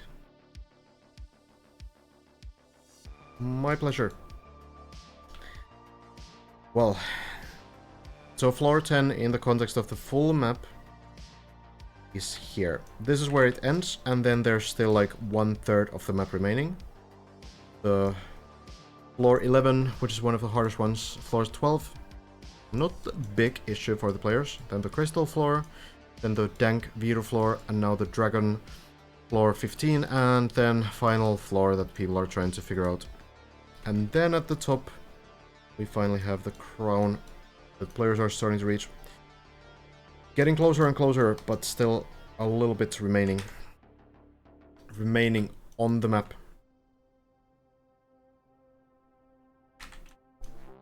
It's good, Apple. What about yours?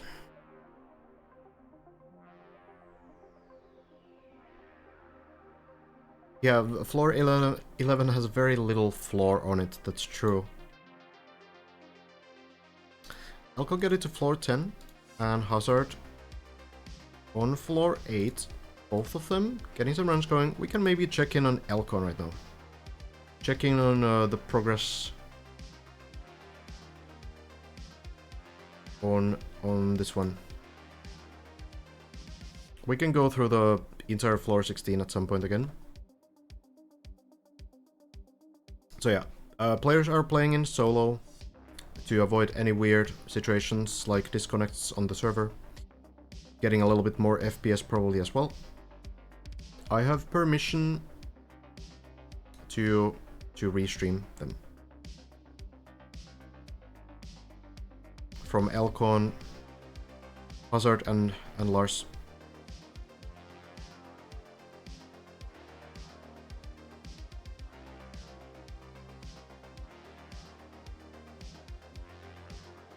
I've specifically asked about the, like, you know, high attempts. I should probably message Virtual again about them. But I doubt he has problems with it. Checkpointless core would be literally like 10 seconds long. Because the other finish will be right next to the start line. Kubas would be a very strong contender, honestly, if Kubas wasn't mapping. Maybe we'll see Kubas play in Deep Deep 3 if there is going to be such a map.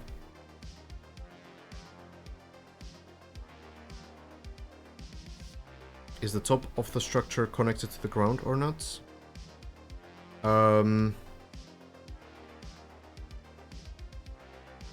What do you mean, exactly?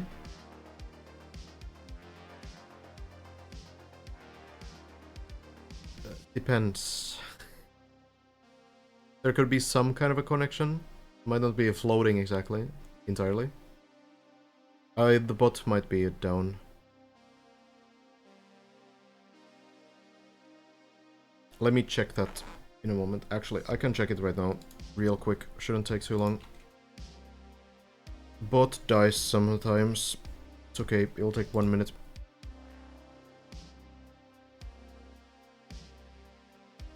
Less. Means, is it floating or not? I'm not really sure. There could be technically like some kind of thing that connects it to the ground. somewhere.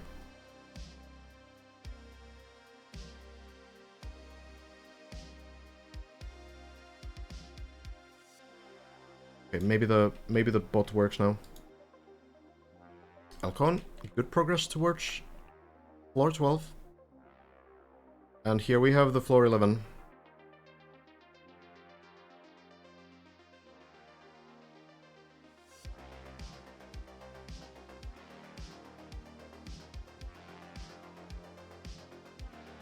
Bot's still not working? Why? Let me try again in a moment. Let me try again soon. Let's check out Alcon's run now. Gets the clean landing. Now for the plastic. Seems to be stable enough. I think this will be very clean in the pool. It's the same clip as before, yes. Nothing new today. No new progress. Landing in. Now for the spin strategy that Hazard kind of popularized.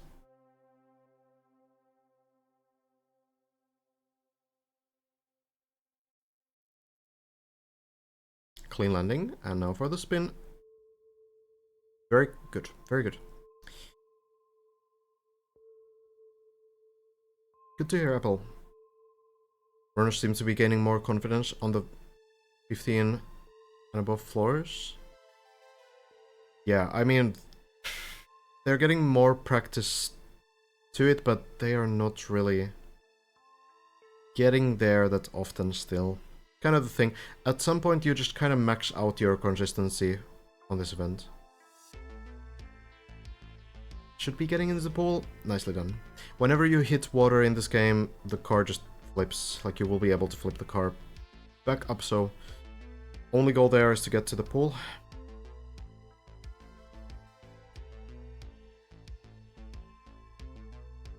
Elcon doesn't really do like a very wide line here, but it still works out, getting a little bit less speed than some others. A lot of others are going, like, taking the setup a little bit wider. Oh, there's the bot. Well, it works to an extent then. Okay, I don't know. Maybe something's broken. I need to tell who's working on the bot. Well, halfway through. Now just avoiding airtime line. Very good. There we go.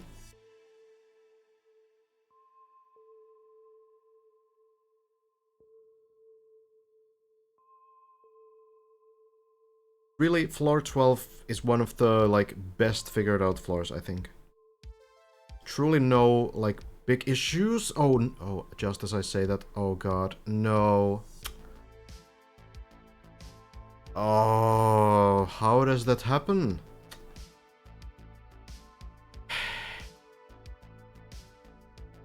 I'm not sure if drifting to the left there is really the safest way.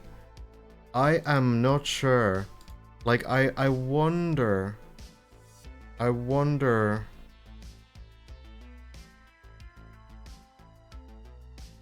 what that's for. So, I mean, yeah, drifting to the right, I guess, like, we kind of have the same issue, but so you don't really even need to drift across the turbo, right? You can just drive across the turbo. You have enough speed to do that. You will be fine. So, generally speaking, the turbo affects you if you go to this direction or if you're facing this direction. But if you are facing fully sideways, the turbo doesn't affect you. So if you're able to get to this position, you will be able to drive like back and forth like this. The issue is going to be if you somehow get locked next to the turbo like this, because then the turbo is pushing you directly towards this wall. and there's nothing you can do to counter it. You can't go backwards, the turbo is too strong, and you can't go sideways because you can't really initiate that kind of motion. So yeah, that is something that has happened to Bren a couple times. For example, happened here, getting locked into this position, and also has got locked onto the floor 15 turbo over here. It is just like, yeah, kind of rough if it happens to this point, because it feels like a bit of more like a speedrun strat, yeah, where you try to like drift here so that you can then back into this setup and then continue. So I suppose if you drifted to the right, which might be a little bit safer to an extent, then yeah, it would take a little bit more time to get set up to the next part. So maybe a little bit of like a fast strategy that unfortunately just doesn't... that just does not work. It's easy, of course, in hindsight to say that, okay, well, shouldn't have done that. Most of the time, Zelkon has been doing well here. But yeah, that's what it's gonna be. Virtual falling, okay. Lars live, okay. Hazard on 13. Well, that's not true. But Hazard is on 11.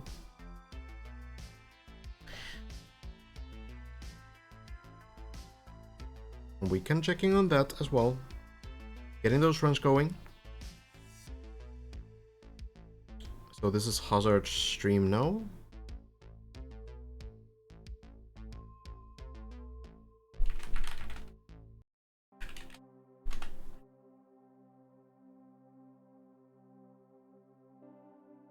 Clean landings.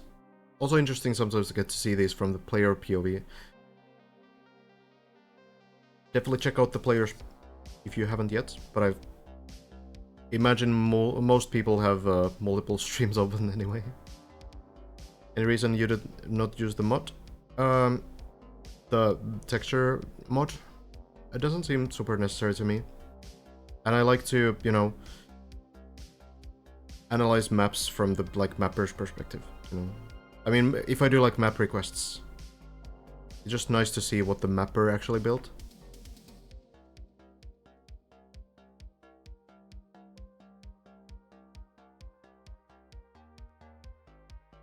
Landing in, that still should make it. As long as the car is stable through the plastic, that works fine.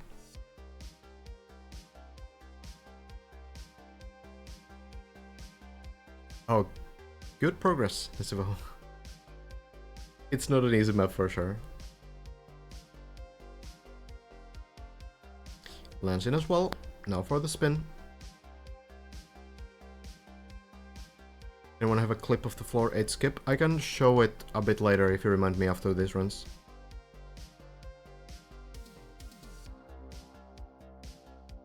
Spin. Perfect. What is the texture mod?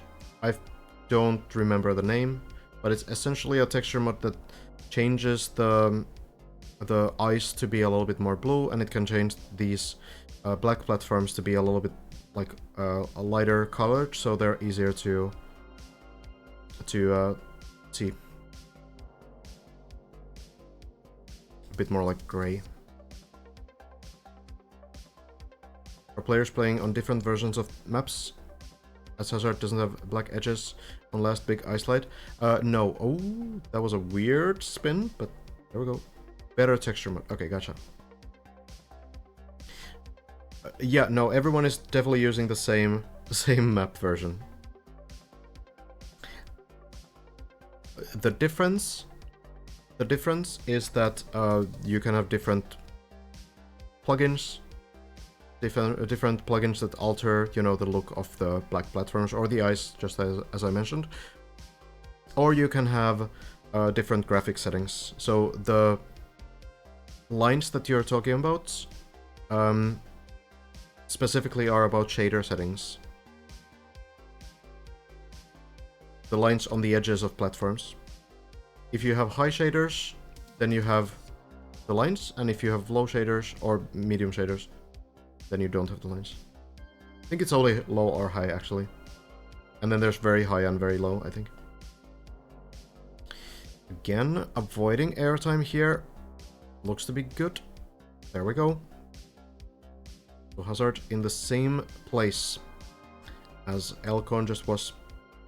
Getting through it as well.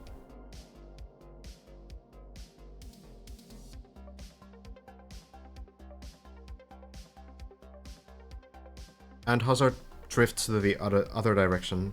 Just seems to be like a little bit safer because, like, not because of the turbo lock. That's not the one thing that I'm actually scared of, but I'm scared of the hole because if you drift towards the hole, like, weird things can happen. But Hazard gets it nicely. And then on to floor 13, see what strategy Hazard is using now. Still the backwards landing. And it will work. Well done.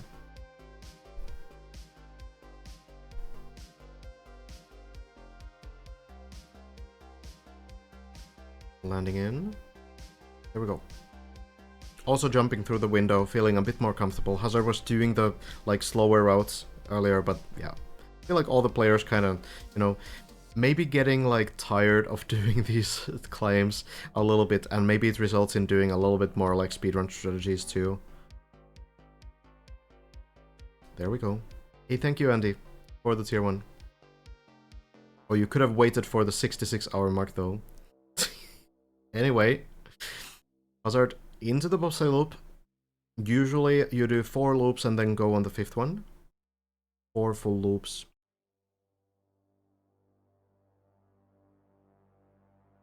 I think Hazard seems to be counting specifically the loops and not the speed, because I don't see Hazard having the speedometer anywhere. So probably not really thinking about it too much. Actually kind of interesting that you wouldn't have the speedometer on the screen. What I find very important is that Hazard has a checkpoint counter at the bottom below the timer. That is very useful for Deep Deep 2. Good. Currently Hazard is on checkpoint 0 out of 0.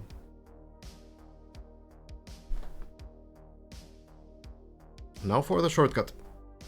Elcon does a different shortcut, a little bit faster, a little bit riskier. Yeah, Hazard on the final checkpoint of the map. Crazy. So yeah, this is the original shortcut that Bren found by accident. And at this point, it seems like we have enough information from Plaxity, the builder of this floor, that we can say that, okay, basically most of these shortcuts are intentional. Maybe there's some unintentional shortcuts too, but it's meant to have shortcuts, this floor, so...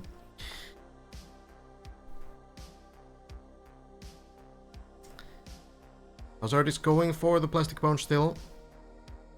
There we are, and now lining up. Careful drop down here.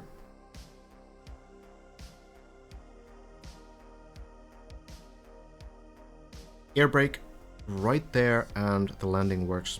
Really consistent on this. Not sure if the Elcon shortcut is intentional. We'll find out after the events. We'll find out. But yeah, there's probably some mega shortcut, some mega way to figure, like, get through the entire floor. Wow, that was a close landing, but gets to the end. Exactly, Big Flow. You got it. No, I would be... Even though I know every single strategy so far on this map, or at least 99%, I would be awful on this map. We'll see after the events. Now the front wheels first into the wall. A bit of a sideways landing there, but should be enough speed still. Gets the landing. And we keep going to floor 14. Final jumps remaining. Want to get a very clean landing onto this quarter pipe.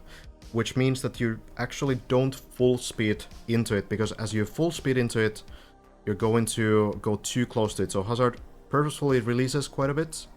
Jumps. Oh, this will be wet wheels. It will be doable, but a little bit dicey. We'll get it. And now just needs to press some direction. The car will flip. Don't worry about it. Water functions. It functions in weird ways, but it functions.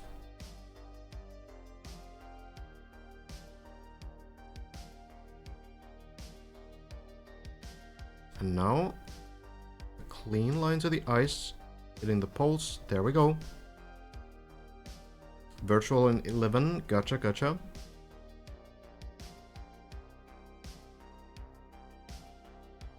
No, it's fine that we get updates from the players. It's hard to keep track of everyone when everyone's playing off the server. It's fine.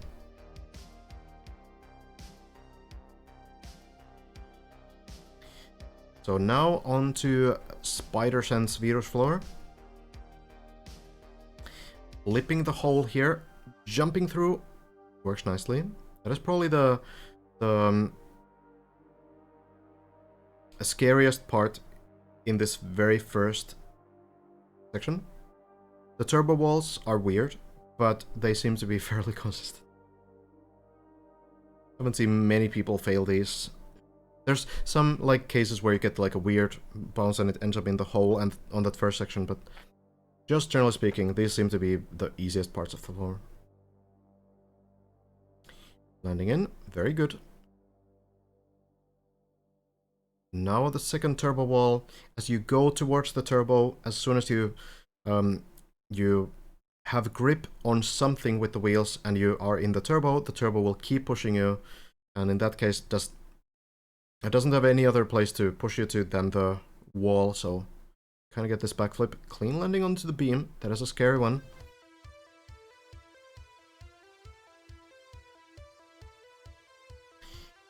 And then the long part. Another turbo wall here. Actually the last turbo wall. Still 2 turbo sections remaining, but here again need to get the grip with the wheels. That is a little bit early. Oh, it bounces. Lands onto the platform though. That's not too bad. You can go back to the beginning of these sections here. So you essentially jump here. Hazard has done this before too. I think getting the turbo wall a bit too early. That was probably it. Maybe not getting the perfect grip there either. A little bit too diagonal. So maybe not getting all the speed possible.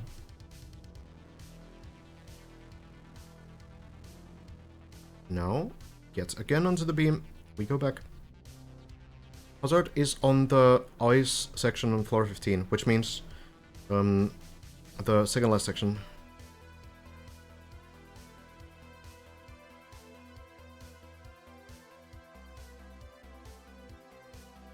So now, landing in, and again to the turbo a little bit later this time, and that will be so much better. The bot is having some problems today, I don't know why. I'll need to ask mods. I don't think any of the comments work right now. Unfortunately.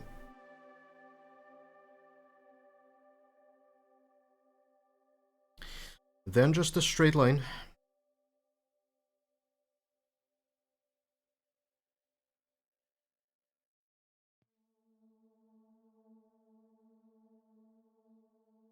Backflip again.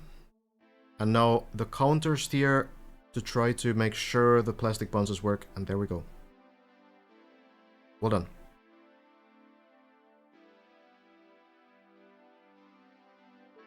Counter steer, if you're doing like a backflip, is the way to reset the car's rotation. If it's a frontwards rotation, then you can air brake, but backflips you generally just counter steer. Hazard kind of spams left and right because it's hard to say which one it's gonna be. That jump a little bit too low. Oh, barely misses the landing there, but we'll land to floor 13, so we'll be able to continue from here at least. So here you can drop down back to the plastic. If you want to save a little bit of time, you could also drop down to the left. You essentially have the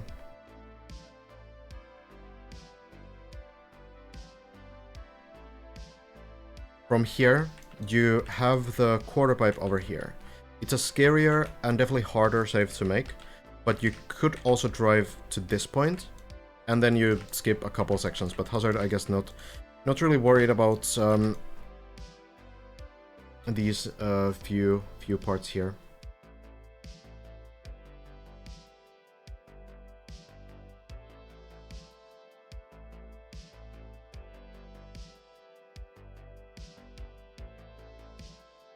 Yeah, I have literally no idea why the bot is only half working. That's very unusual. I can't fix it, I don't think, right now, but I'll have to ask Uhu. And into the plastic bounce again. Air brake. Is that far enough? Yes.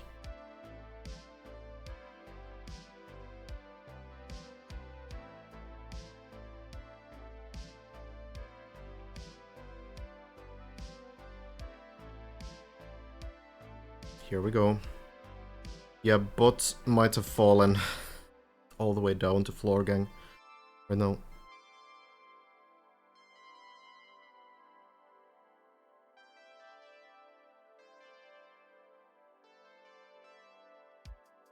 Back we go.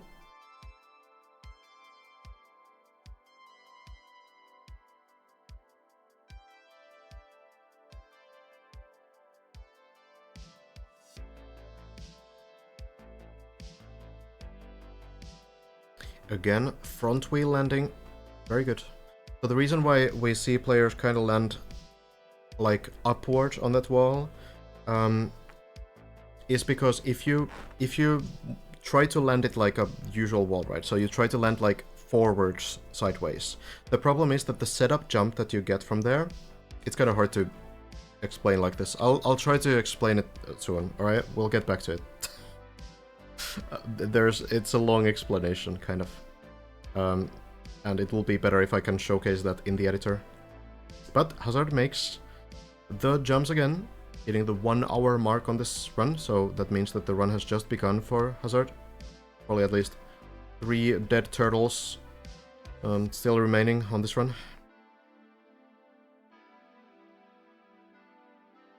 Gets to the floor again. Vito's floor.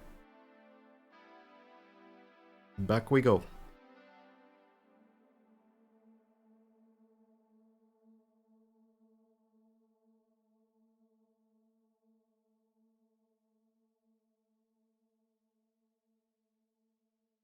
Once more, scary section, this wheel clip, but works well.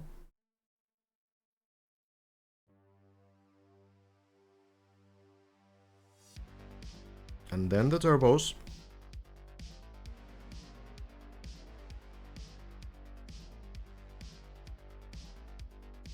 I find it a little bit weird that Viro started with this whole clip idea. Like, that's the first idea you get when building your deep floor.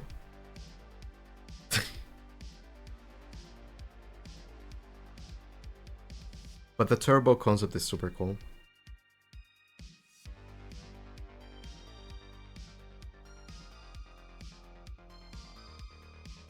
And we keep going. Quarter pipes again.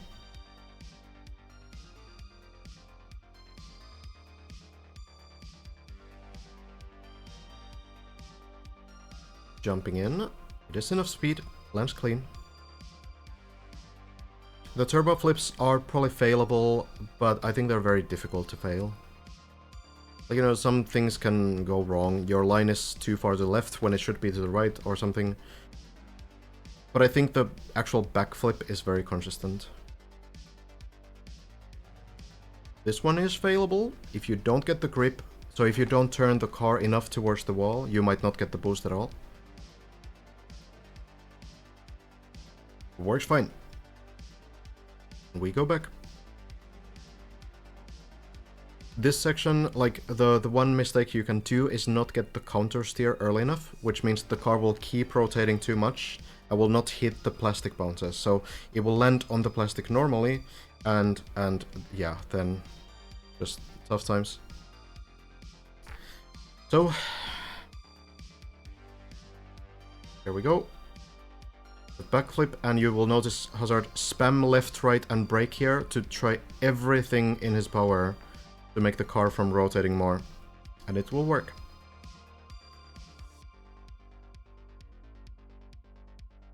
Yeah, Elcon did fall into the hole once. I remember that too. On the first one. Here, the main issue why this is so hard to climb is that you still have wet wheels. So Hazard kind of just waiting for the percentage, it's on the bottom right, to go to 0. And then it's gonna be a little bit easier to get onto this platform. You need to wait for the wet wheels anyway, so it's not really like a big deal. Here we go then. Back to the big jump. This looks a lot better and it will land. The sound blocks are voice lines for the players when you first reach a section.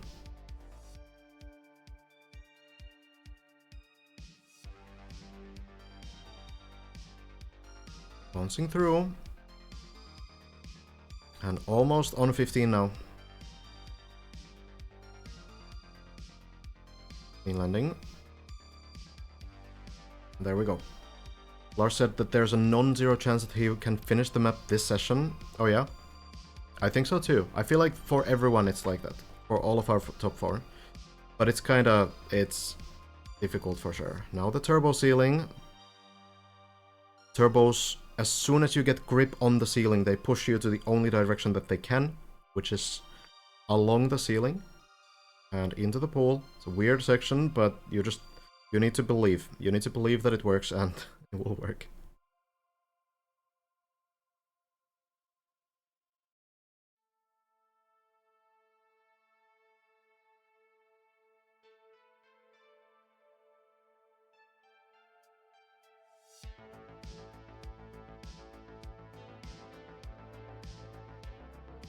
I guess that, oh yes, like if you literally smash, like you punch your keyboard for a few hours, you might be able technically to finish the map, sure, that's a non-zero chance, but you know,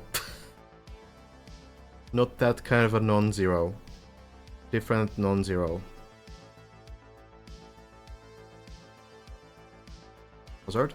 Not comfortable with that landing, so we go back. Just avoiding the snow here. The snow actually extends like over the beam, so you can still get icy wheels if you go a little bit too far left. But doesn't get it. Well then.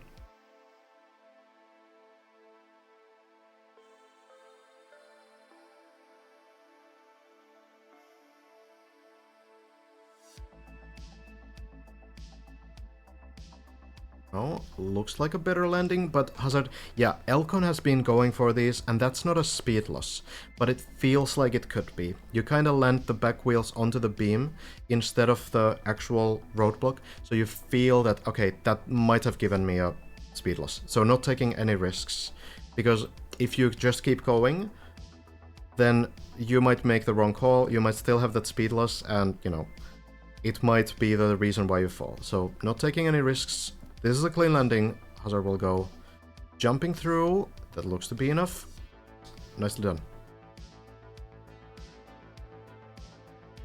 Virtual on 11 as well. Seems to be getting some good runs in today.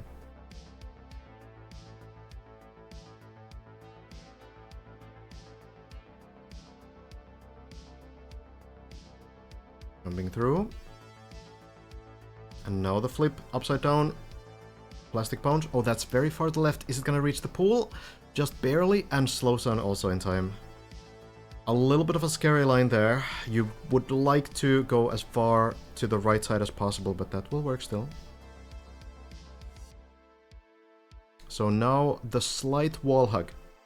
Gently steering towards the right side. I think the number 1 on the right side, that could be an action key thing. I haven't seen it before, but it could be a plugin that shows the action key, because now it's gone. So I think that Hazard is using action key 1, because Hazard is a keyboard player. So to do like very careful steering, you can actually set your maximum steering to 20% only with the action keys. So kind of making sure to line up carefully with that input. Okay, landing in and slowing down nicely. Very well done. Now for the dragon. And if this lands, it's gonna be very close to the PB. Just the rings remain, basically. And the jump into the pool, I suppose. So, is it gonna be enough? Front wheel landing, bounce on the ceiling, there we go. I feel that it might be better to air brake pretty late there. Maybe that's the thing, because if you land, if you kind of just let the front wheels go down, you might get earlier grip without having to slow down. So it could be that maybe what went wrong on Elcon's run before is that Elcon air braked too early and the car kind of landed like a bit too late. Because as soon as you get the front wheels on the ground, you're accelerating again. You only need to have one wheel on ground. And you will get acceleration. This is not PB just yet. There's the rings, and then it's equal personal best.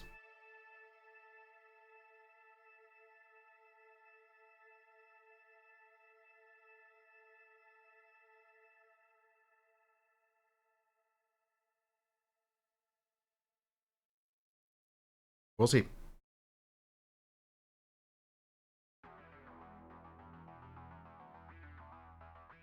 Azerto has been doing these rings with the internal camera, with camera 3, which can make it harder to actually line up the jumps.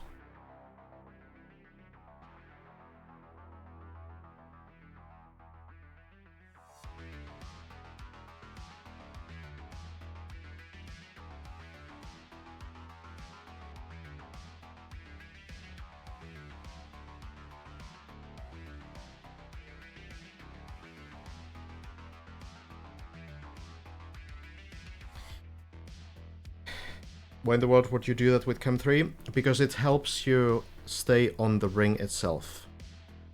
They are weird angles and it's difficult with Cam 1 as well. Cam 2 has the same issue, like maybe you're going to be able to stay on the rings a little bit easier, but you will lose vision to the jumps. So it's trade-off. Trade-off of, you know, are you gonna see where you're going? Okay, yeah, Hazard is going for the double strategy, so switching between the cameras. Needs to be pretty comfortable. Oh, a little bit too far there. That's floor 12. It's looking like maybe hitting the turbo.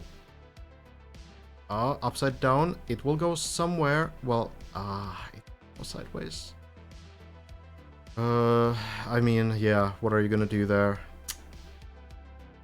Turbo still affects you while upside down.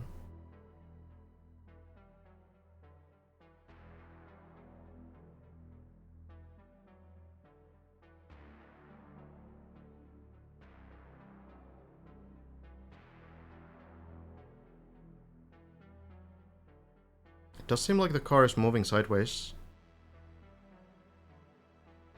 A little bit.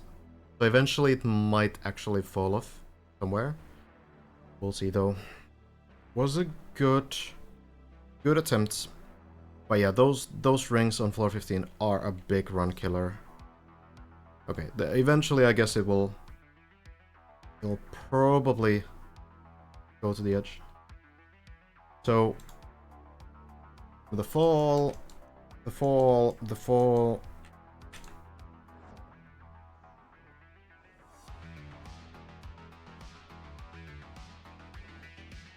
I guess there's a chance that it somehow goes into the loop, but I think more likely that it goes to floor 8. Hopefully lands there. There's a lot of stuff below, but you know.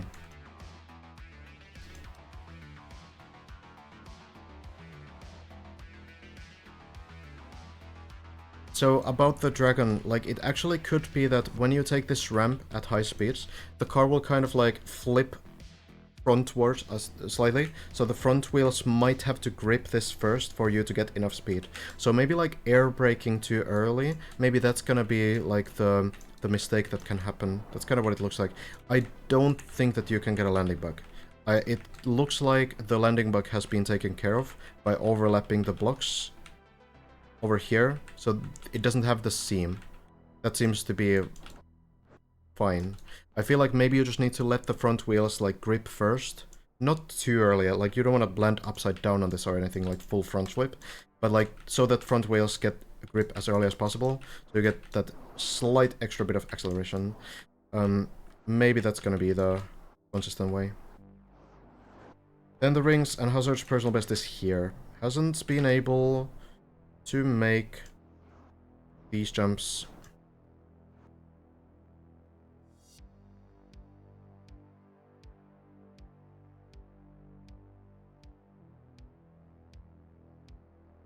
Oh, car is moving. So I guess eventually.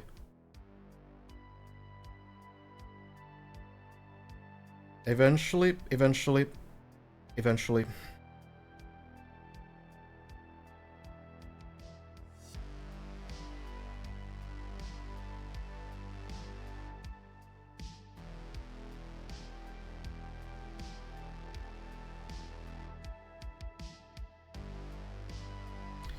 We'll see.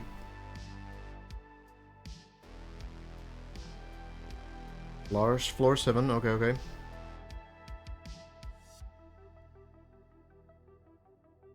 Keep tabs on Lars as well.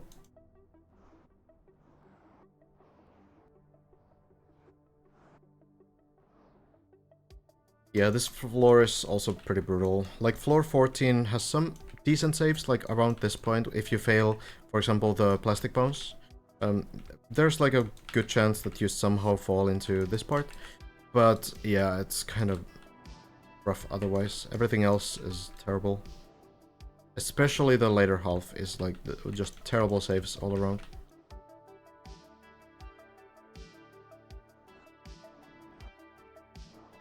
Like, there's just nothing below, right? For a very long time.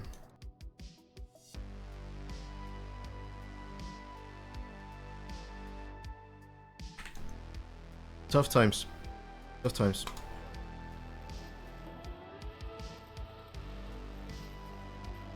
Speaking of which... Oh no. Oh no. Yeah.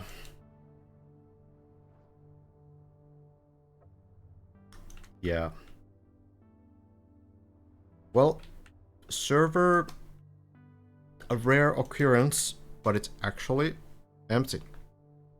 No one is... Well, there's people in it, but no one is actually playing.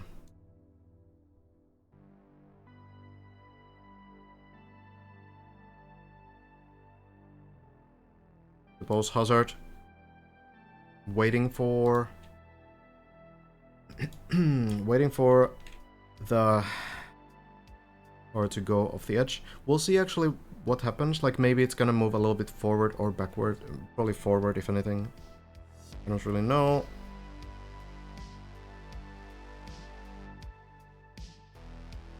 Maybe it's gonna rotate along the turbo somehow.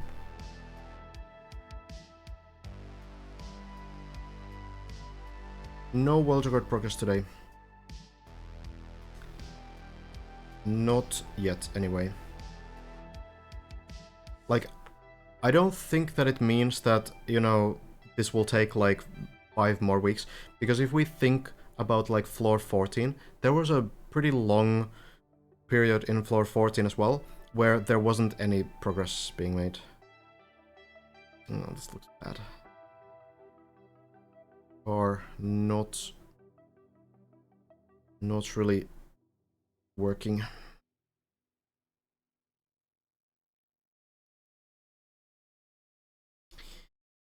Yeah.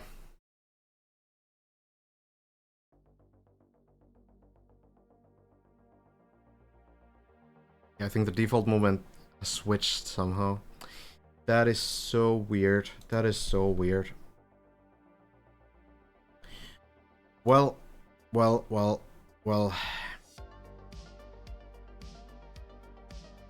Worth giving a go to that. Okay. Well, there was one thing that I wanted to mention earlier.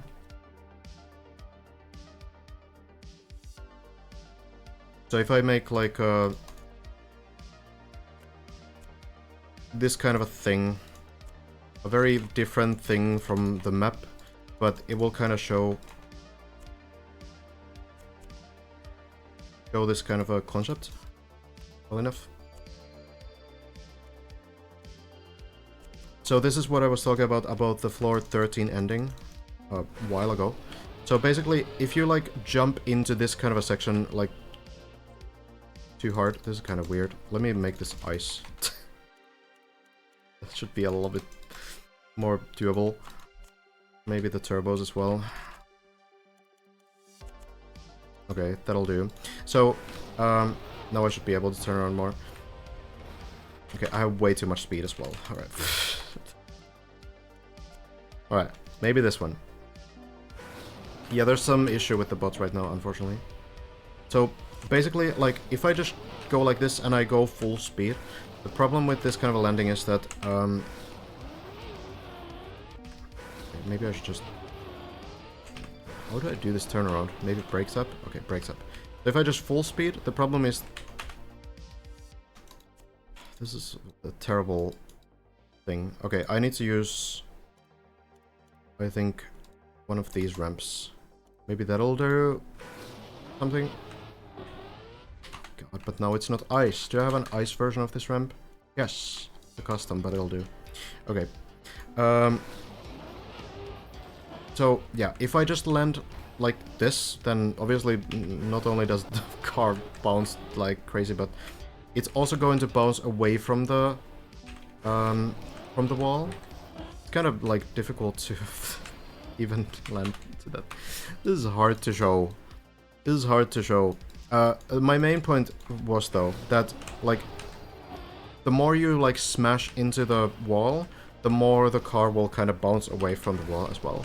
So what players are doing on floor 13 is they're slowing down on purpose so that they can actually like land as close to the quarter pipe as possible, because once you land into the quarter pipe, it's not gonna push you away from the wall anymore, but actually like allow you to keep driving. So yeah, on floor 13 the speed you get out of that jump is mainly decided by how close to the quarter pipe you actually land, because landing too high will make it too unstable. Like that was pretty good, because it keeps me on the ground all the way through. So a lot of the time they kind of land too high and then they bounce away from it, and then they land very like unclean somewhere in the middle of the quarter pipe. So it's not a lot of speed. Maybe hazard cut from the house is possible like this. I feel like it was already super clean when Hazard tried it. You mean the one before the bobsleigh loop? So I don't really know. Exactly. Can you show an example of when it's good or better to use action keys? Sure.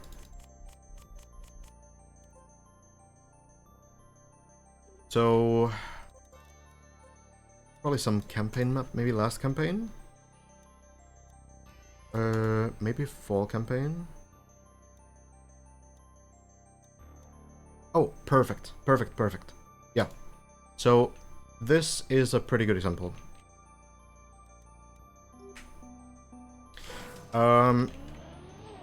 So, I don't remember the struts anymore, but I remember this. You have wet wheels on road, which means that if you full steer... Actually, I can recreate this in the editor as well, pretty easily. Or maybe on the campaign map 3, actually. That's actually an action key masterpiece. Because this is the same kind of a map. It has wet wheels, it has very high speed tarmac. So usually you can drive without drifting on tarmac up to 600 speed. But when you have wet wheels, it works in different ways. So if I full steer here, I will get like a wet wheel drift. And it's very difficult to get out of that. The best strategy on a map like this is to no slide. But the problem that you'll face when you start playing this map is, if you're a keyboard player especially, if you kind of just tap to the right, it's like very difficult to keep that kind of a no slide going. So then you resort to action keys. And again, action keys are ways to basically change the steering percentage. If you look at my inputs on the left side, now I'm steering at 80% strength or I can switch it to 60% strength with action key 3, or 20% with action key 2, or 40% with action key 2, or 20% with action key 1. So this is like, I'm full steering, I'm holding left on keyboard, but the steering is locked to 20% only. So this can be pretty useful sometimes, and also like some very precise lineups that our keyboard players do, they do on action key 1. So you can like line up very precisely with action key 1 instead of having to like do these kind of like taps like this, you know? So I think how I did this, I think it's possible to full speed this turn, but I think it's like a small release and then you use action key 4.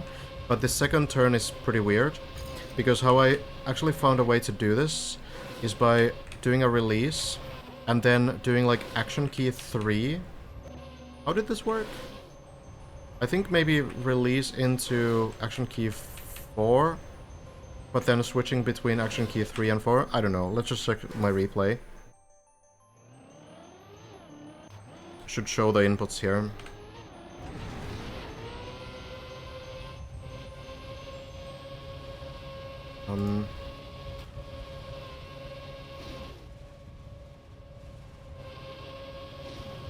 So here, we can make it a bit more visible. So it's a lot of different action keys. So basically, this is how I found like the best way to drive this with keyboard. And it's a bit of a mess. So here, like, tiny release, and then just keeping action key 4. That's the 80% steering. And then on this turn, I full release, and then action key 4, that's the 80%. And then I switch between action key 4 and 3 here. So the small tapping there that you see, that is not like me smooth steering, that's me smashing action key 3 and 4. So here, I needed a bit less steering to not drift. So I just switched quickly between action key 3 there and action key 4, 3, 4, 3, 4, 3, 4, and then you don't drift. Because it's very close to the amount of speed that you can have at most when you do this kind of thing. It's a really weird map, and you usually don't need to do stuff like this in this game. Then it's action key 4 again, and again, because of this small slope here, you can get auto slides a little bit easier. So I switched to action key 3 momentarily, right here, to avoid steering too much at this high speed, so I don't get the drift, because it's really difficult to exit the drift once you get it. So you really don't want to get it. So here, I'm action key 3, then I switch back to action key 4 when I'm on like safe ground, to steer a little bit more, because action key 3 is too... It's not steering too much, it's not steering enough to get through the turn. Then back to action key 3 to avoid another auto slide, and back to action key 4 to steer a bit more. It's a mess, it's weird, but like these kinds of maps do happen, especially on campaigns. If you play like competitive maps, generally speaking, maps are built in a way where you don't need to do this kind of stuff, but campaign maps often have these kinds of no slides that you need to do. The controller players are, you know, usually have a bit of an easier time. Hi, Red. Controller players can also use action keys, but you might have less buttons available to bind on controller. But yeah, it's exactly Chipongo.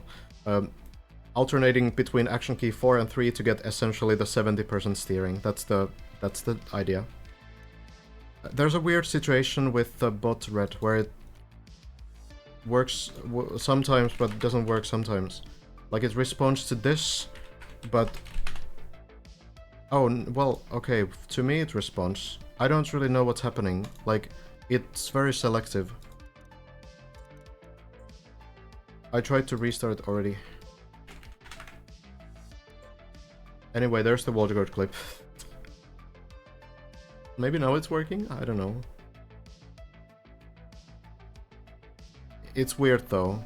Feels like not everything is going through.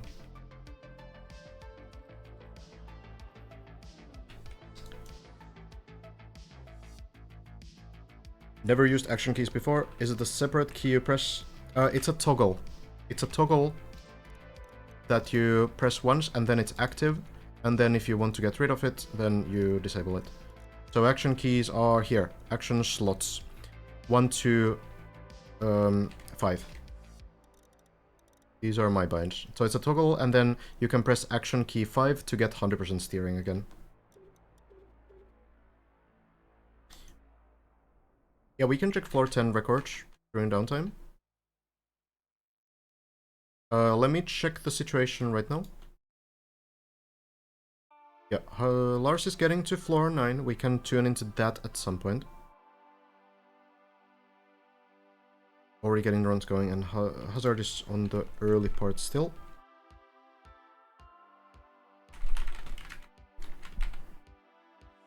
Can check in on Lars as well, of course. But we can take a look a little bit later. We could check out floor 10 right now, actually. Seems to be pretty good downtime. In general, you know, seems like today might be a slower day, so...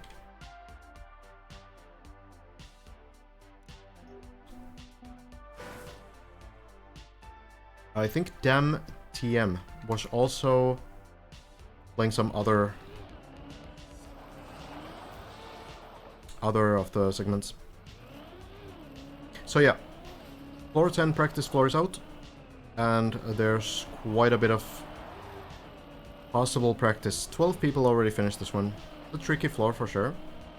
But yeah, this one has been just released, and I think it will help a lot of people. We currently have like 7 people, I think, whose personal best is on floor 10. So it should be pretty helpful.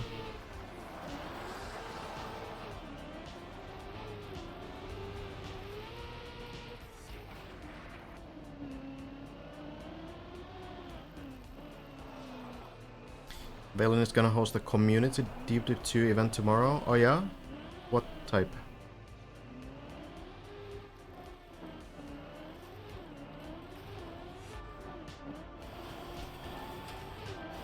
Are you kind of sad that top contenders don't want to play on the streamer server? I feel like it's completely understandable.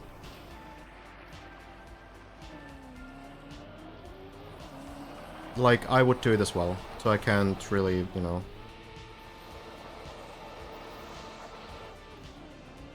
Can't really complain. And I wouldn't. If anything, I feel very thankful that they've given me permission to restream if they get some good runs. Seems like the only difference here is the ending, actually. But yeah, Maverick, actually the builder of the floor. So yeah, it's possible, and seems intentional as well, to chain those middle sections too, which is kind of wild. Elcon has been doing it on full runs already, but with pretty, you know, varying rates of success.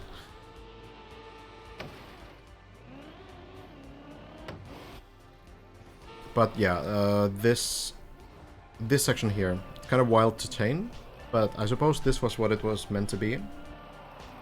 Doing the dirt zoop and then doing the ice zoop right after. Maverick is a very good player, yes. Very, very strong. Lars is not on the server now.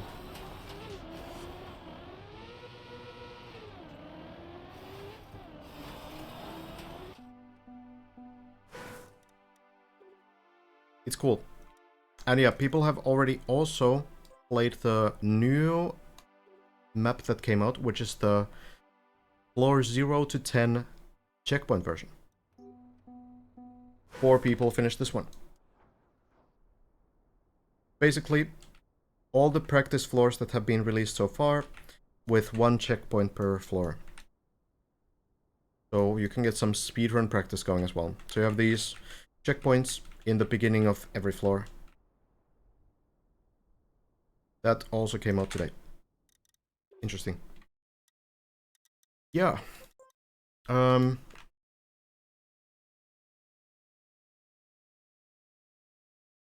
Suppose we'll see. We'll see how Lars's session starts out.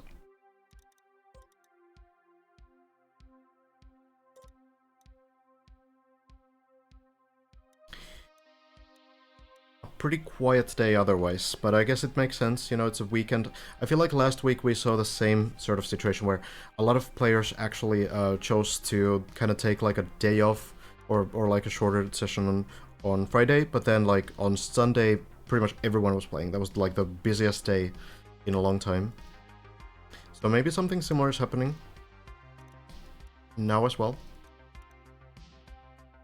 I wonder if there's anything we haven't talked about too much. We talked about ice and different surfaces and blending bugs and water and all kinds of things. Ice spins.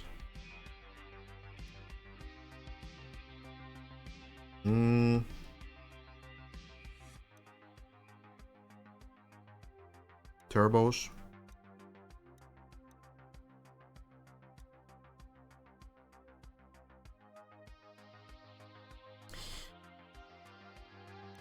Covers quite a bit of what's on this map. Honestly, I think we've been pretty thorough so far already.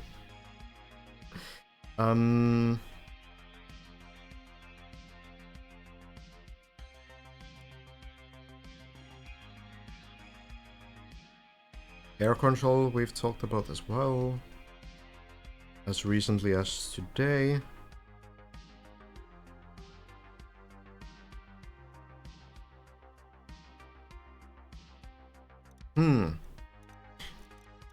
A lot that we've covered actually. I mean, I suppose we've had a full month almost to go through stuff, so in that amount of time you kind of... It's hard not to go through just about everything in the game, yeah. Ice slide on floor 1. Yeah,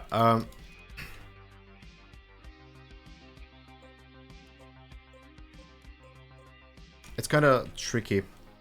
I want to only play the map after the map has been finished. It's gonna be interesting to try it only then, without having tried it at all. But I think, like, one of the main difficulties in ice slides, like what you have on... Okay, let's do this. Floor 1 is that there might be some weird, like, gears during the ice slide, and it's also, like, a weird angle. I'm not gonna rebuild it here, but I'll build something like this. So you might need to make, like, a lot of adjustments there.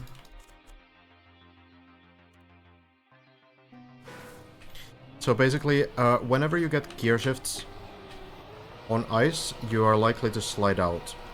Which means that if you go to this kind of ice slide and you do like the wrong things, this can happen. And that can be really difficult to handle. So basically there's 5 gears in the game. First one you always have as long as you drive forwards. There's also backwards gear, but that doesn't really matter here. And then at 100 speed you get the second gear. We can see it on the backlights of the car. So 100 speed, then 160, then 235, and then 341, roughly. 342, somewhere there. They're a little bit dependent on the RPM of the car, so that means that if I do like a drift just before a gear shift, I can actually make the gears happen a little bit earlier at like lower speeds. So if I try like... There I got the 5th gear at 322 speed instead of 342. So it's not that strict. But on ice, you know, it's a little bit different, so... These kinds of slide outs can happen pretty often. When you have like... Sort of like uncalculated ice slides, or ice slides that are very demanding, where you need to have like very specific speed.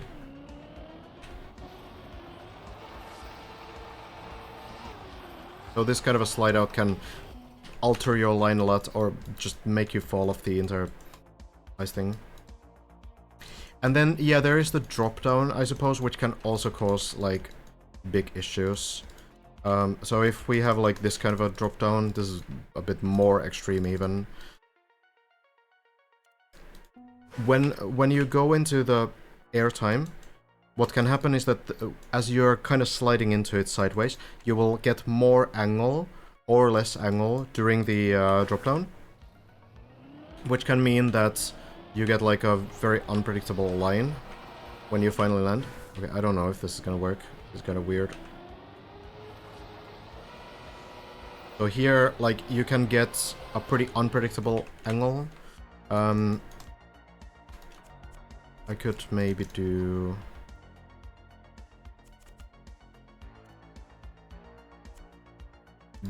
this.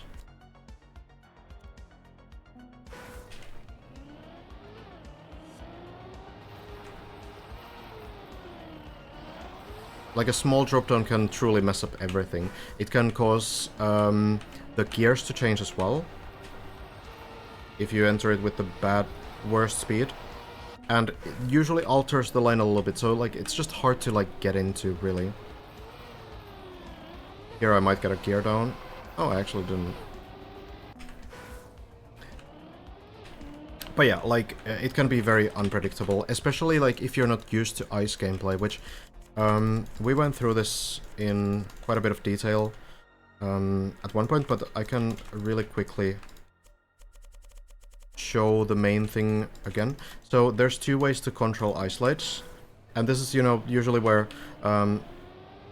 newer players get into trouble. So they just kind of slide like this, and whatever the outcome is, that's gonna be the outcome of this slide, which doesn't really make it very controllable, because you might sometimes get like completely different entries and you end up in the same spot. So there's two ways that are very useful in controlling ice slides. One is brake taps, if you need to go tighter. So if I want to go over here, I can just brake tap, and I will be able to get to this point.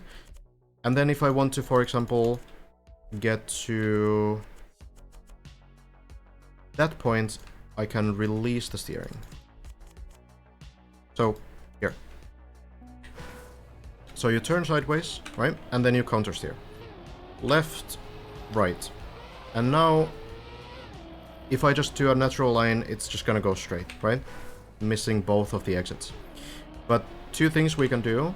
One is that we brake. So if I brake here, the ice slide will go tighter, and then I can release to exit the ice slide as well. You can do that very clean, obviously. Like, if you really get the best possible brake tap timings, then the car will pretty naturally exit to the direction without having to release. And the other thing is that we can just release directly from the ice slide. So I ice slide like this, and then when I feel like I'm ready to exit, I can just release acceleration and, you know, start another ice slide if I want to. My exit for that was pretty weird, but, you know, we could do like this kind of a path, and that would be completely doable. By doing like ice slide here, and then release the acceleration to exit the ice slide, and then start another ice slide, and then brake up a little bit to get through this. So that is kind of the two important ways to control ice slides. And there's like some ways to do like very quick adjustments when you get to like more advanced level, but this is kind of like the beginning point. So like one thing, for example, is that if you brake up too much, you can do adjustments still. So if I brake up a bit too much here, and I notice that, oh, I'm going too far, then I can exit the ice slide. How would I demo this? Let's do it like this, where I want to like extend the ice slide a lot. Maybe like this. Hi Broomba. So basically, if I notice that I'm going too tight, usually what that would result in is that, you know, I braked up a little bit too much, and now I'm going here. Well, okay, I'm sliding out.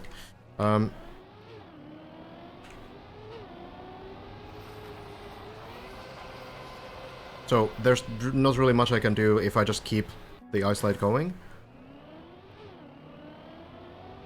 But if I do brake tap and then I release, then I can at least exit the ice slide, right? So that's, I get a little bit further. But what if I want to go here and I do that same mistake?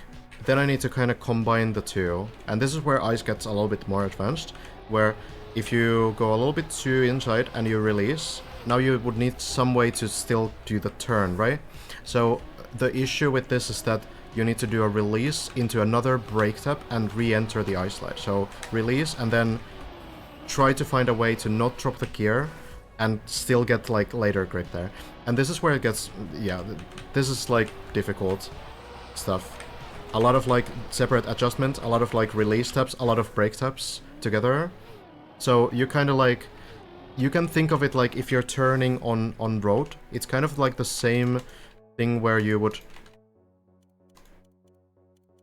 notice that you're too fast to a turn, and then you need to release acceleration. Or you notice that you're going too far into the wall, and then you kind of like release the turn, right? So if I'm going like this, then I just release the turn or turn to the other direction. If I turn too early, then, you know, I can just release the turn and start turning later again.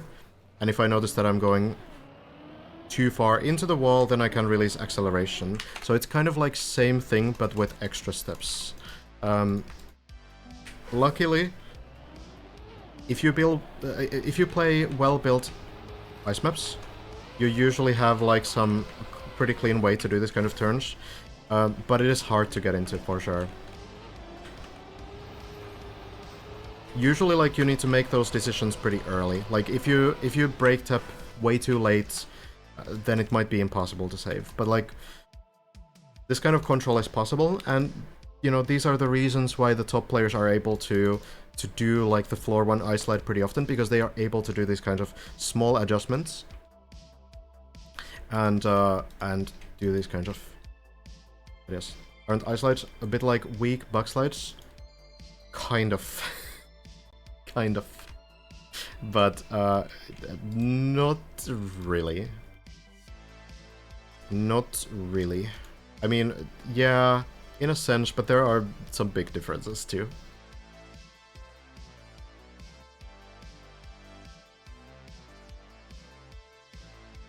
Thank you for a guide. Started playing Trackmania on Deep Dip 2 as a beginner, and I'm stuck on Ice Slide 401. Have you tried the Shallow Dip version? Because on Shallow Dip, you actually will be able to skip the Ice Slide as well. You can just take speed and go straight. So that might be like a better map to get into first. It's in the same club. In the Deep Dip campaign over here. Like, Deep Dip 2 is a pretty rough beginner map, honestly. Okay, Lars is on a decent run, so I think what we do is I'm gonna take a drink just real quick, and then we can check in on Lars. I'll be back in just a minute.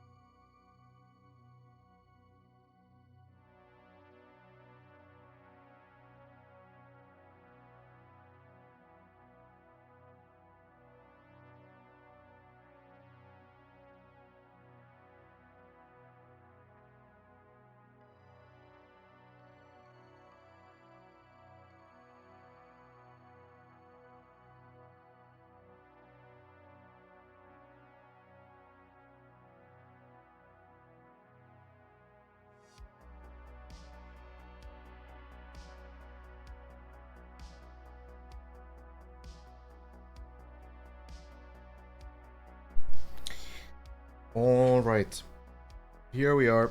I just got myself a drink. Lars Getting to the end of 13. Let me open the map first.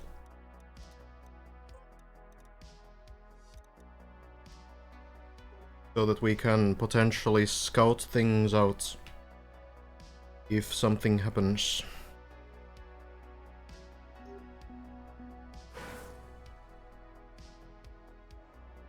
Let me preemptively go here. Okay. So, Lars, close to 14. Let's checking on that run. I do have permission. Do you have permission from Lars as well, which is very kind. Almost at 200 hours.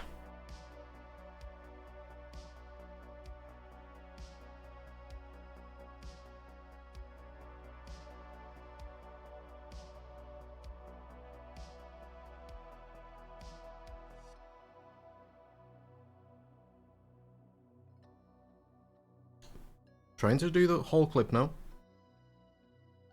Let's see. Let's see how that works. So, clean line. Jumping through. That's very nice. We'll see how Lars is doing with quarterpipe jump. That was always going to be difficult. We'll go to the pool. Should be no problem. There's a downhill after all. That is the intended strat, yes. The whole clip is the intended strat. You need to kind of slightly fall into the hole and then jump with the edge to get over the border.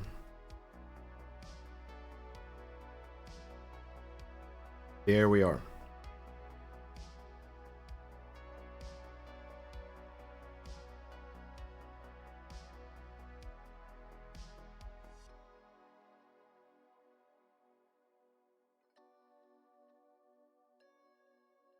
Jumping through.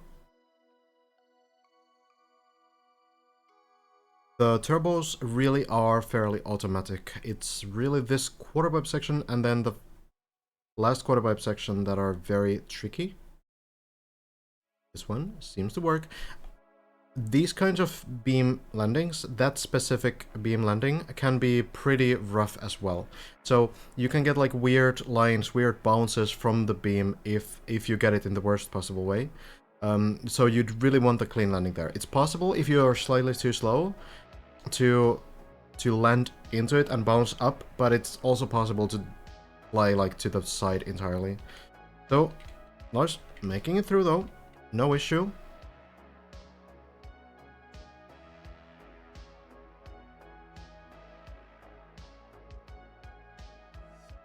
Lars currently our top 2 player in the very first section of floor 16. That's where the PB is.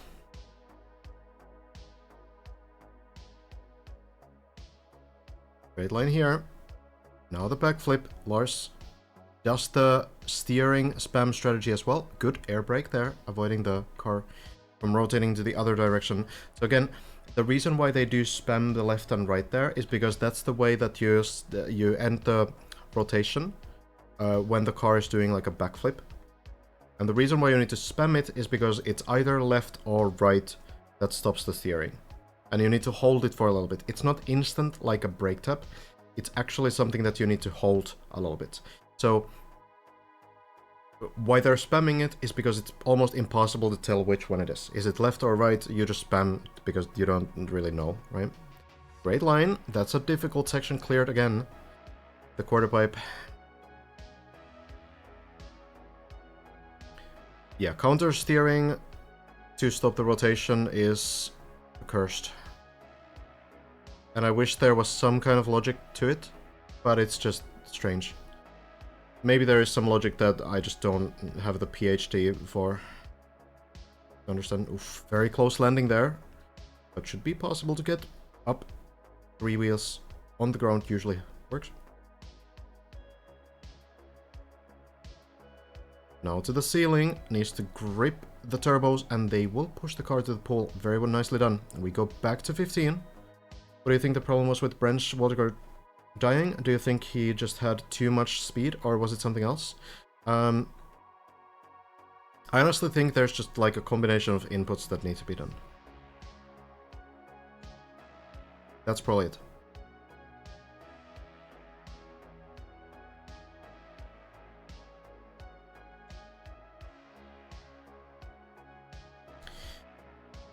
We'll see. Maybe Lars can get there as well. Floor 15, yet again, clean landing. We'll commit to this first jump.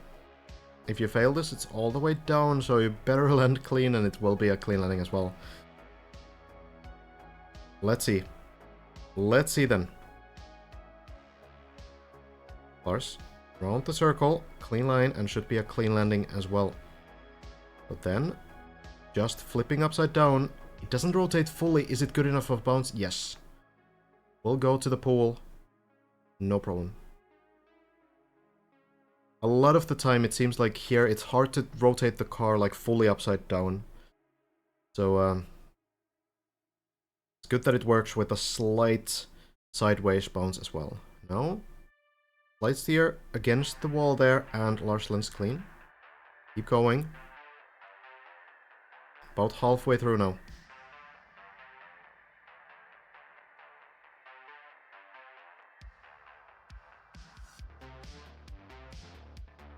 Yeah, some players have been able to get like a very sort of upside down landing, but it's kind of rough. Lars gets the beam landing too, controls the car, it doesn't get boosted with the turbo. Having like a slight right side line there instead of a left side line is super crucial to not get too much speed. But now the Dragon, early air brake, is it enough speed? Oh, it will barely be. I do wonder if that late air brake can still give a little bit more speed. I do wonder.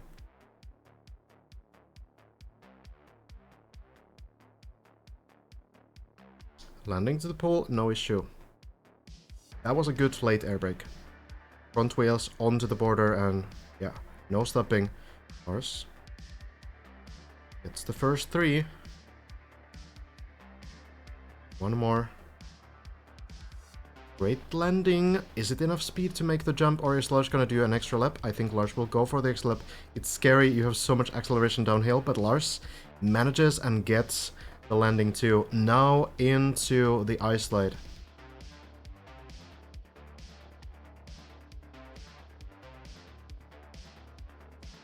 Third gear first. Did he get it? Dropped the second gear, so that will be a redo.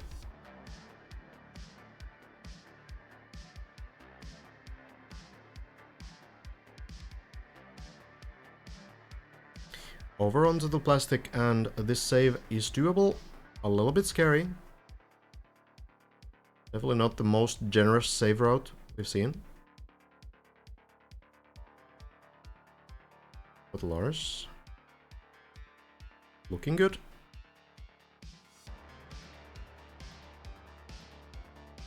And jumping through, there we go. No game zone because we're watching Lars's stream. I have permission for it, but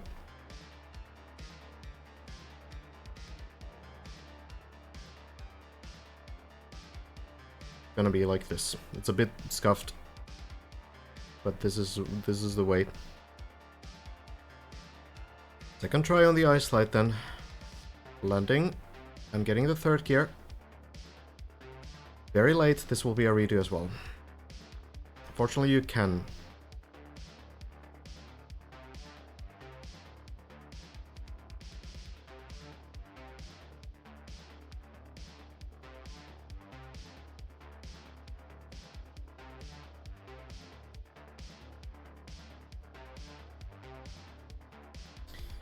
So, back we go.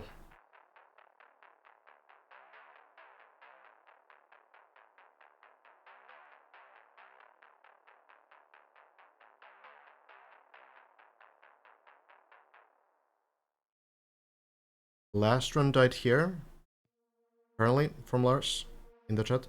So, taking it carefully. It is a tricky section. Not only because this ice slide stuff is difficult to begin with, which, you know, you barely get the third gear, and you need to get the third gear so you don't lose any speed when you actually get it. This looks good. Gets the gear, keeps it as well, but not comfortable with the line, I think, so.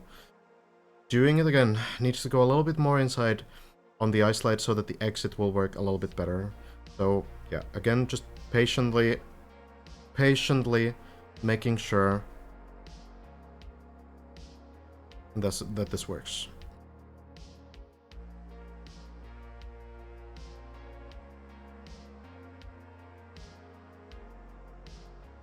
Probably need to sub to all these guys, by the way, so that we don't randomly get ads during this.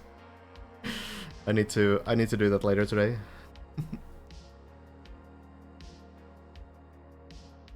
I haven't thought about it at all, actually.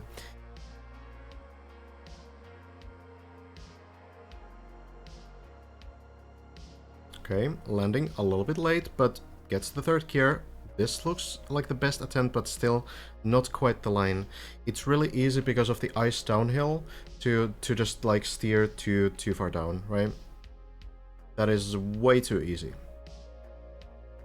So basically what happens is that when you're here and you do the ice slide, the car is constantly getting pushed downhill because that ice is very, you know, slippery. So you need to keep the ice slide going towards like uphill so the exit actually works here. That's the thing about this.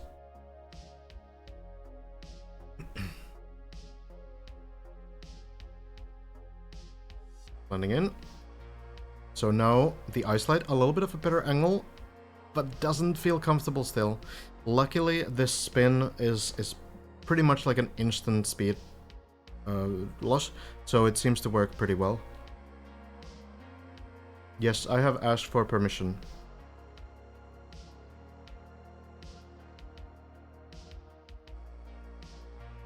Oh, someone gifted me. Oh, thank you. Thank you very much.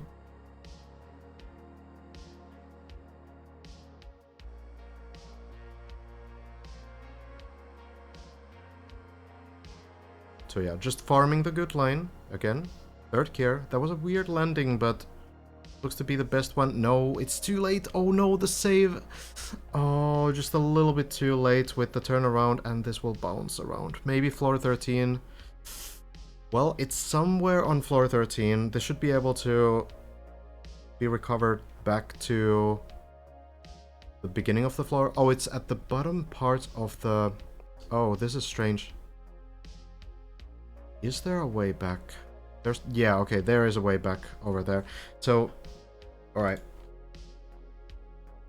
So yeah, it's a pretty instant like turnaround, but I think what happened with Lars there is that Lars started like kind of like another ice slide and didn't get like the spin around like immediately. So it actually ended up increasing his speed a little bit before the turnaround happened. It was still very close, but yeah. At the very least, some more practice on this. Some more practice. Might as well go to the server.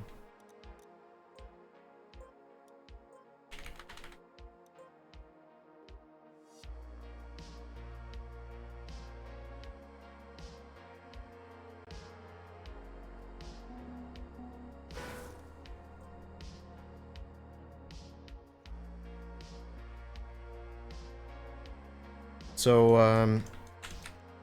as far as the recovery, landed here, right? And from here, I guess there is like, you drop down here, go around on the plastic. And then there's this ramp to restart floor 13, so... It should be okay, it should be okay. Floor 13, honestly, you have to be like a little bit glad to bounce your way through there, right? Because generally when you drop down from here, it's all the way down. So, yeah, it's a very good thing that it somehow bounced and landed without turtling into this part.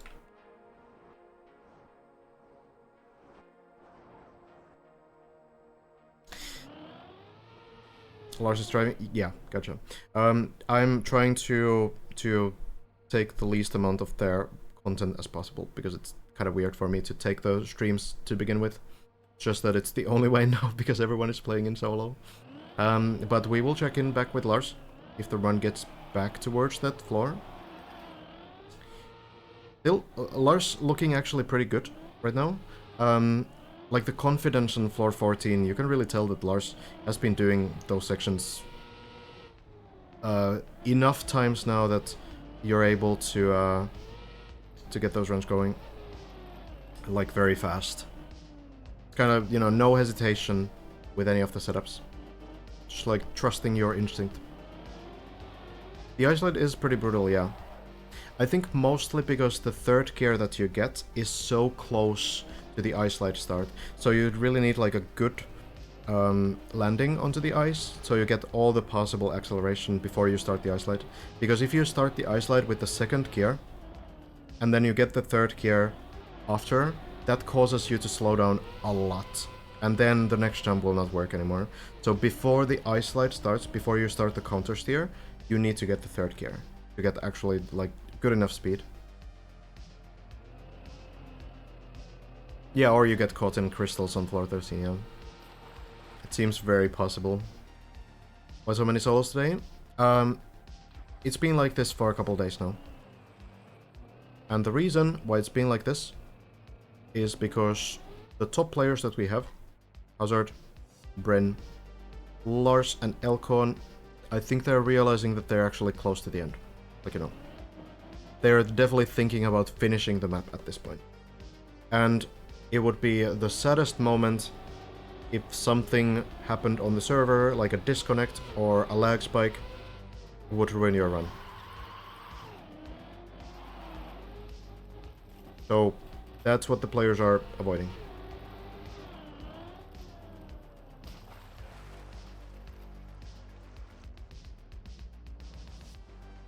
And it's understandable.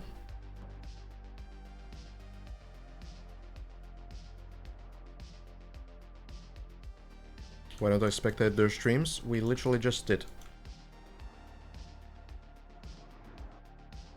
So currently the top 4 is very close, meaning that Hazard's personal best still on this ice slide, hasn't gotten this jump to work. So the next landing for Hazard is this. Elcon's personal best is on this platform, has landed this, failed the final snake thing, and then Lars has made it to this point, the very first trick on floor 16, and Bren has made it through that loop, over here, and into the wheel hang. So all the players are separated by like 5 sections. 4 players within 5 sections. So,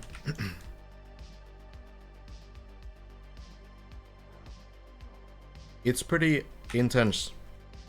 And at this point, you know, I feel like every time you go to sleep, you have to think like, oh, is this, are these other players gonna do like a god run and actually get like to maybe the dirt wall ride, or maybe getting all the way through the map to the final jump?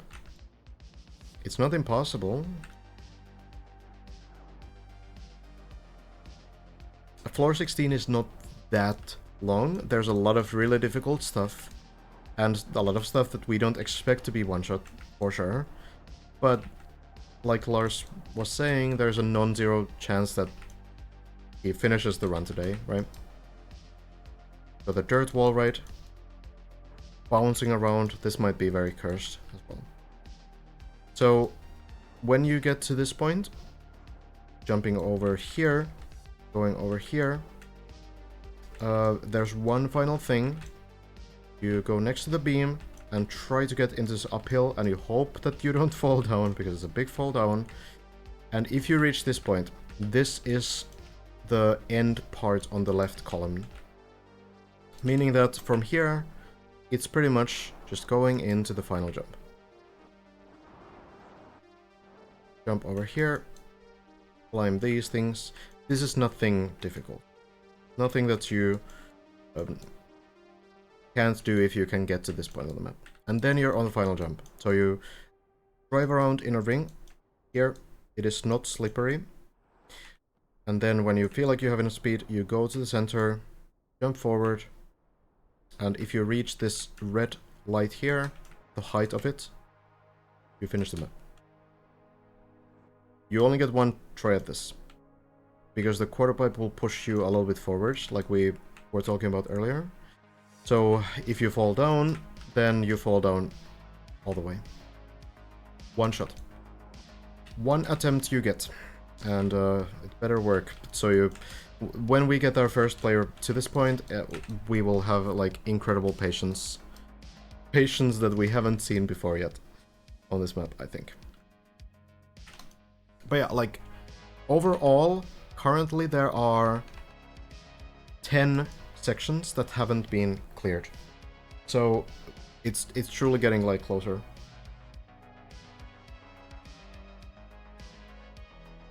And you know, suddenly it goes down to 5, then it goes down to 3, and that all can happen on the same run.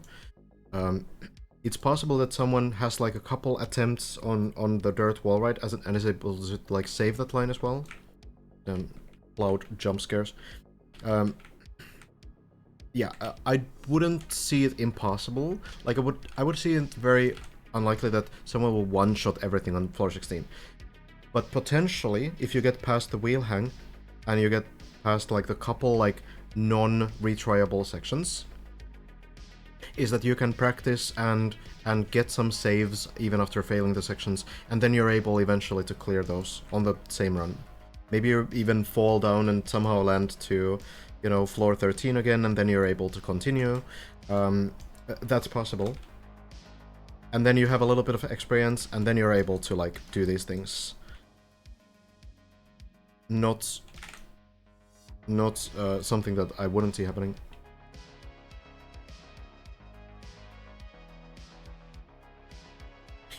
Lars getting closer to floor 15 again, yeah. The dragon thing still seems to be like kind of rough. I feel like it was looking better. I think we saw Hazard do like a little bit later air brake, which seemed to result in the front wheels going like a little bit down.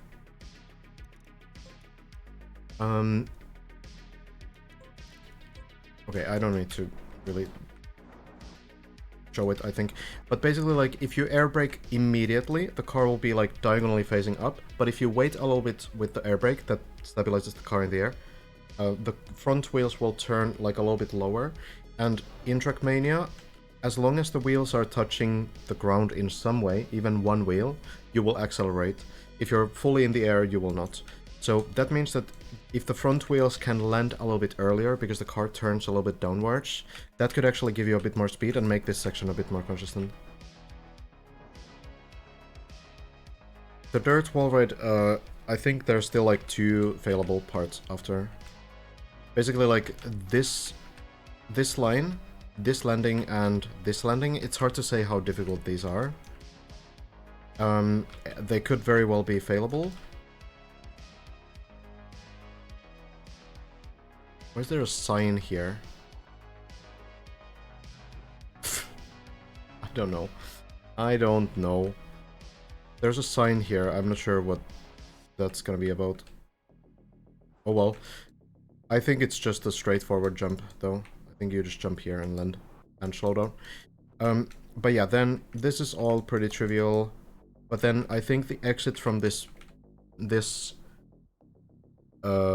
beam is pretty failable too. There's very little space to make this. Can you re-explain the part after where Brennan failed?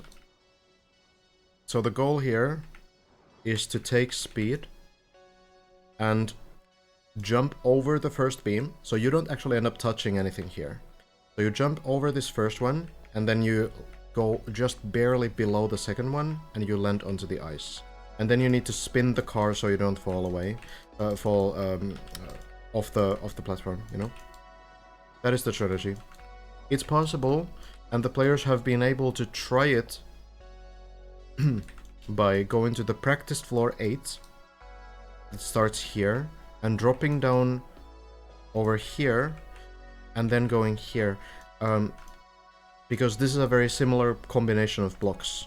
So Bren was able to try this out in this place on the official practice map. So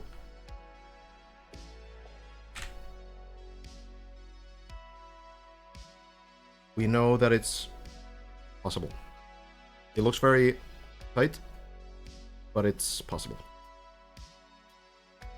Yeah, I think Hazard and Bren had the idea. Bren went to try it out. Well, Lars back to 15. Climbing again. Oh, that's not gonna be a good bounce. Where is it gonna land? Floor 14 is right below. And it will fortunately land to floor 14. That is one of the better saves. But yeah, basically just clipping the left side. Exiting the left side a little bit too late.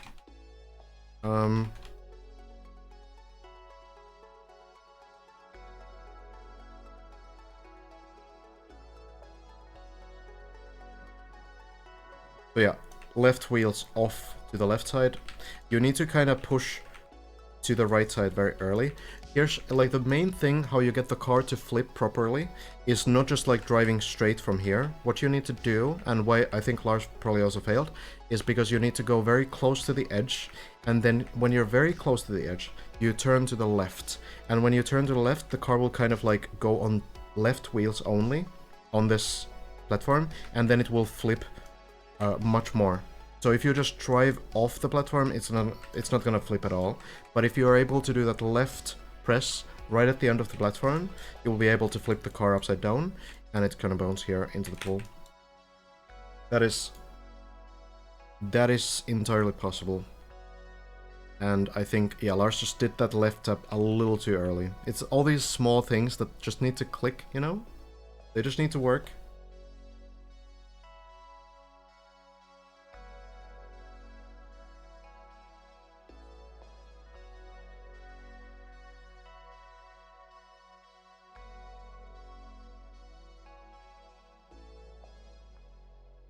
It was streamed, Misoto.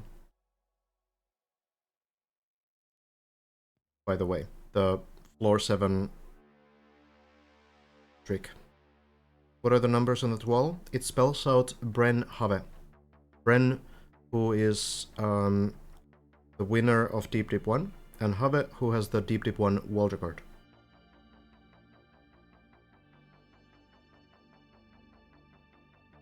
So like a tribute to those two achievements. Lars, back to the quarter pipe. Jumping up. Lands it. Barely. A bit close for comfort, but it does land.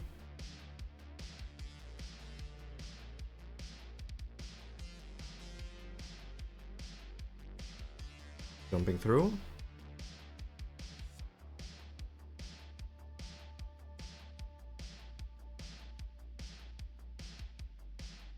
Nicely gets the landing this time.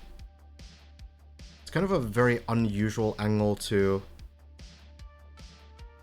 do as well, but no issue. Now the turbo ceiling. Oh, gets late grip there, but still works.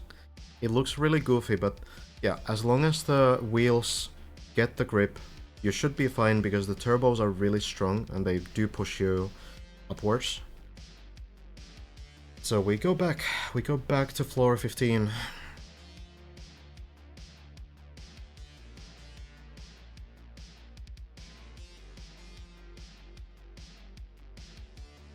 Landing in, and getting these first few parts sorted. Here we go.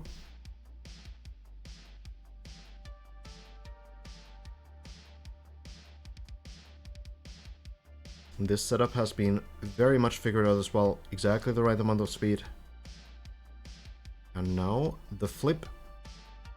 It's not the best one either, and this will again go close to floor 14. Hits one of the turbos from behind the wall. And unfortunately, falls all the way down, of course, not even hitting floor 10 there. Floor 6. That's what it's gonna be. difficult section. Difficult section. So, yeah, again, it's really just like the flip timing. It just wasn't quite the right one.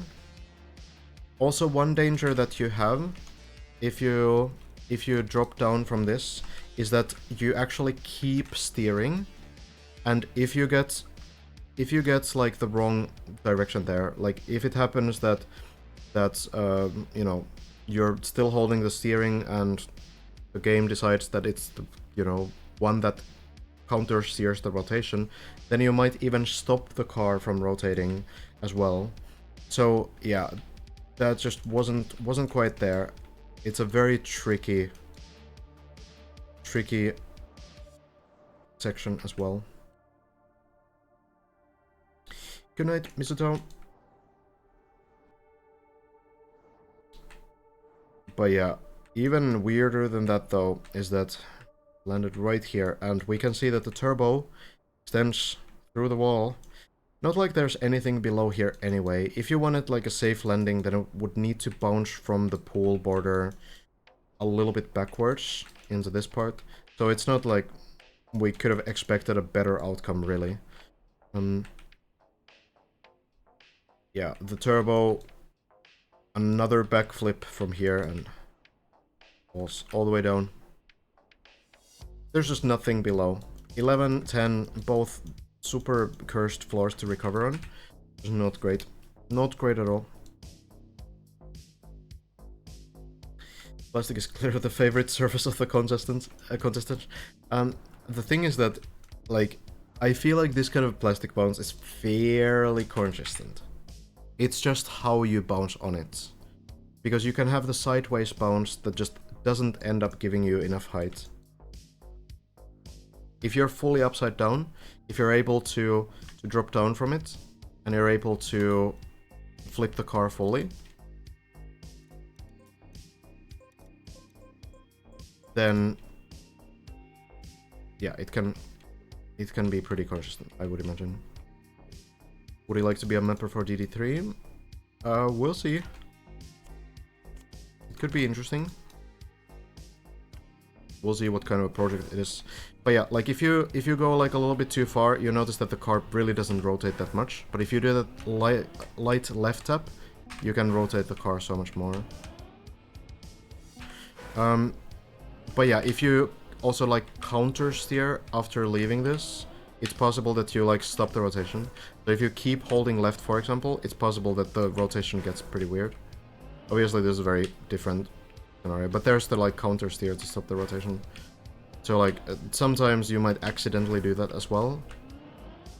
So the best way probably is to just do the left press and just let the car do its thing.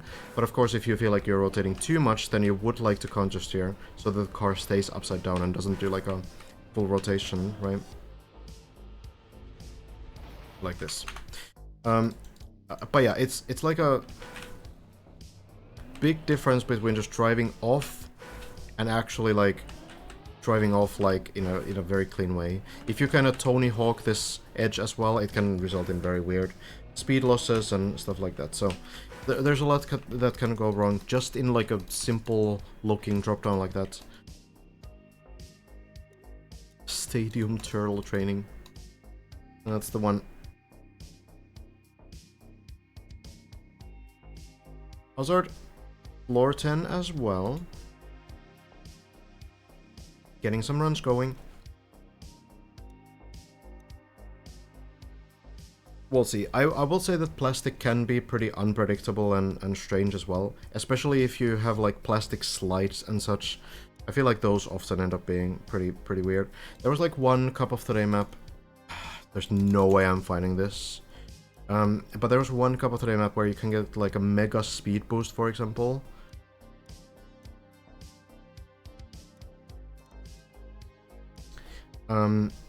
By doing like a specific line on a plastic ceiling thing.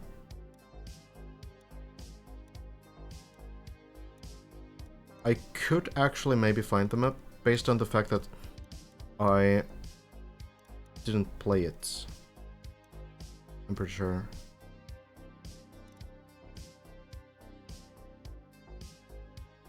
I don't think it was that one. I think it was actually earlier. November?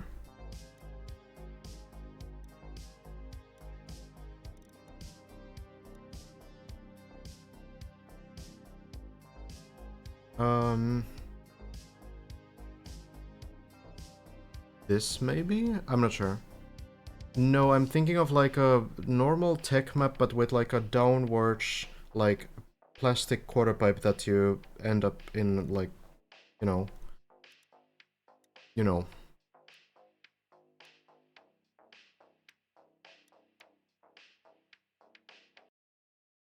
Speed map 1 for us. I would rather find this because there's gonna be like a world record difference there.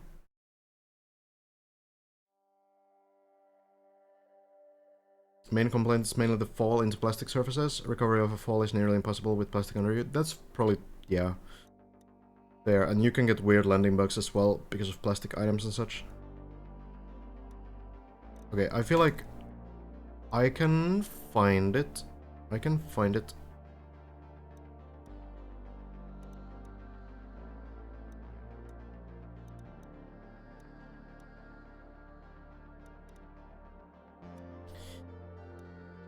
Really don't think it's that far back. Could it be this one?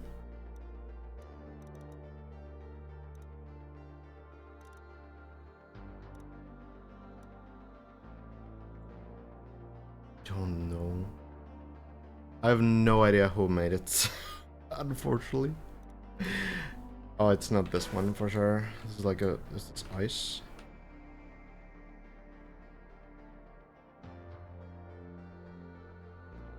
Nah, there's no way. Hazard falling as well? Ouch. Man, I wish I could show this because it shows like the randomness that plastic can sometimes have. Pretty nicely.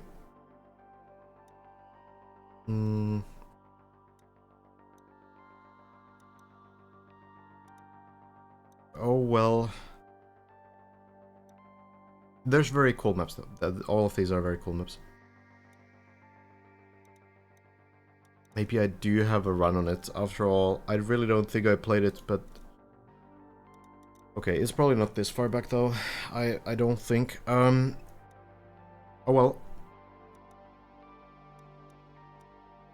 There are some like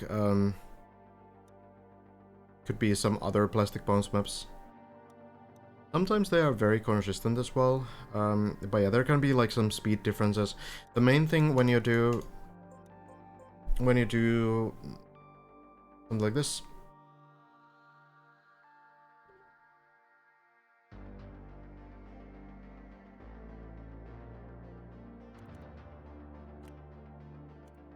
so if we just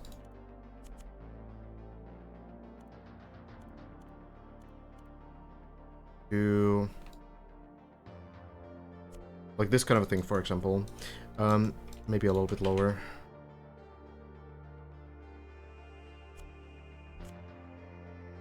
So, like, what's happening on something like this is basically just a, like, random amount of plastic bounces.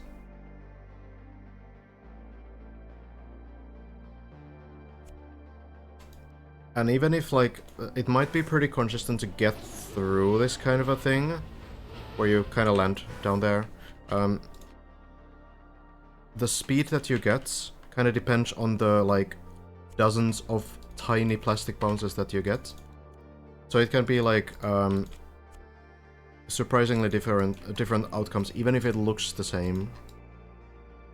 14th of January. Oh, okay, let me check in just a moment. So, like, it could be pretty consistent in getting down here, but depending on what kind of plastic bounces you get, you might get like completely different speed. So the consistency for a map like a normal traditional map might be pretty questionable. Usually you do get like semi-consistent lines at least, so it's not like completely ruins everything. Oh, this could be it actually. but it's possible that you get very unlucky as well. Oh yeah, this is the map. True. Thank you. Nice find.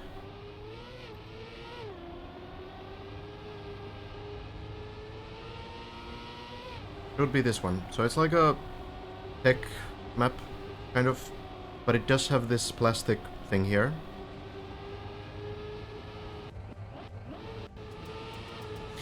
So you... Oh, it was different than what I thought as well, wasn't it? Well, was it?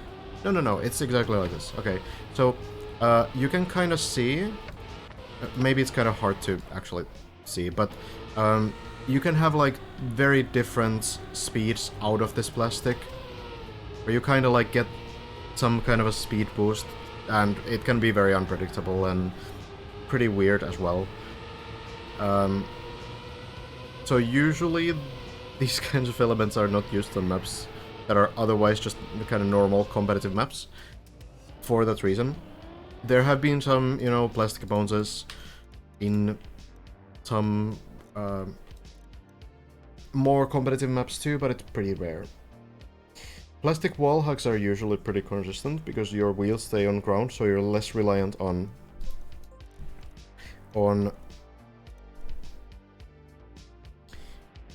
the bounces. So for example, you have this old campaign map here, where the whole map is kind of based around getting clean lines through the wall hugs. Never mind my time on this map, I probably played it only for a very short amount of time. But yeah, just like clean wall hugs here. So, you know, you can build like fairly consistent maps with this kind of a concept. There's a bounce there as well. Probably pretty consistent too, I would imagine. So it's not really like plastic itself necessarily. This is plastic as well. But more about like what kind of plastic sections you have. And when you have like random landings onto like a, you know, bunch of plastic items. Like here's an example. If we make like a grid out of these things, this will be absolutely terrible. Let me actually...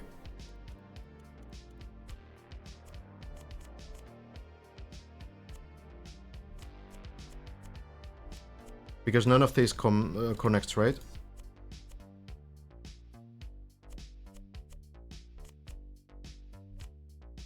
Also, I haven't read chat at all. Do you have any plan for when DP2 is finished? There's a lot of stuff that I need to do. I'm missing out on the Finnish Trackmania campaign that just got released today. I'll need to get into that. And actually, can I? What? Oh, I can't do that. Wait, no, no, it gets removed with the block. Then I don't remove the block. Okay, can I?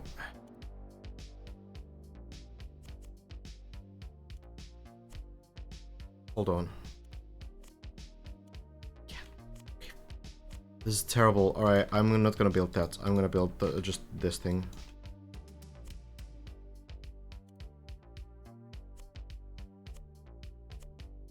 That would be probably way more broken. But this kind of a thing has similar issues anyway. So yeah, like landing onto this kind of a thing where there's like a high chance of landing bugs. Definitely painful, and they will happen. Sometimes you get like a very strange landing, right? Sometimes it's like a weird landing bug where you hit between two items and you might bounce somewhere. I don't really know if I can force one to happen. I would imagine that eventually one will happen. Like that was kind of a landing bug already. And just like stopping the momentum there. The forward momentum. That felt kind of weird as well. Like there's weird things that pretty much always happen when you do these kind of unintentional falls. That even sounded like a plastic bounce. Yeah, like very strange landings for sure with these kinds of grids. So yeah, it's rough. It's rough for sure. But yeah, no, finish Trackmania campaign, I need to get into... I haven't tried the desert car, the new one, still. So probably gonna discover that one. And one thing that I actually thought about doing is build like a small endurance map. Something like a... maybe 5 minutes long beginner-friendly map. I think that would be kind of cool. Since there's a lot of new players getting into Trackmania with this whole event, so that could be something that where I can explore many different surfaces and kind of showcase different things, and also build a map that can be useful to learn those things. Are you a Div 1 player aside of Mapper? I'm on Div 1 like occasionally, not always. I feel like generally speaking, I'm somewhere between Div 2 and 5, depending on map style. On some map styles I'm pretty often on like Div 2 or 3. Occasionally on 1 too. I could do the editor plus dissociate items, but I should have done it before I placed anything there. So it doesn't unfortunately work there. By the way, why is it when you do these wall hugs, it looks like the wheels steer more than they should? I'm not sure. Also, this is the third time that I've seen Have actually land like this on this plastic today. That's tough times. Tough times for Have.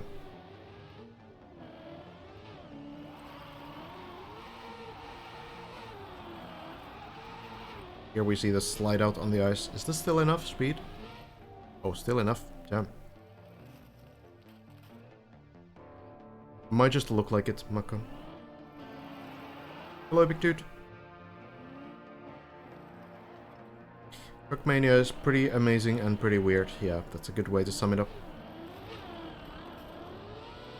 What are your best styles? In like Cup of the Day context, I guess NASCAR, full speed, ice, backwards.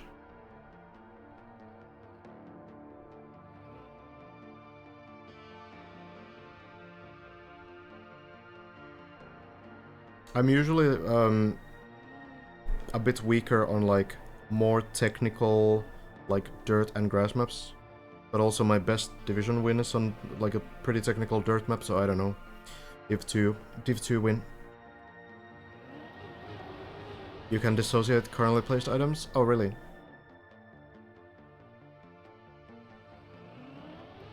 I guess, yeah, there's probably a way. Maybe it's pretty tedious in that kind of a scenario though. Oh well.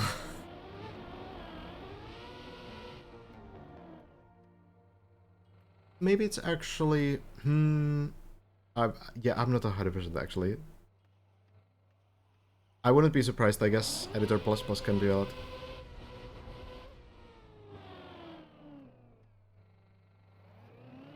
lot. Yeah, not full speed ice backwards, but like separate styles.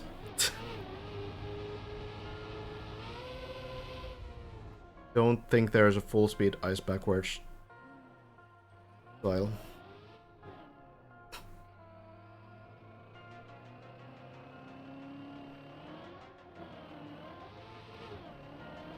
Lars falling all the way down. Ouch. We'll see how that session gets going. It would be kind of incredible if we did have a first of the month ice backwards map, but it's not a very enjoyable style, unfortunately. Hi, warning.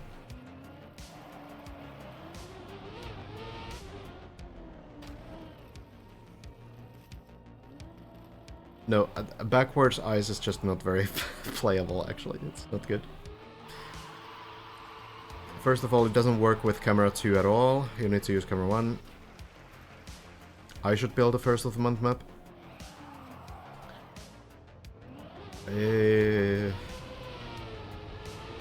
Maybe at some point I can try it. What do you think? What's the furthest a normal player can get here? So actually, stealth is kind of a good benchmark.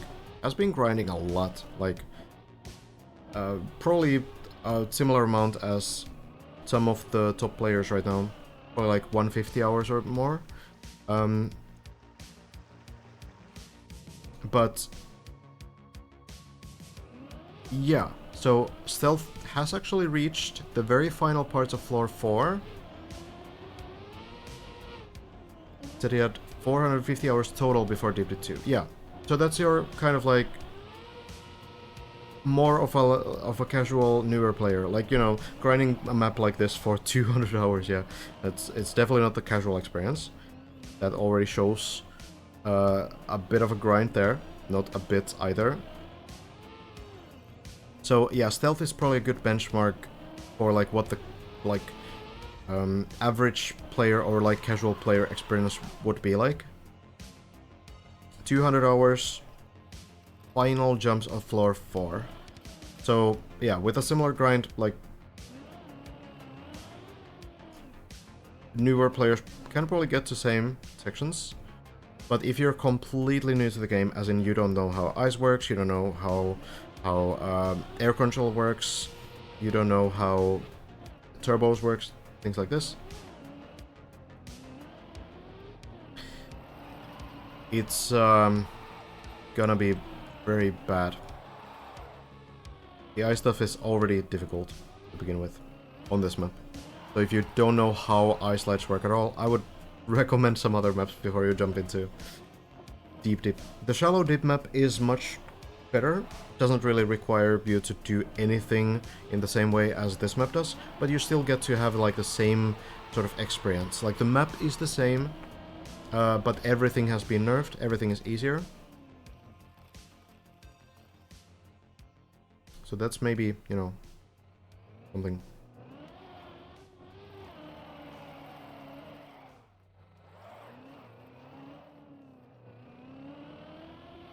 Have you tried to get more TOTD maps?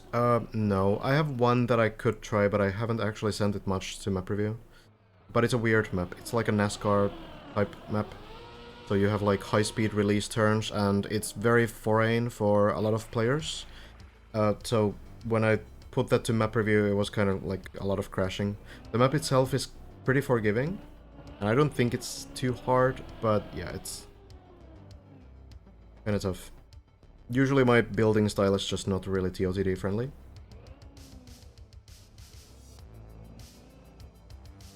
If I needed like 2 hours to clear floor 1, how bad will it be for me later? Brand new to the game. Floor 1 in 2 hours? Like, do you mean getting to floor 1 in 2 hours, or getting to floor 2 in 2 hours?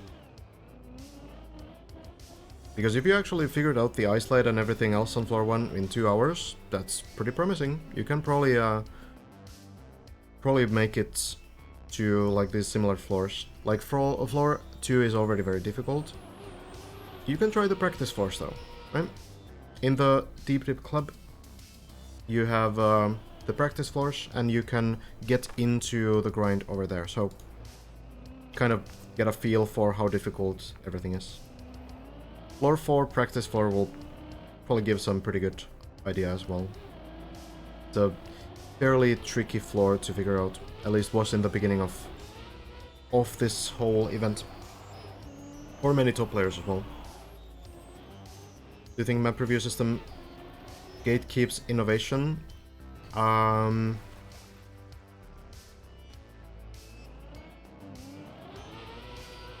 Sort of. But I think for a good reason, because I think Cup of the Day... Like, here's the problem. Cup of the Day and Track of the Day are connected, right?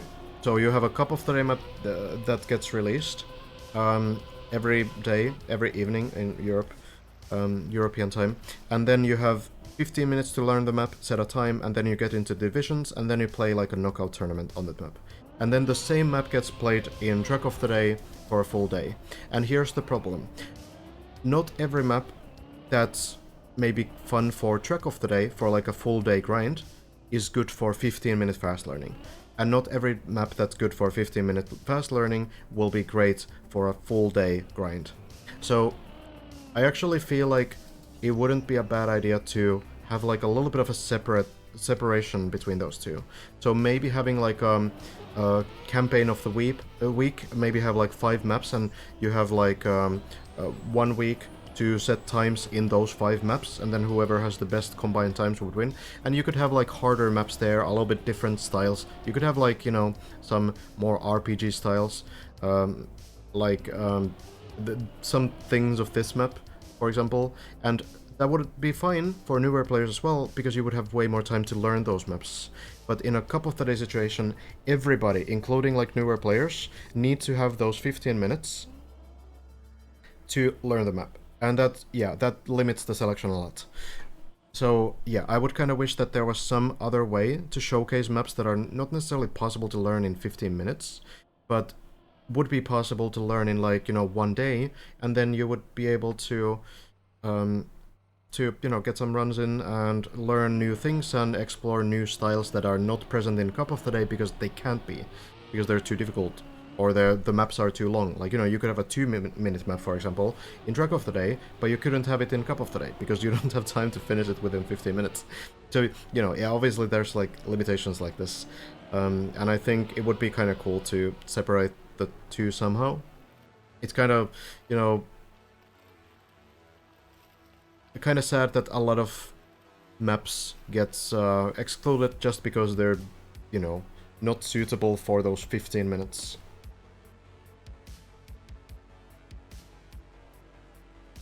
Yeah, definitely Cactus Man. Try out Shallow Dip. Kasich for Sun. I can't speak. It's a well-known fact, okay? Separate map review for a different type of map would be cool, if that's not a thing. Yeah, there's really only one map review server, and it's exclusively for those Cup of the Day maps. And it's even, like, struggling more because you only get 3 minutes per map on the map review server. So anything that's a little bit longer, or has, you know, higher skill cap, whatever, will be, you know, struggling a lot, because no one can learn those maps in 3 minutes. So it's, yeah. It would be cool to have something more than just, like, fast learning maps all the time. Is everyone going solo now, by the way? Because, right now, our top 4 players, maybe others too, are kind of thinking about actually winning the competition. They've reached the final floor, and they are not so far from actually finishing the map. So at this point you're starting to think like, okay, what if I get a disconnect from the server? What if I get a lag spike on the server at the worst possible moment? And you think like, okay, well, I'm not gonna risk that. And then you play in solo.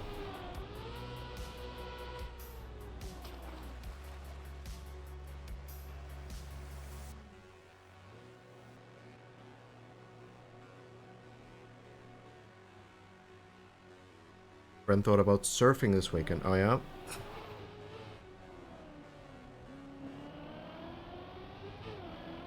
Good mental reset, perhaps. Price for the winner. Right now, the prize pool is almost at $32,000, which means almost $16,000 goes to the first place. That's 50%. And then 30% to second place and 20% to third place.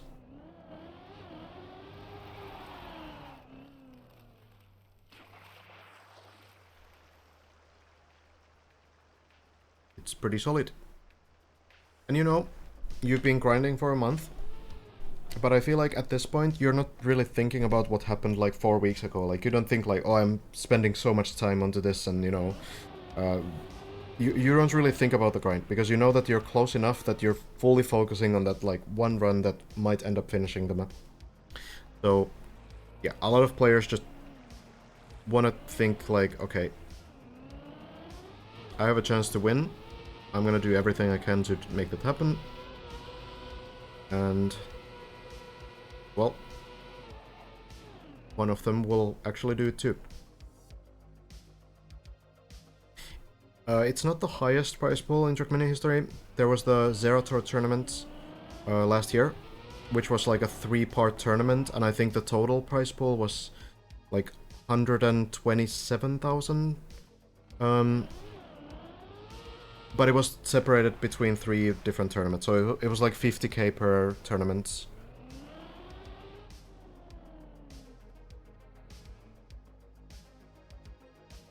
First place gets to permanently delete the map file from the internet. That could be it, yeah. But then there's the checkpoint version that gets added anyway, so you don't really, you know, gain much.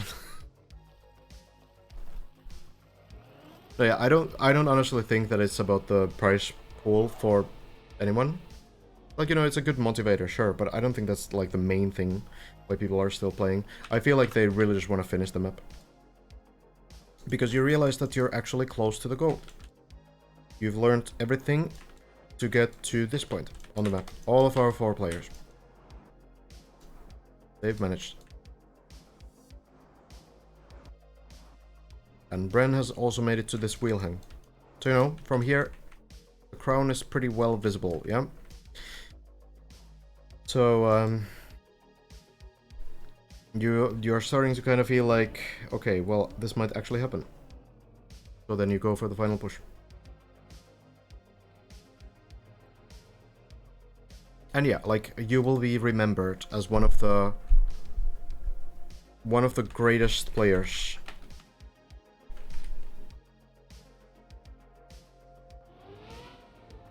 in Trackmania when you win this event. Absolutely huge achievement.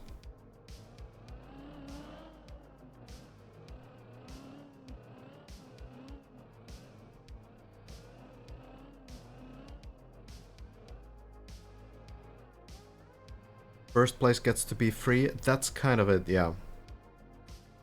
Like, at the end of a lot of speed runs, like very, very long grinds, a lot of the time what you hear, like the first words that the player actually says out loud is that, oh, they don't need to play the game anymore. And it's like a relief. They can actually stop playing the game. And it's not really, they don't really mean it in the way that, you know, they hate playing the game. But it's like, you know, at some point it gets to the point where you know you can do the run. You know you have already been close, but just the final run is missing. And then when you pull it off, it's like, okay, I don't need to restart another run. And it's kind of a relief. You still appreciate the achievement, you still probably respect the game, and you are glad that you did the grind. But yeah. You also want to obviously finish the grind at some point.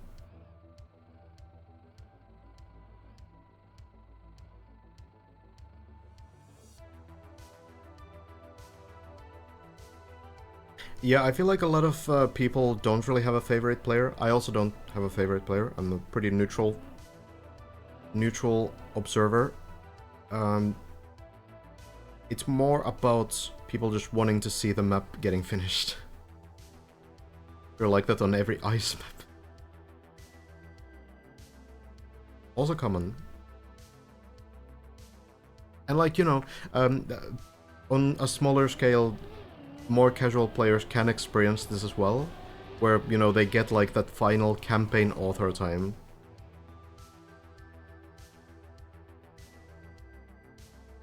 Gives like a similar feeling.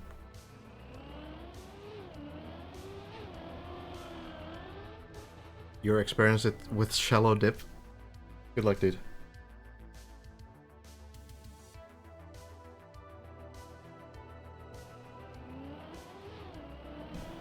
Okay, we can check in on Ixon's run here.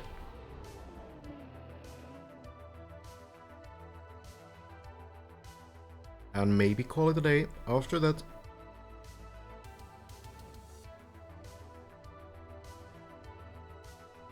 Maybe tomorrow will be a bit more active on the server as well, but I do feel like we're basically entering the part of the grind. Oh, Hazard is also... Okay, we can maybe check in if Hazard gets further as well. Thank you. But yeah, we're entering the grind where... Part of the grind where a lot of people are playing solo to just prevent any weird things from happening.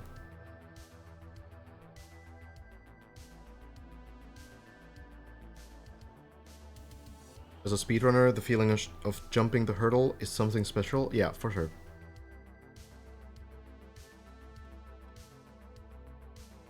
Like, it's really like an achievement that stays with you for a very long time. Maybe forever in some cases. Where it's really less about what you actually, like, grinded. Less about, you know, what the game was and what the run actually is about and everything. But it's more about the fact that you were able to, like, overcome all the challenges and finally get the run that you wanted to get.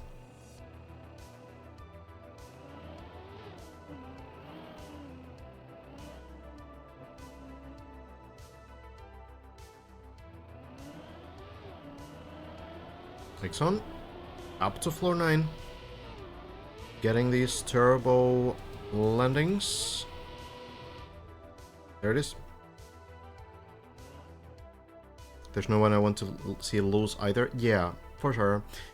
It's, you know, someone needs to be 4th, unfortunately. The sad part.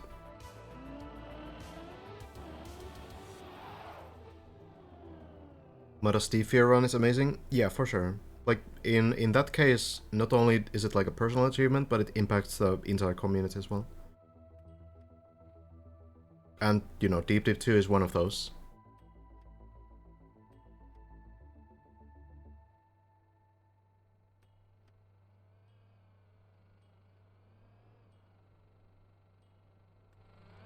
I don't know how much that is gonna be on your mind. Like, you know, the fact that it's like a huge achievement for the entire community. Like, you know, everyone knows how big of a deal it is, I suppose, but I really think that for most of these players, it's just the personal achievement that's most important. Probably not the fact that, you know, it's like a big thing for the entire community. I think mostly what drives players like this, I could be wrong, I guess, is the fact that, like, you yourself know you can do this run. You've been putting in so much effort already, and you just want to prove to yourself specifically that you could do it in the end. That's probably what it is. The end.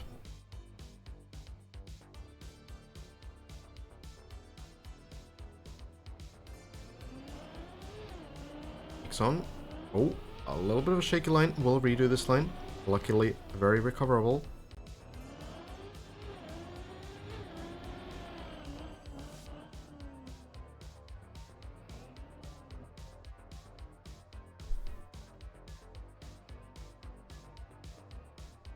Usually, the best kind of speedruns, like the way that speedruns get pushed, usually it only takes like 2 or 3 people. Sometimes even 1, but it's more rare. I feel like when the event is over... Oh, this is a little bit shaky as well.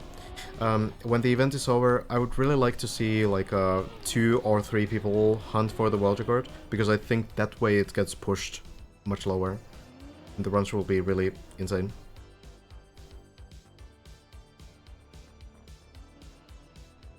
Like to see the top 5 all make it to the last jump and then do it together, so nobody's sure who actually won. Unfortunately, we can check. We can check who won. We know who finished first. They will be registered on the leaderboard, and it's possible to check the time that it was set. It would be interesting. Oh, is this gonna go to the plastic? Yes. Is it savable? Oh no, this will miss floor 8 as well. That is tough.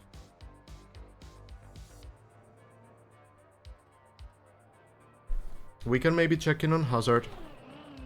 We can check in on Hazard and...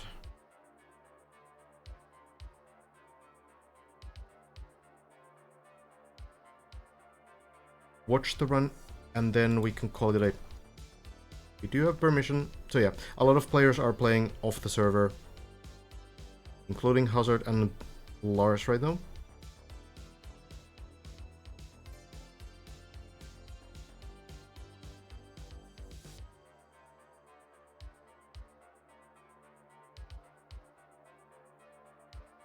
So back to floor 10. Getting runs in. Did get to floor 15.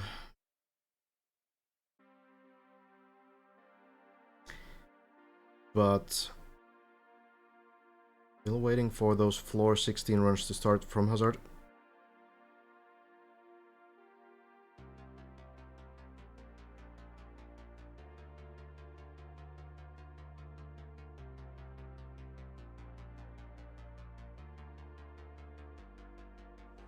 Luckily this ice section is not steep enough to push you too far. I think it's pretty safe to just drive on it. It's virtually the only one who changed this ice dirt flick section. Elcon has started doing it as well, and I think Lars does it too.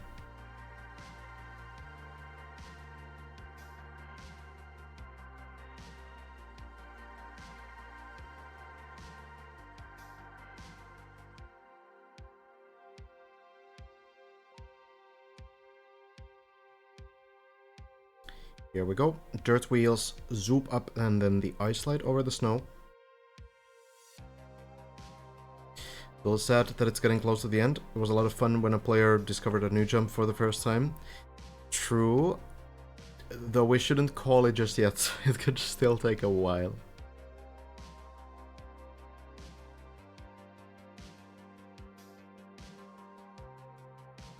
Like right now, the main issue that the players are having is actually getting runs into floor 16.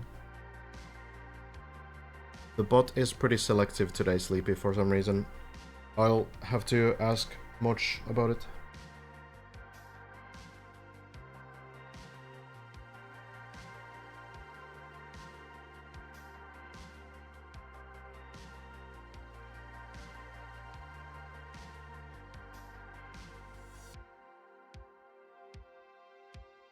Well, into the ice spin, getting the second gear. There it is. Then the slide, spin. Looks great.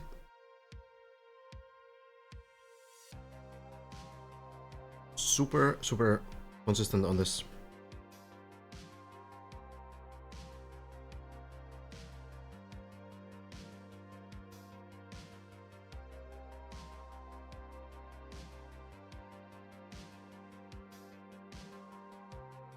So then into floor 11.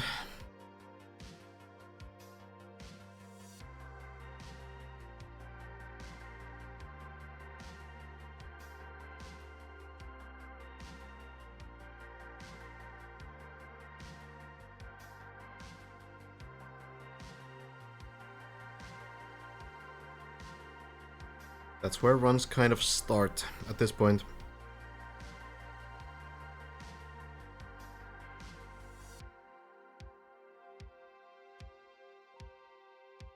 About 60% of the tower is sort of the early part now. That's just how difficult the rest is. So yeah, floor 11. Here we go. Generally speaking, floor 11 probably still the hardest floor. 15, I guess, a close second though.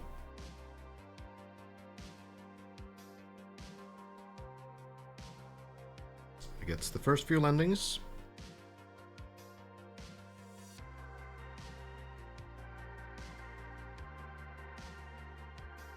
And yeah, 12 is where it gets a little bit easier again.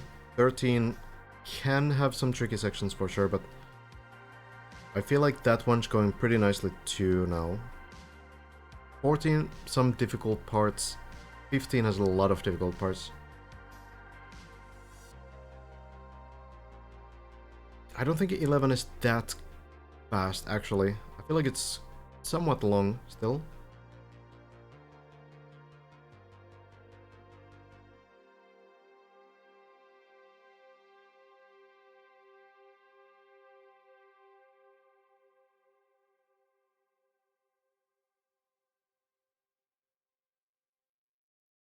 So here we go.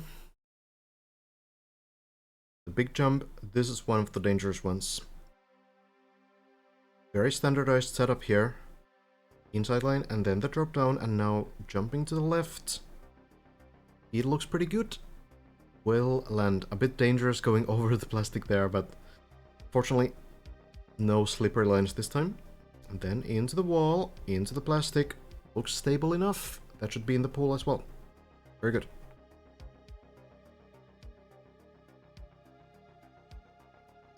Hazard keeps going. Now, only danger here is jumping too far to the left. Just a careful jump, careful landing. Gets it.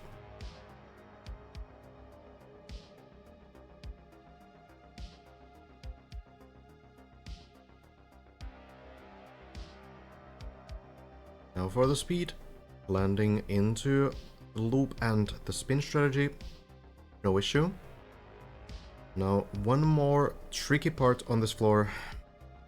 Final part should be fine, usually it is. Clean landing, good.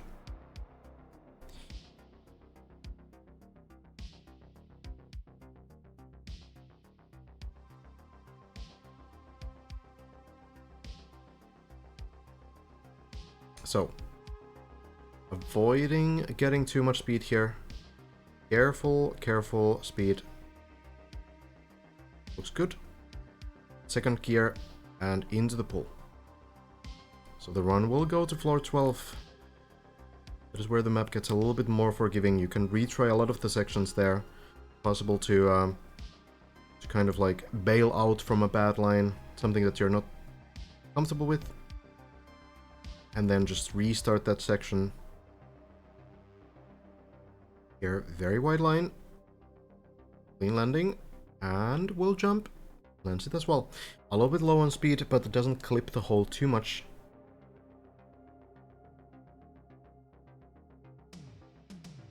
Six parts on this floor. Not the longest one at all. But still pretty difficult. Long sections for sure. It's the second one. Avoiding airtime on this third one to get enough speed.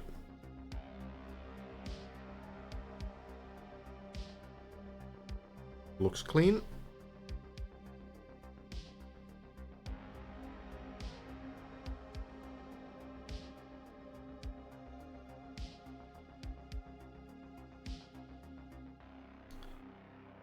There we go. Turbos, the loop. Then over the turbo here. Very clean.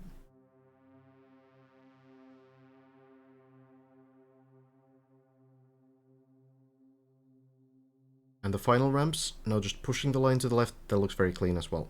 Very good. Floor 16 excluded. Which one is probably the most difficult? 11. Pretty sure it's 11. So difficult to learn.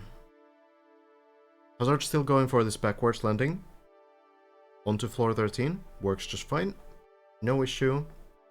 What's Walterguard on public server? Also, what do you mean I don't care about you guys? It's probably from Bijan's, floor 10, I believe. Floor 11, maybe? I'm not 100%. Might be playing in solo as well. I'm not sure if Bijan's plays on the servers at all. Well, here we go, floor 13.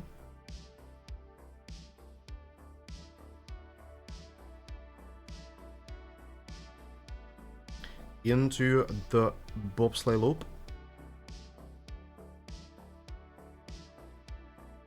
1, 2, 3, 4, 5 usually.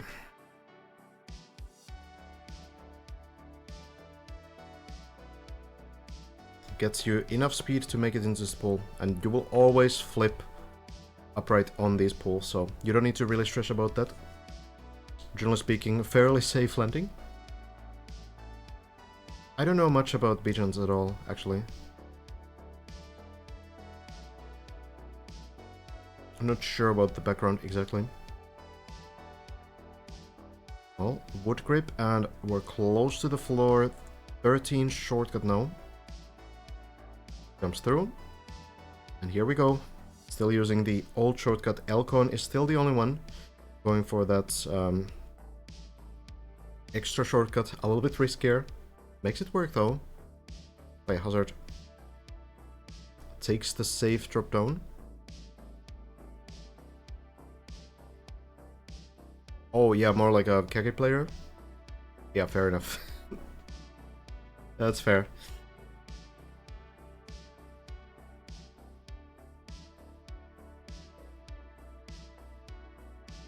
There we go.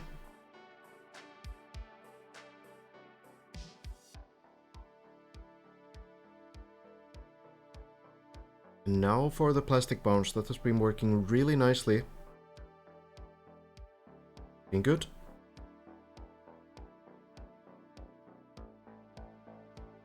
Just a careful frontwards line. And then the air brake, you can see on the car skin when the lights go up. That's when the air brake happens. Right there, right before the bounce. And it works really nicely. A little bit of speed and then into the pool where the Elcon shortcut does go directly. So you know, save a little bit of time. It's probably a water guard strat, unless, you know, there's something that we're completely missing on this floor. It's entirely possible that that a lot of this can be skipped with some dev route that we just don't know. We'll see after the event. Plexity is gonna probably show us secrets. Well, into the wall right, upwards angle to not get the slowdown. Oh yeah, I completely forgot to show this one. I needed to. Well, after this run. Landing in.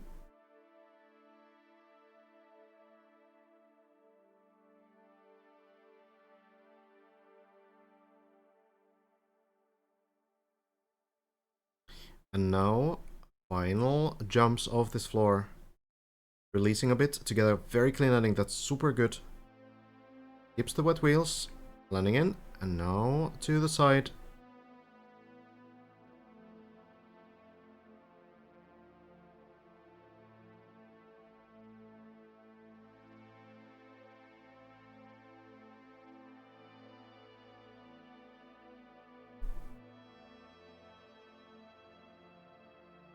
We reach floor 14. Very clean on this jump to the ice.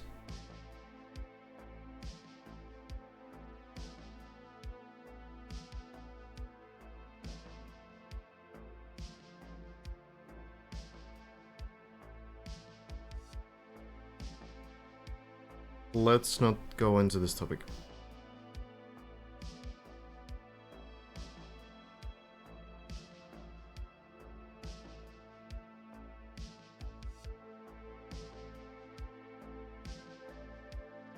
Bit uncalled for.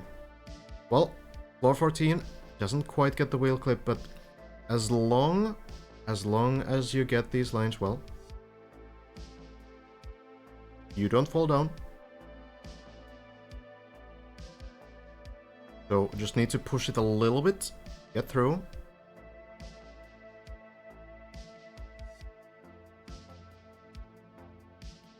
Now to the turbo wall. And these will just work.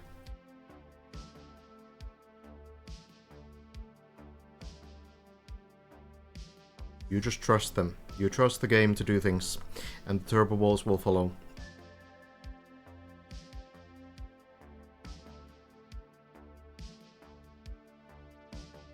Some scary small sections on this map though. Like that previous landing is failable. Like it's a surprising speed check. It's not so easy to make that gap. You need to be fairly careful.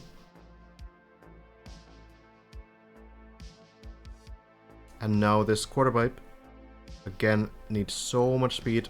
Looks like a good line. A straight line to the beam. Beautiful. And again we go. Again we go. Just turning the car towards the turbo. Get the wheels. Grip the wall. That looks pretty good. And it's not too early either. It's really not about the position where you get that grip, but it's really about getting that like good sort of early grip into the wall. You don't want to land sideways so that the wheels are not actually like getting the turbo. So turning the car towards the wall is the critical Pretty cool point. Then the straight line, going a little bit forward here before going in. So here you can see on the right side, Hazard is using action key 1. So that limits the steering on keyboard to 20% only. So Hazard is using it to make sure that the line is like completely straight.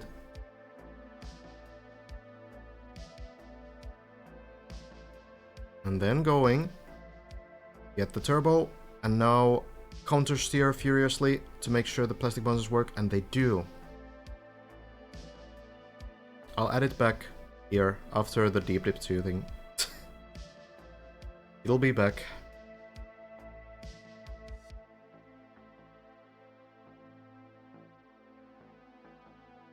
Into the dirt.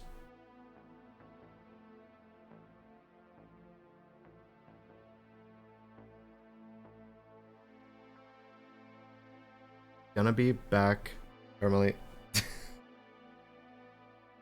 after the event.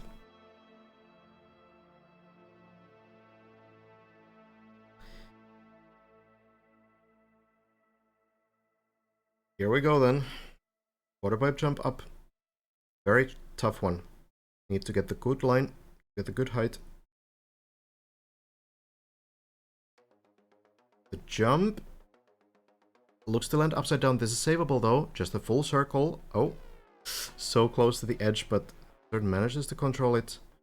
So now just lining up against this wall. And the reason why you do a full circle there is because these other walls are uneven. It's very likely that you will fail the flip if you go to any other wall here. That is the one wall that you can get a safe flip onto. Hazard knows this, does it perfectly. Now, final few parts. Good bounce.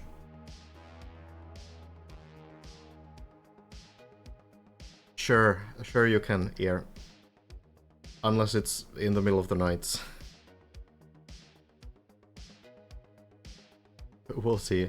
Hazard should be enough speed, lands it in, and close to floor 15 again. Back over the turbo.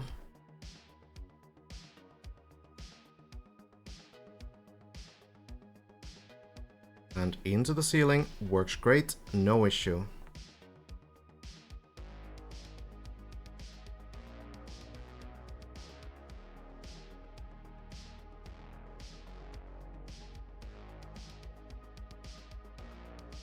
Good landings here. And there we are.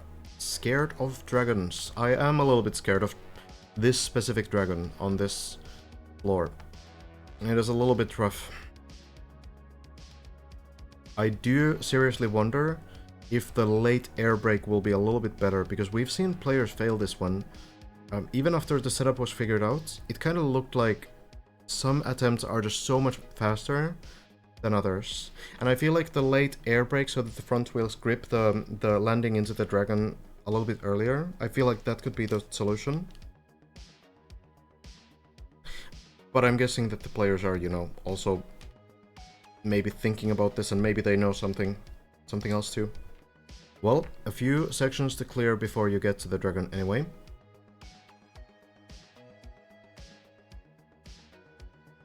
So onto the ramp, and then just wanting to get a clean landing, and we'll get it first try. So we go straight away.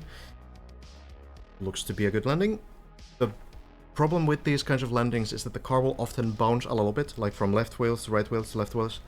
And as long as that's happening, you don't actually get like full grip with the car. You don't get full control of the car, which can mean that the car can kind of move on its own downhill as well. But it seems to be fairly forgiving in this case. Now for the plastic punch. Flip looks to be upside down enough, and it will get into the pool. Hey, thank you, Kojak.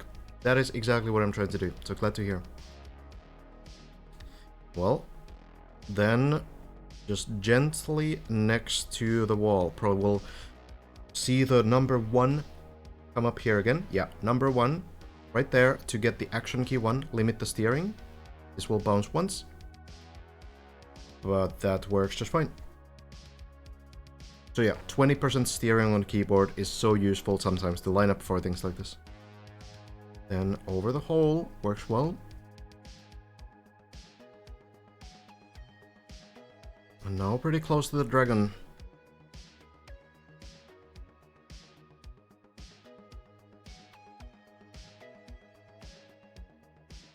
So... Ren has fallen in that hole multiple times, really? Never seen that actually. Well, here we go. Nicely lines up again to the right, so that the turbo will slow you down instead of increasing your speed. 3 times at least. God damn. Gotcha. Well, here's the dragon. Comes pretty far to right, but yeah, late air brake. Oh, it's not quite enough. Is it gonna bounce? Oh, floor 14, not quite going to work. Oh, floor 12. It will land to floor 12, so at the very least the run can continue. This is one of the better places to land to as well. There's a very fair recovery, very easy recovery. I think there, what happened is that what might have happened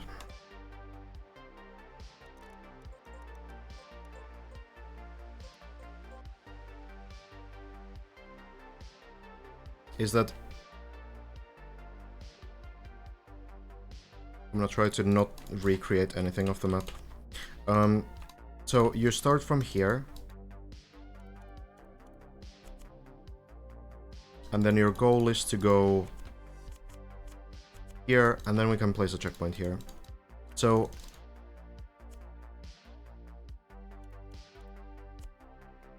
here's the thing. We start from here, and if I go from the right side, I need to correct my line a lot to actually get to the checkpoint. So that was 290 speed, right? So if you land on the right side and you go here, then you need to correct your line a lot. And depending on how that works, even if you're full speeding, you will still end up drifting a lot on the dirt. So if I go from the left side, it's generally going to be like much better speed, right? That was 316. So I think the right side landing was the problem there, because you need to correct the line by drifting so much on the plastic. So the straighter line you get into the plastic, you can even speed slide a little bit to increase the speed even more as you enter the plastic. So, you know, here I get like 320 speed or so, whereas on the other line, if I start from here, it's gonna be so much harder to even get 300.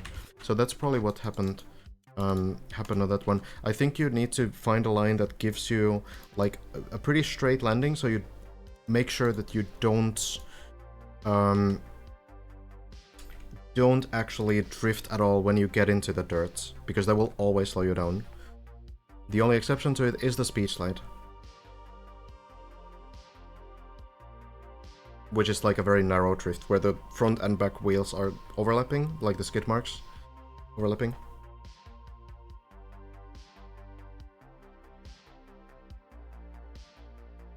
Might have been a skill issue this time. Yeah, fair. Hazard said he panicked after landing wide from booster. Yeah, it's fair enough. Like, you know, it was close still. It was pretty good attempt, even with that like slightly sideways landing. Hazard is not on the server, no. Pretty much every single top player is playing in solo, but I do have permission from the players to restream. Yeah, you can retry for sure. Like, you can bail out. All you need to do is basically just like 2 ways. You could like slam into the wall in the dragon, right? So you can just go like hard left and slam into the plastic wall there, and that should be a good way to full stop. Or the other idea is that you kind of like just slam the brakes and maybe drift a little bit. Just like straight forward on the tarmac. Should be just fine. What are your plans once we have our first DD2 finisher? You're gonna keep casting? Yeah, until the top 3 have finished, I think. It's probably not gonna take super long after the first finisher. Everything at that point will be figured out. So, I feel like it's gonna happen within a couple days.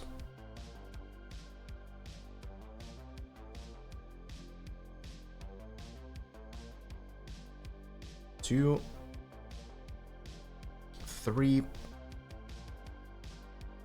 4, and going in. There we are. Yeah, top 3 are the money positions, yes. I think the reason why there's only 3 is because if it was like top 5 or top 10, then we would need to wait for 10 people to finish the map for the event to be like over. So it might be a little bit much. So I think, you know, 3 people will definitely finish this like fairly soon. But 5 people, maybe not. It's not gonna take 6 years for 10 people to finish this, but it's gonna take like a month more.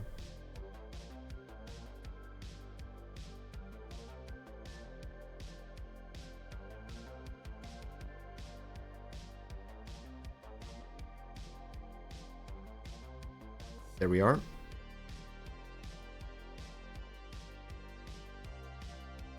And again. Careful landing. Landing with the front wheels first, which might look a little bit scary. But that is the best way to make sure the car doesn't bounce upside down. This is day 29.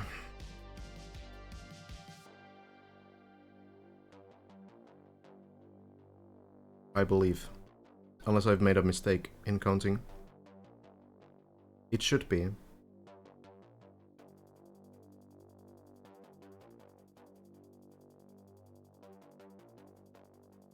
Yo, Tal. Hey, no problem. It's been pretty great.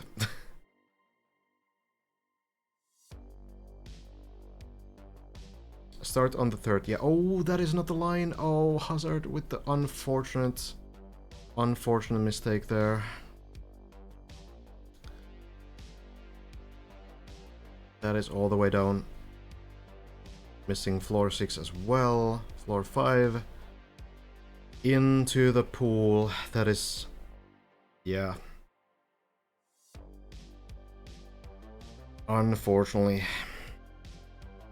Going to cause quite a bit of...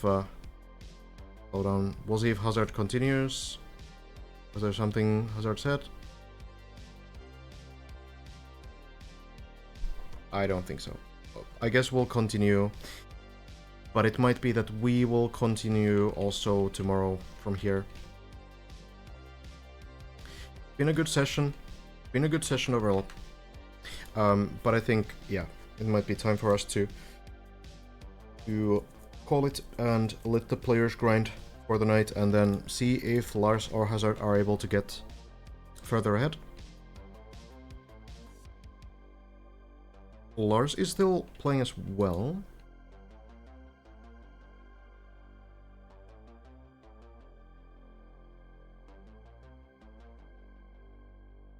We can go to Hazard, yeah. Sure thing. That could be good. Alright. Yeah, very much appreciate all of you. Was still a decent day. Like, very, very quiet on the server, but it's cool that we have the permission from the players to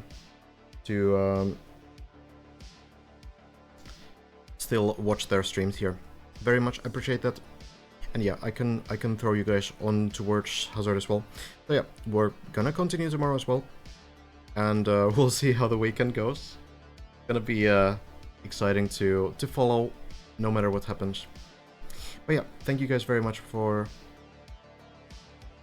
tuning in. Much appreciated, all of you. And we are going to be back tomorrow evening once more. We'll see if Bran can cook something. I will keep an eye on that progress and also these guys' progress. But yeah, have a great weekend. Take care. And I wish you